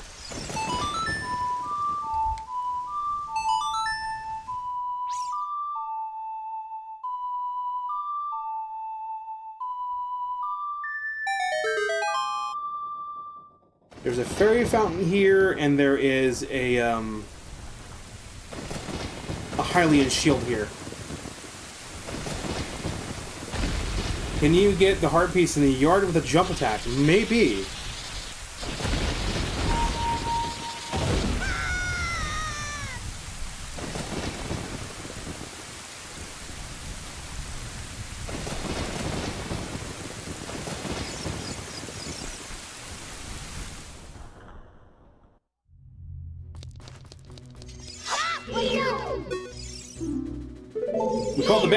We call the bats keys, and we call the birds gay. Ain't that great?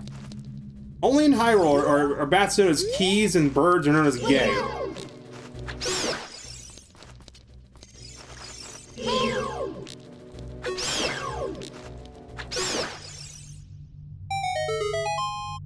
This first playthrough? Nope. I have played this game so much as a kid. I know a lot of the secrets. Now, believe it or not, the text and runes are actually a ancient language called Hylian, and it has been transcribed. We've seen this exact texture in Breath of the Wild, or something that's not the exact texture, but something similar. Ah, Redeads. How to trick the Redeads. Number 1, hug the wall. Number 2, don't have your viewpoint load them.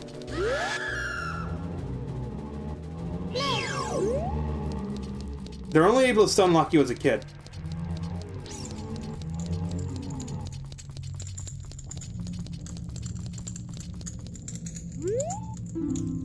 This is a poem dedicated to the memory of the dearly departed members of the royal family. A rising sun will eventually set, a newborn's life will fade. From sun to moon, moon to sun, give peaceful rest to the living dead. It's not a poem. Poems rhyme. What we just read is actually known as a haiku. Right number of syllables. But the reason they say poem instead of haiku is because people in the West don't know what the fuck a haiku is. It's a secret melody of the composer brothers.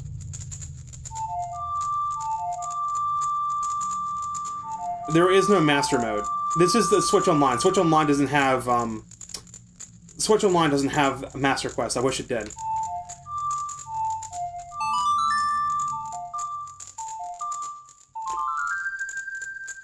In case nobody caught on to it, the sun song is actually the first 6 notes that play every time the sun rises in the game.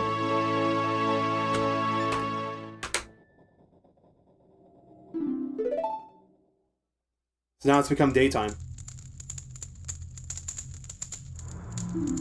Restless souls wander where they don't belong. Bring them calm with the sun's song.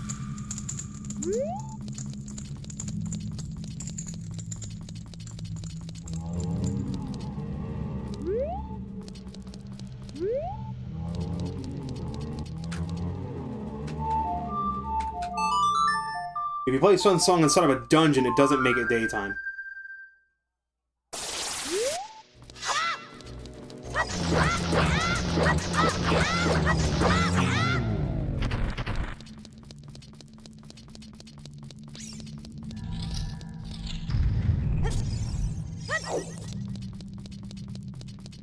There's also some spirits of the damned here.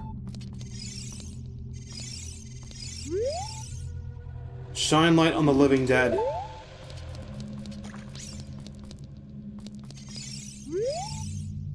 Those who break into the royal tomb will be obstructed by lurkers in the dark.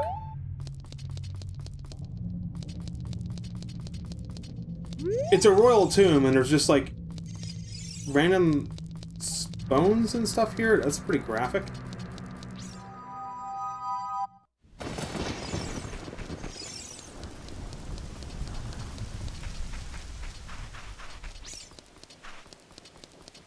Jump attack, huh?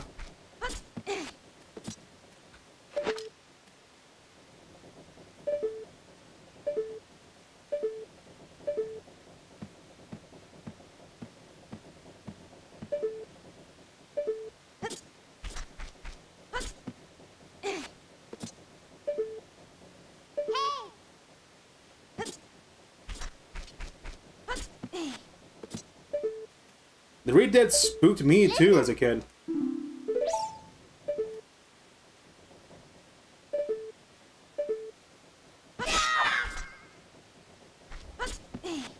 Okay, so how am I supposed to do this? You said I have to use a jump attack.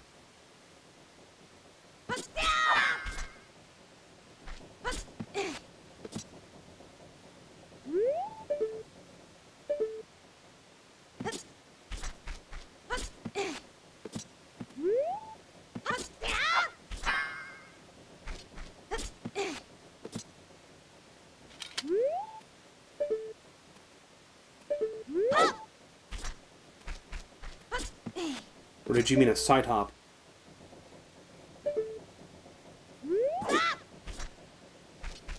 Jump off, then attack.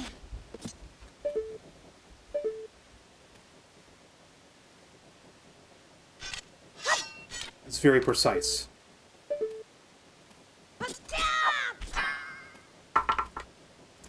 Okay, let's find a video for it then.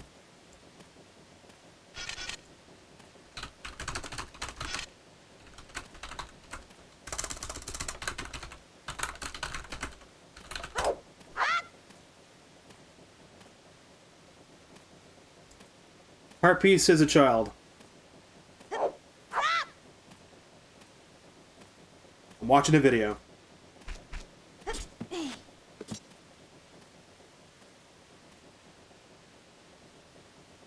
Oh, he used the boomerang.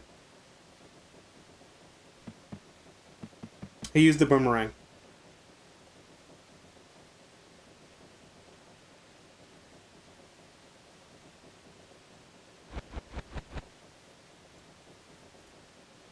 So I can't get to it until I have the boomerang. Okay. Well, I didn't know that. Neat.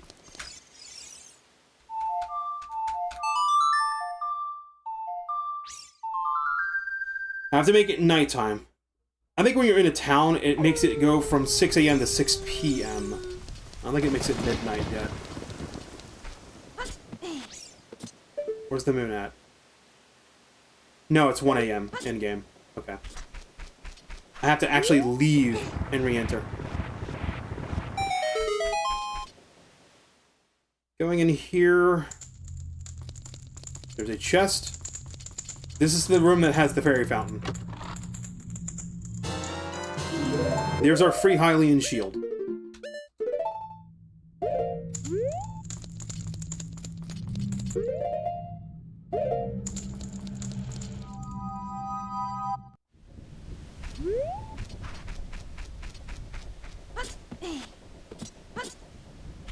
Been wanting to stream this, but you hooking up your PC to the Switch. I use a capture card. I use an Elgato capture card.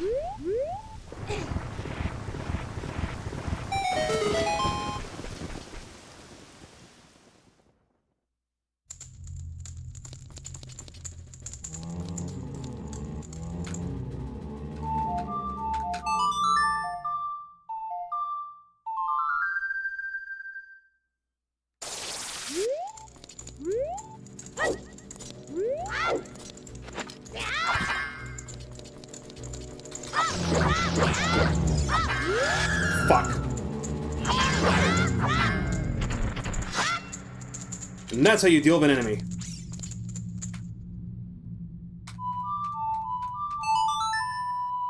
There's a treasure chest here, I just can't remember how to get it.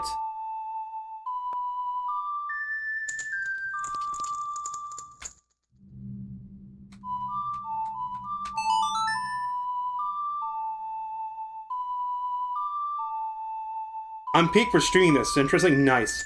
Well, I figured I'd stream it because it's, the anniversary of the Zelda. 40th anniversary of the series. It's kind of crazy. Was it Sun Song you had to play here? Yeah, it was Sun Song. Okay. The only reason I know about that is because the player's guide told me about this.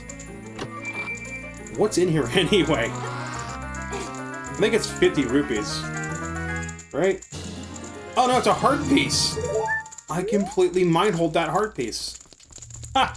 Okay. There's a heart piece there.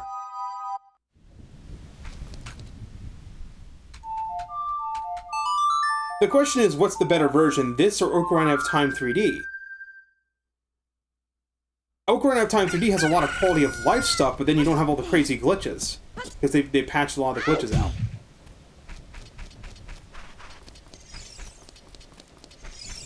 Okay, heart pieces I can get. It's daytime, so I can get a heart piece here.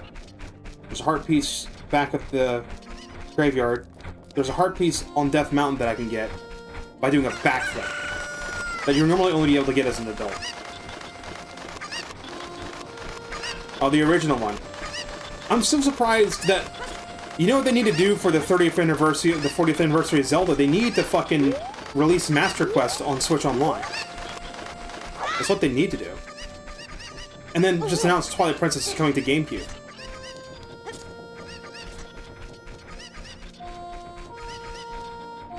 And it's the 40th anniversary of Zelda. They gotta announce something at the next Nintendo Direct. There won't be a Nintendo Direct this week. I'll be surprised if there is. Because, we have Pokemon Presents happening this Friday, so they'd probably do one in March.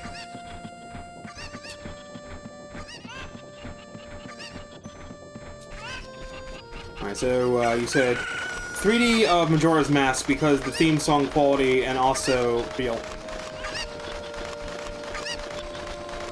You get to see that Ocarina of Time's getting a remake. Is it? Has that been confirmed or is that a rumor?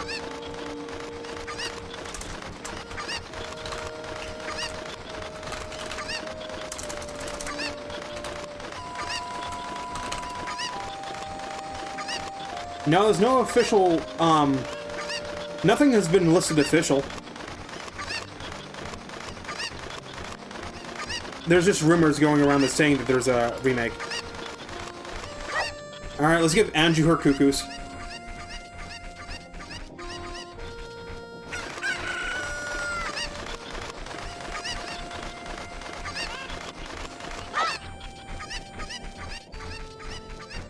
Did I wander off too far and did the one cuckoo respawn back behind the thing?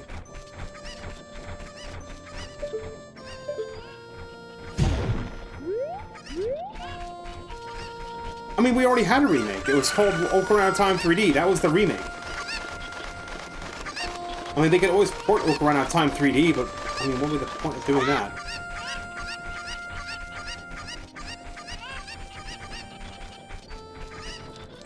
You want to see the boy cel-shaded, then fucking play Wind Waker.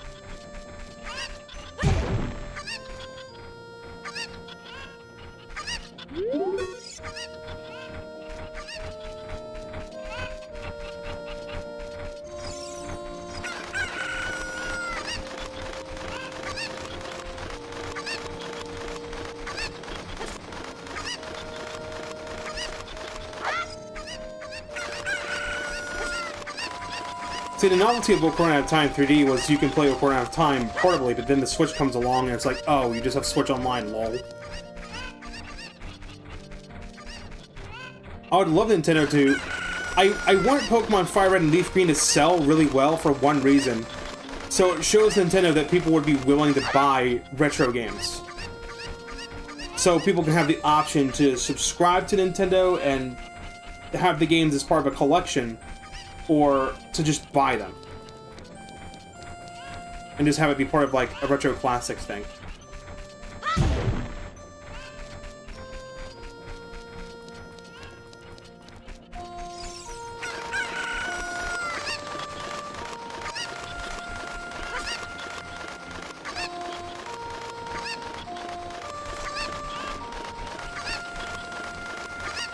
That's a different boy.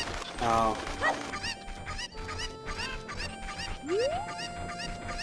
You can't access the ROMs on Switch without internet. No, yeah you can. Yeah, you can. You can load the Nintendo Switch Online apps without the connection to the internet. You just have to... I think it's like a week. If you don't have your Switch connected to the internet for 1 week, then you have to connect online for it to verify that you own it. That's all it is. There's one cuckoo left. I think it's toward the entrance.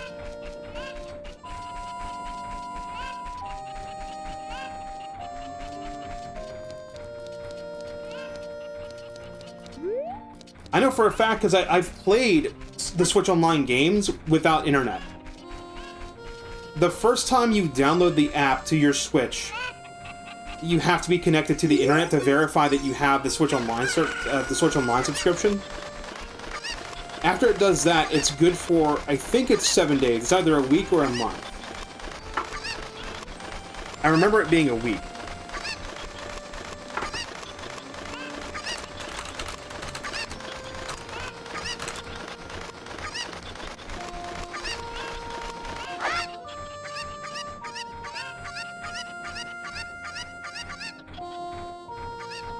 You can play downloaded games offline for up to 7 consecutive days after verifying the Switch Online membership, whereas, I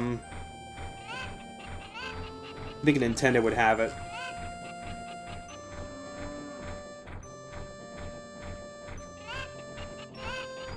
Alright, let's first find where it's pulling that off. Consecutive days. Pulling that from Tech Journal.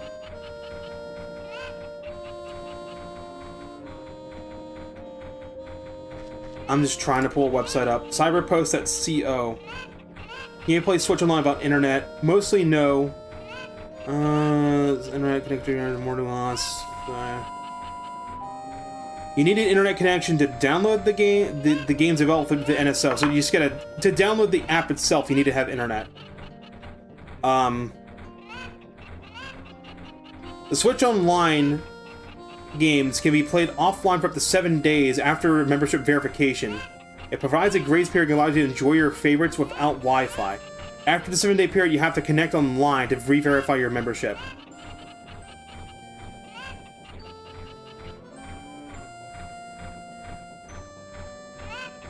So once you've downloaded any of the apps and verified your membership, you can enjoy them for up to a week. After 7 days, the Switch will require a brief internet connection to re-verify the status.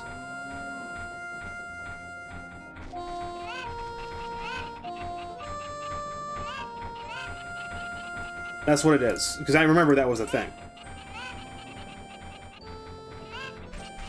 What is the best Zelda game in your opinion? Ocarina of Time. Ocarina of Time is the best Zelda game in my opinion. First 3D Zelda game, the dungeons are elaborate. There's actual dungeons. The world, it feels alive and it doesn't feel empty. There's plenty of spots in Breath of the Wild where it feels empty.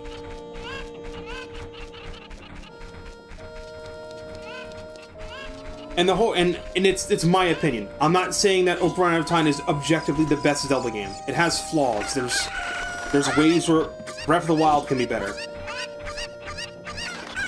One of the reasons why Ocarina of Time is my favorite is because, I said this earlier in the stream, I was 8 years old when this game came out. The game's story is a coming-of-age story. And I was starting to come of age.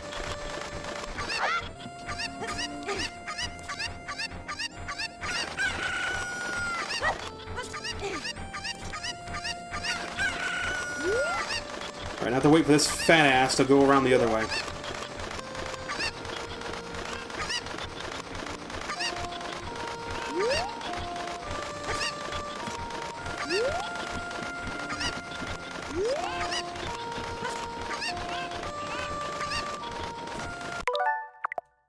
There we go.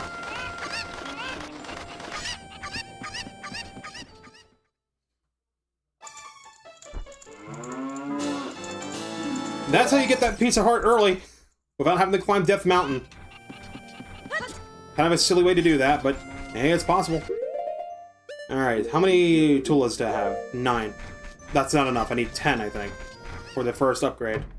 Which I think gives me a wallet. This is where the golden skulltulas come in. So yeah, we need to get one more. Where can I get another golden skulltula? I'm missing one somewhere because I'd have 10 by now.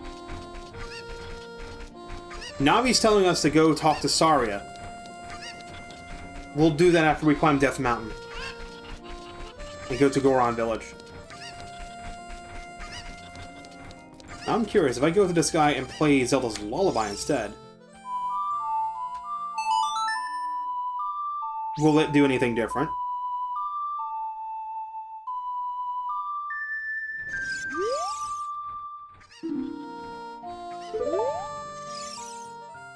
No. Okay, this is where we need the letter.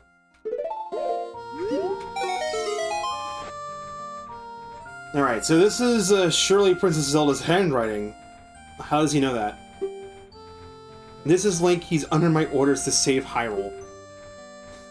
What kind of funny game has our princess come up with now?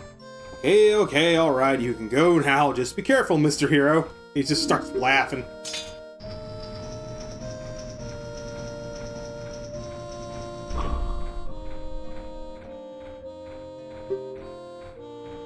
It's quiet, too quiet.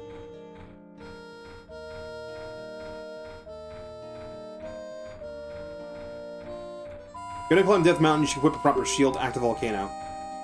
I don't think you ever get a discount if you go to the bazaar and talk to the guy.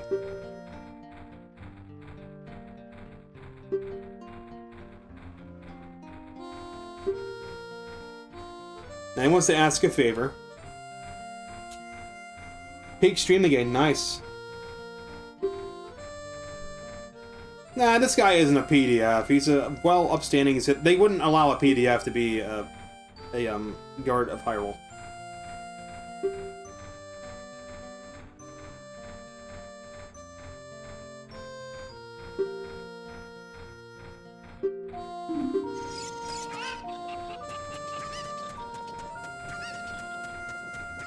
But yes, definitely peak stream.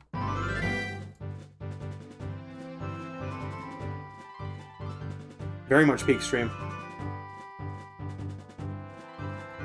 I guess I gotta stream on Sundays. So instead of streaming on Monday, I should stream on Sundays. Because Mondays are always dead. Fuck.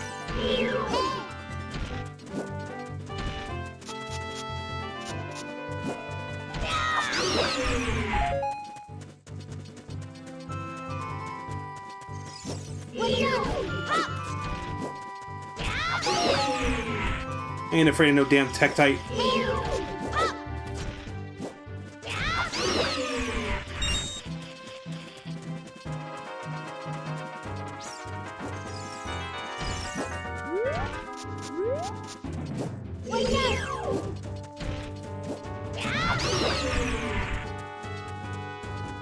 It was always violent how, like, in this game, the enemies were made out of parts, and when you kill them, the parts just fly apart. I don't even think future Zelda games do that anymore. They just, like, fall to the ground and have a generic death animation now. See, when you turn 30 years old, this is what a 30-year-old sounds like when they get out of bed or, like, try to stand up from sitting. They sound like this.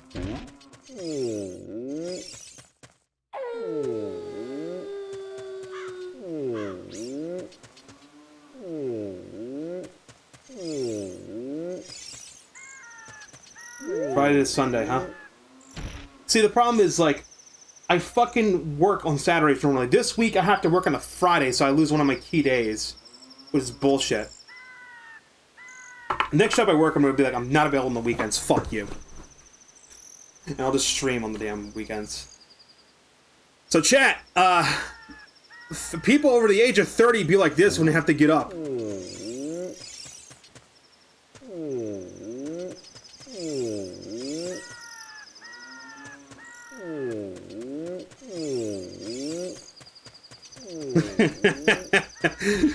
I'm making fun of myself here. I straight up when I fucking like get out of bed, I'm like, oh. It's literally me when I'm trying to wake up. Alright, we have to do something very specific. Very specific angle. Stand back here. Nope, I did it wrong because I interacted with the flower. I don't want to interact with the flower.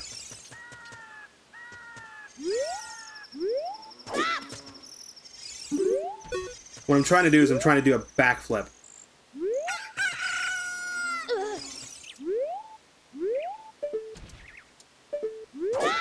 Like that. This heart piece you can only get if you're an adult. But I did a trick. So I've got 2 pieces now. Haha.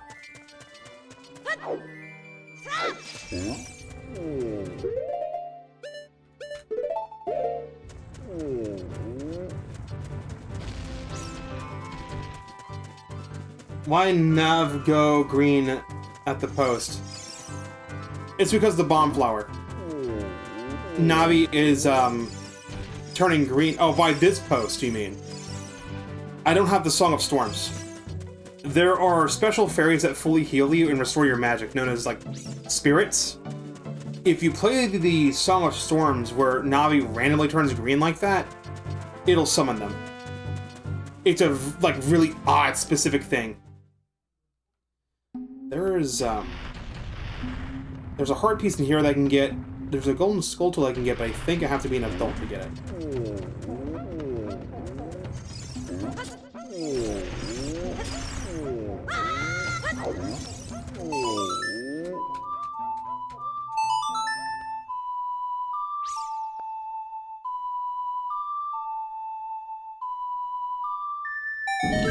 I can get more than 20? What do you mean?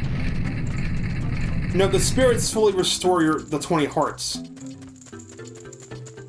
If you don't have a Deku stick, you can go in here and get a free Deku stick, and there's also a red rupee in here, I think. Never mind. Oh, there was.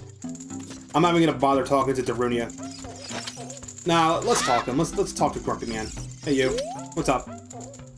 What the heck? Who are you? When I heard the song of the royal family, I expected their messenger had arrived. But you're just a little kid.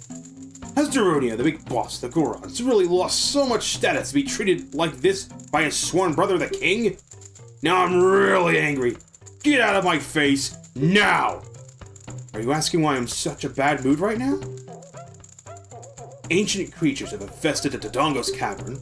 We've had a poor harvest of our special crop, bomb flowers. Starvation and hunger because of the rock shortage.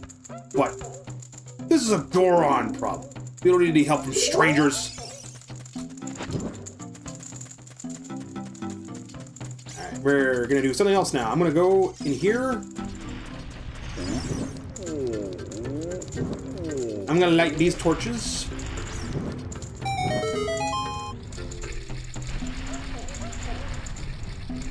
And I spin!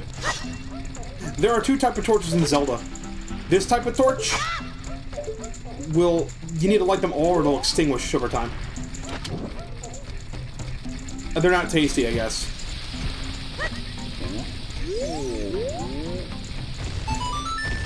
That's how you open the shop without bombs.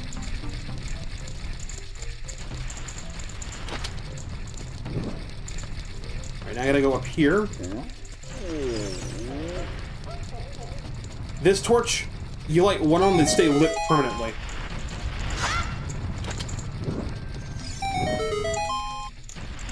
We're gonna need that. We need that for a reason. Alright, how is Big Brother? I see. By the way, did you know that the music coming from deep inside of this tunnel, we all like this music.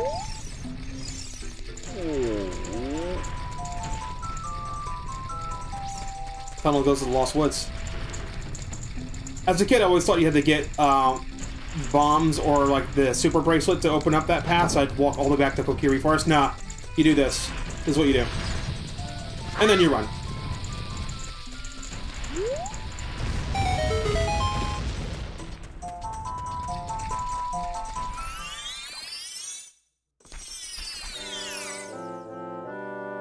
Alright, it's the owl again, hooray! He's gonna tell us what we need to do. After going through the Lost Woods, you will come upon the Sacred Forest Meadow. It's a sacred place where few people have ever walked. What's that? You can hear a mysterious tune? You should listen for that tune too. You want to hear what I said again? No! I don't. Nah, this owl is actually a sage too. I don't even need to listen to the music because I already know where to go. By the way, if you're playing this in mono, you actually won't have like the dynamic sound, so the music will just get louder and quieter instead. Let me get my other empty bottle.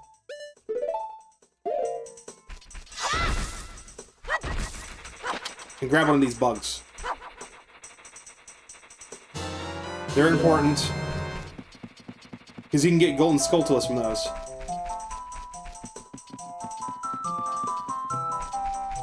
This is how we're going to get up to the number we need. The hard part is just remembering which ones I've put the bugs into. No, Zelda's the Sage of Time. At least in Breath of the Wild she is.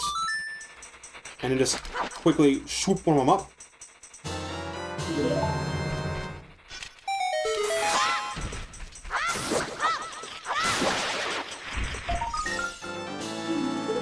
There's one here.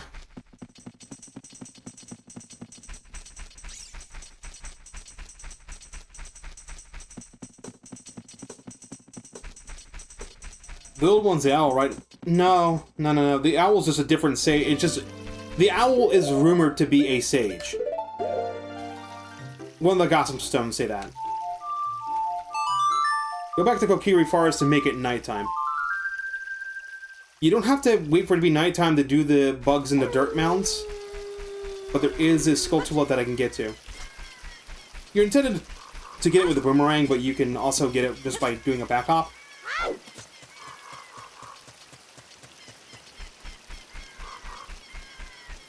Can I even finish the Happy Masks quest right now?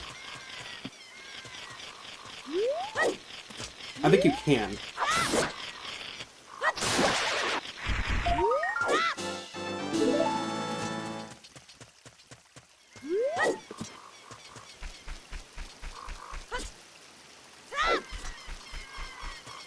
There's another golden Skulltula in here, but I think it's either inaccessible without the boomerang, or it's inaccessible until you go to the future.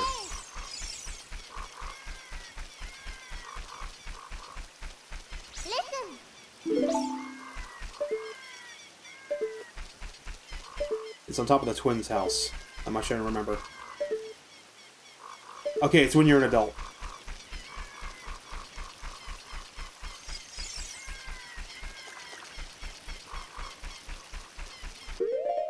I can't remember when the Running Man appears. I don't know if he appears after you finish everything, or if you have to have all the spiritual stones for him to appear. I can do most of it right now.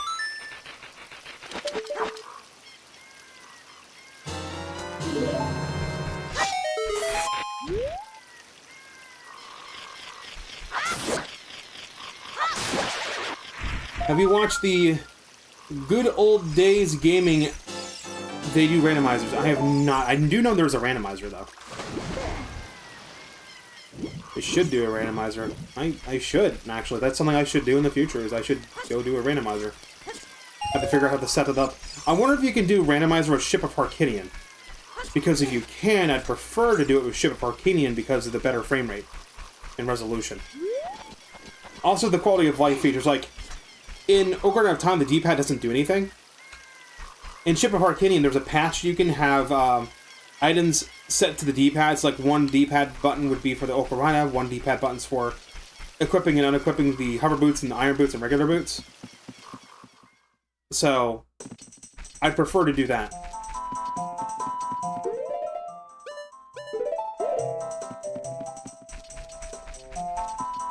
I don't even need to follow the song, I just know the way. Yeah, just like in 3D. But it wasn't a D-pad in 3D. The 3D had, like, X and Y, and then, like, 2 touchscreen buttons.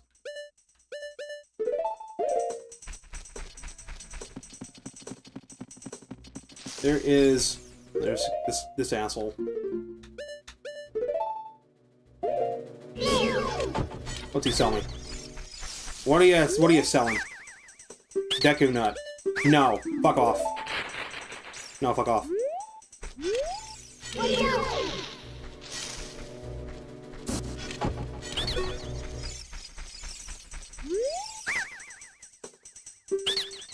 No, fuck off. I am not doing that. Frickin' scammers.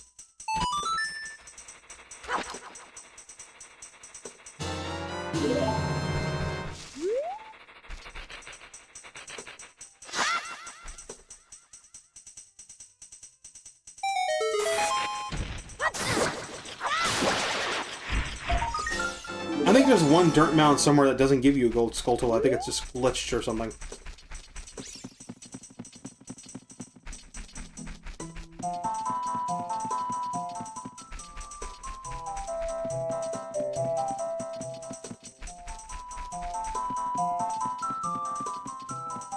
Okay, there's a Wolfos up ahead.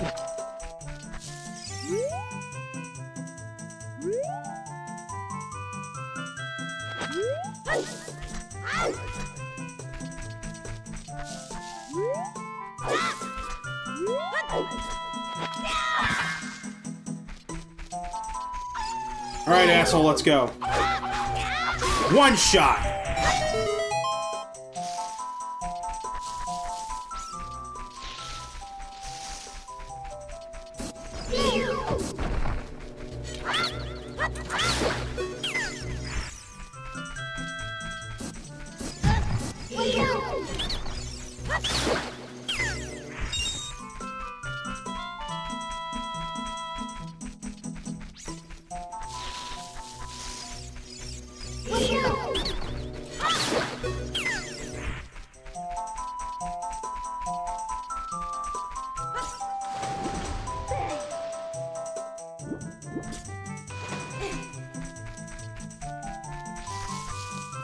The bombable place here. Yeah, there is.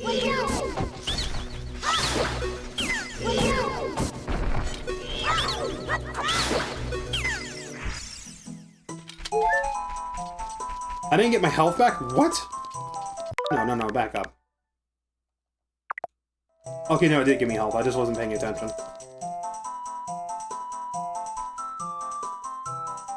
There's a bombable place at the entrance. Yeah, and all those boulders are bombable, and one of them's a secret grotto.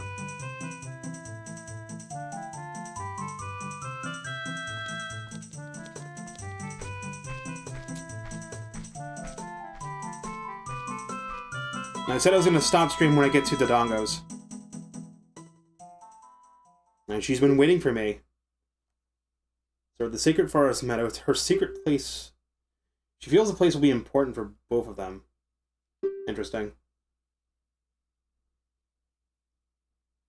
You play the Ocarina here, you can talk to the spirits in the forest. Sure. Who do I ship Link with? Malon. I ship him with Malon. I mean, Princess Ruto could be, but, like, she's a fish woman, and how would that work? Don't say caviar, either. I honestly think it's Malon. If we think Breath of the Wild, then you'd say Princess Ruto, but if you think Twilight Princess, then you'd think it's Malon. Because Link becomes a ranch hand in Twilight Princess. Hey, man, don't be fucking dissing Princess Ruto. Fucking adult Ruto's hot as fuck, dude.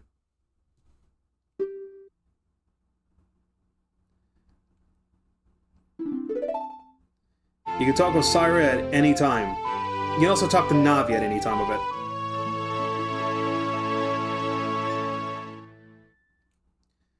Learn Saria's song.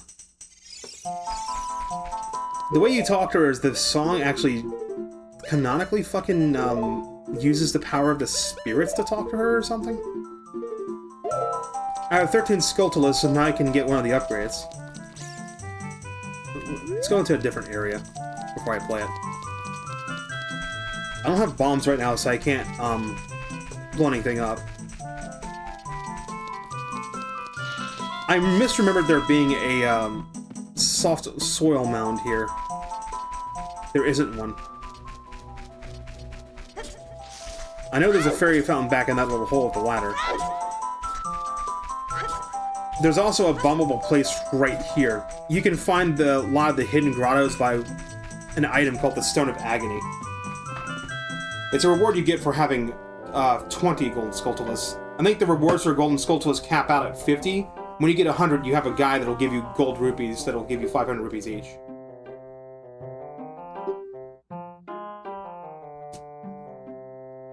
Alright, so the song we just learned has mysterious power. There's other songs that might have mysterious power. If a melody is necessary, a musical staff will appear. Play a song you know, and then you just play them even if a score is not displayed, just like this.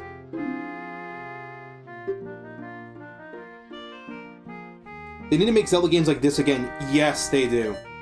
I mean, I don't hate Breath of the Wild's format, but I would love to have just, like, linear Zelda games.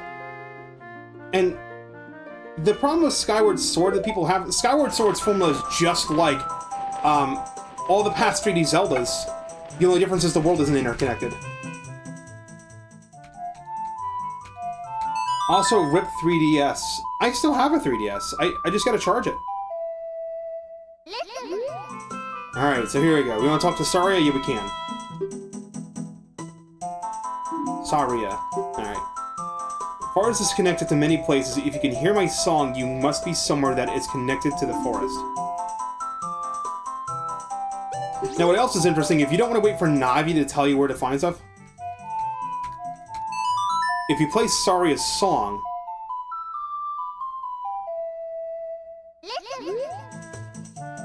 and you tell Navi no, Navi will say, you want to talk to me? You say yes.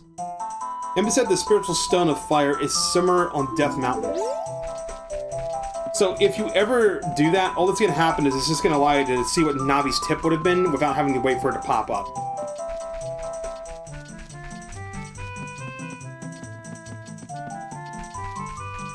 There's a few other areas where I can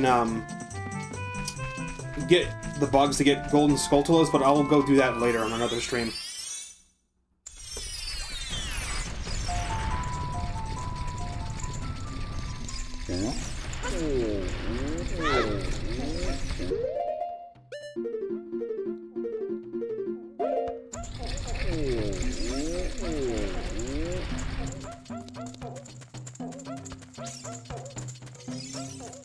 Alright, so we go in front of this guy and we play him the funny song.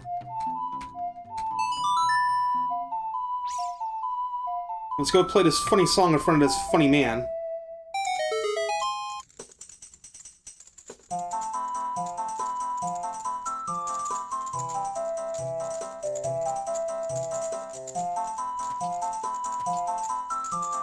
I wish more singers were like you, bro, saying as a fellow streamer, hey, thanks, man. It's just, I think a lot of the stuff I do, I don't think draws in a large enough audience, so most people relate, just go into like the shit that other streamers do, which is kind of annoying. Absolutely peak dance, by the way. Somebody had to animate this too. They had a fun time animating that. Hey, what a nice tune. And just like that, my depression is all gone. Something just came over me. I suddenly wanted to dance like crazy. I am Darudia. I'm the big boss of the Gorons. Was there something you wanted to ask me about? What? You want the Spiritual Stone of Fire, too? The Spiritual Stone of Fire, also known as the Goron's Ruby, is our race's hidden treasure. But hold on. I'm not gonna give it to you that easily. If you want it so badly, why don't you go destroy the monsters inside of the Dodongo's cavern and prove you're a real man? That way everybody will be happy again. If you do it, I'll give you anything you want. Even the spiritual stone. I have something for you.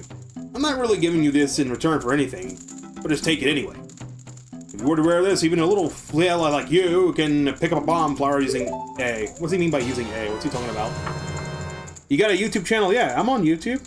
The same name, Tsukino Azura. Over on YouTube. In fact, I'm dual casting on YouTube right now. I mean, I stream on both YouTube and Twitch because Twitch is kind of dead sometimes, so it's better to shotgun on both. I don't know if it's the game I'm playing or if it's just because it's a Sunday night, although it is getting late, so the viewership will start dropping off as people start going to bed for the, the work day. So maybe Sundays. I really should stream Friday, Saturday, Sunday, but unfortunately, like, one of the days I have to fucking work. So I'm gonna lose one of those days. Do you think I should just stream on the weekends? Just like Friday, Saturday, Sunday? Or try to aim for Friday, Saturday, Sunday? And then during the week, I just make videos instead? Because maybe I should just do that. How many subs and views? Alright, we're talking metrics. Oh god, hold on. Let me open the fucking YouTube studio. I can tell you real quick. Oh, I lost one subscriber. Probably because I haven't posted anything. 636 subscribers on the YouTube channel, which is absolutely insane. And over the last 28 days, 293 views and 32.2 watch hours. And this stream right now is the top content. Holy fuck. Okay, yeah, it's gotta be the time I'm streaming. It's gotta be the days that I'm streaming. Okay, so you make videos on the week and stream on the weekends. You'll get there, dude. You just gotta be consistent. That's the big thing. Just don't get depressed and don't upload stuff, but upload something regularly, like once a week. Once a week, twice a week. I need to put shorts up. I keep making clips and I never upload them. Nah, I didn't do it right. Fuck. I always thought, like, you have to throw a bomb into this thing from the right angle to get the heart piece. It's completely random. I think I'm just lining my timing up wrong. By the time I'm running over there, the pot's on the other side of the room.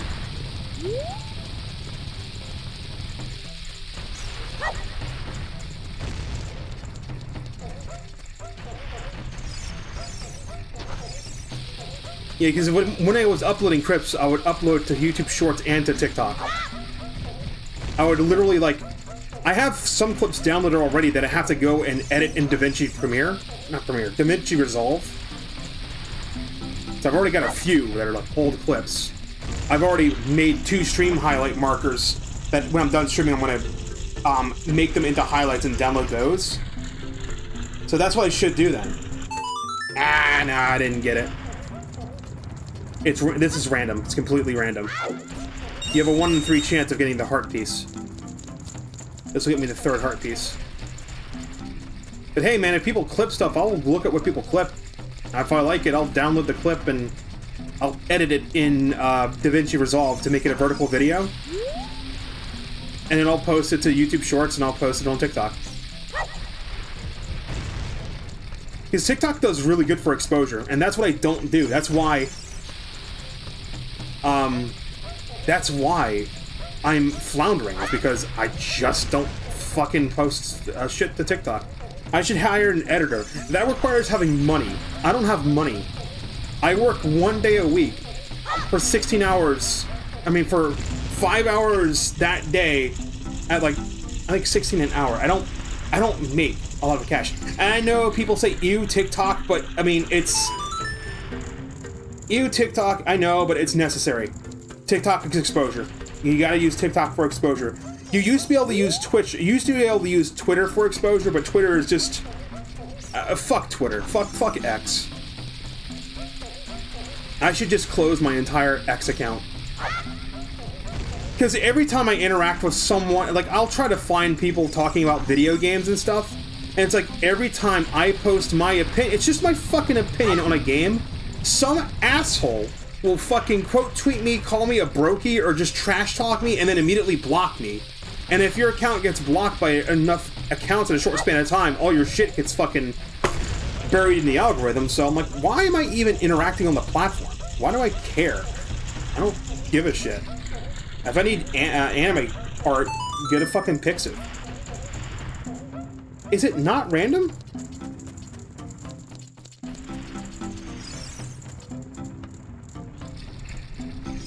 YouTube minutes you can make money with 500 subs. I've seen that. I have access to that, but it's it has to be through shorts, I think.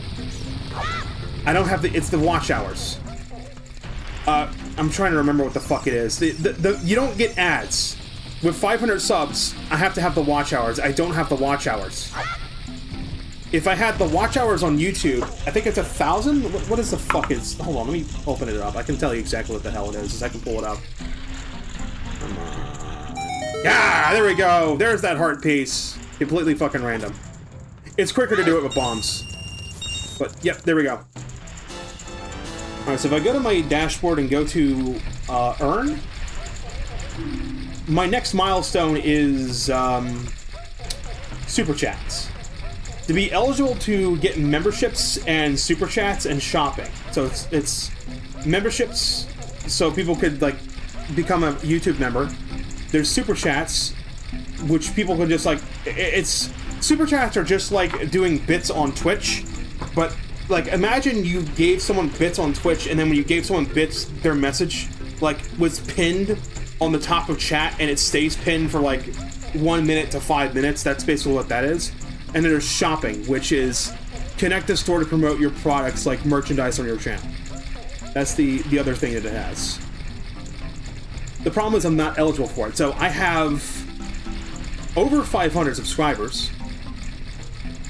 I have more than 3 video uploads in the past 90 days, but then the thing that hits me is I need to have 3,000 valid watch hours. I only have 550 valid public watch hours in the past year, so the past 365 days, or I need to have 1.6 thousand valid public short views. Oh no, I'm sorry.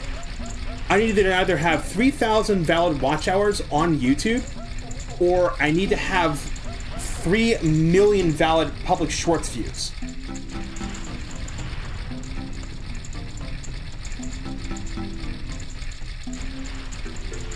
You hate shorts because no one waits the long form, bro. Yeah. That's why it's so high. So, there's 2 ways I can go about getting the public watch hours. Number 1, you just recommended I should edit videos during the week and only stream on Friday, Saturday, Sunday. Here's my problem, right? I'm gonna pause the game so it's not as much fucking noise. My day job that I work at, East Coast time, I have to be at that job at 1 o'clock. I'm at that job from 1 o'clock to 7 o'clock. So, I try to stream for 4 hours. 3 to 4 hours is your sweet spot for streaming. I've passed that 4-hour mark right now. I'm at the 5-hour mark. So I'm getting ready to wrap up. If I were to stream for 4 hours and it was on a day I had to go to work, I have to give myself enough time to eat something beforehand. So basically 12 o'clock, I have to stop streaming. We count backwards from 12 o'clock. Yeah. We count backwards from 12 p.m. East Coast time. 11, 10, 9, 8. 8 in the morning. How many people are going to watch a stream at 8 o'clock in the morning East Coast time, 5 o'clock in the morning West Coast time? Nobody. I don't get off work to 7 o'clock. I will get home, it'll be 7:30. By the time I eat dinner, it's already going on 8 o'clock. So, if I start streaming at 8 p.m., 9, 10, 11, 12. 8 p.m. I feel like it's too late. That's too late to start streaming because everyone's starting to go to bed. Now, if we count backwards 3 hours from 8 o'clock, that's 5 p.m. West Coast time, so that might still work. The reason I stopped streaming when I was working is because I was stressed out. I would get home at fucking 7. There are some days I don't get off work till a little bit later. I get caught up or something and I don't leave till like 7:05, 7:10. I get home. This is worst case scenario. Worst case scenario, I get caught up with some stupid bullshit at work and I don't leave till like 7:10. I'll get home to 7:40. I come home and my parents are in the kitchen making something, so I can't make anything to fucking eat till they're done, and then by the time I'm done eating, it's already 8:30. So that's why I stopped doing it, because it was stressing me. It was stressing me out to rush home and eat something and quickly eat something. But if you think it'll be worthwhile, I'll try it again. We'll give it another roll. I don't have any stream schedule set. I'm doing guerrilla mode because I'm trying to cram study for the Network Plus stuff, because the deadline on that is coming up in 2 weeks. I'm not freaking out. I'm totally not freaking out at all. No, you're just imagining things. I'm totally not freaking out. I'm completely calm about it. But fuck. AM won't work. 6 p.m. is a good time to start. I think 6 p.m. East Coast time is a great time to start streaming for me, because I'm catching people right when they're eating dinner. 8 p.m. will work. I'll be getting West Coast people. That will work. Because I know for a fact, I've been getting super depressed. The last time I did a stream schedule, which was a week ago, I streamed on Monday, no viewership. I streamed on Wednesday, one person showed up, and it was awesome they showed up. But they didn't stick around. It's like right now I'm looking at analytics on YouTube, and people are watching it. What's it saying? I can't get live analytics on Twitch, can I? Can I? Let me see. I think you can. I think it's in the dashboard. I have to go into the dashboard to see it, right? I imagine it'd be the same thing. We can view live viewership on... I'm just curious. I always hide the view count because I don't want to know how many people. It says, okay, it says one viewer right now. That's you, Catlink. But I don't know where you can view the analytics. You can't view it live.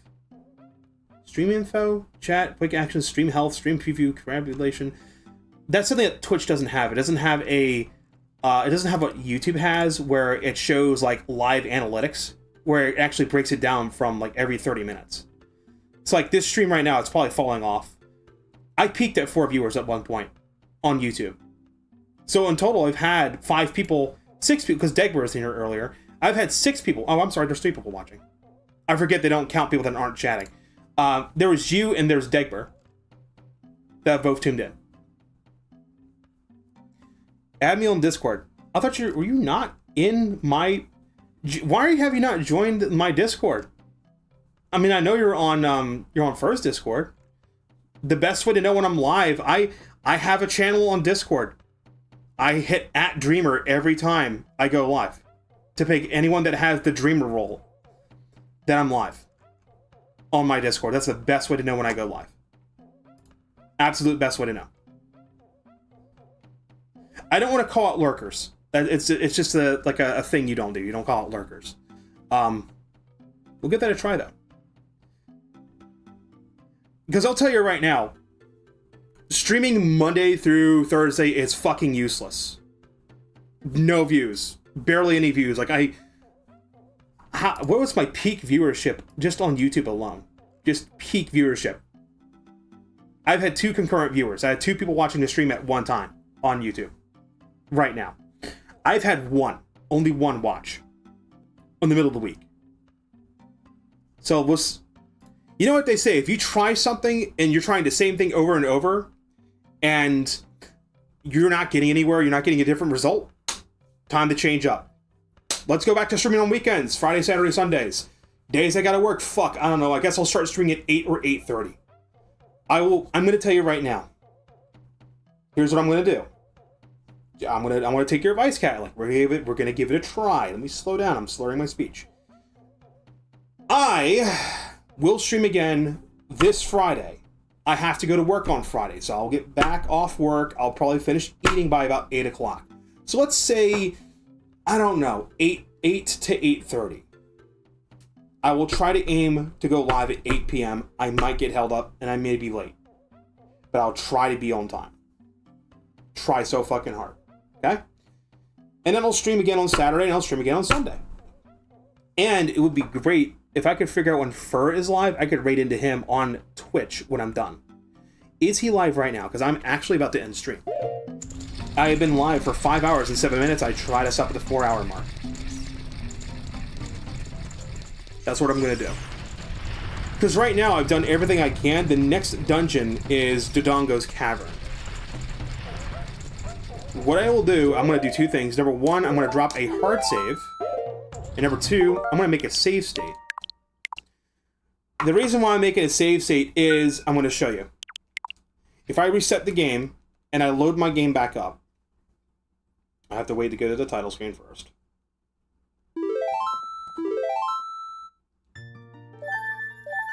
I'm back at Link's house. When you're a child, you spawn in Link's house and you start the game up. When you're an adult, you spawn in the Temple of Time. Using save states, I can just pop right back to where I was.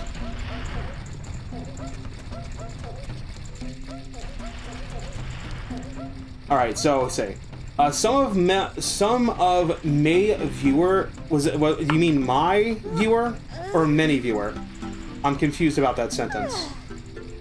You don't have to type super fast. I can read the chat.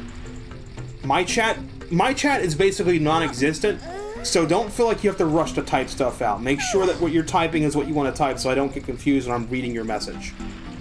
Because I'm reading your message as also some of May viewers seed that not a lot of people stream Fortnite on weekends. What do you mean? I mean, I get it. English is hard.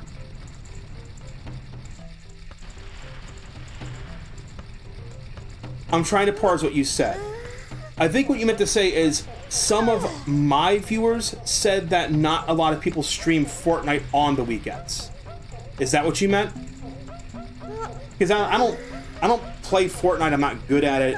I've played it with Fur, but I'm ass at the game. I'm just ass at competitive games. I like playing. I'll play Smash Brothers.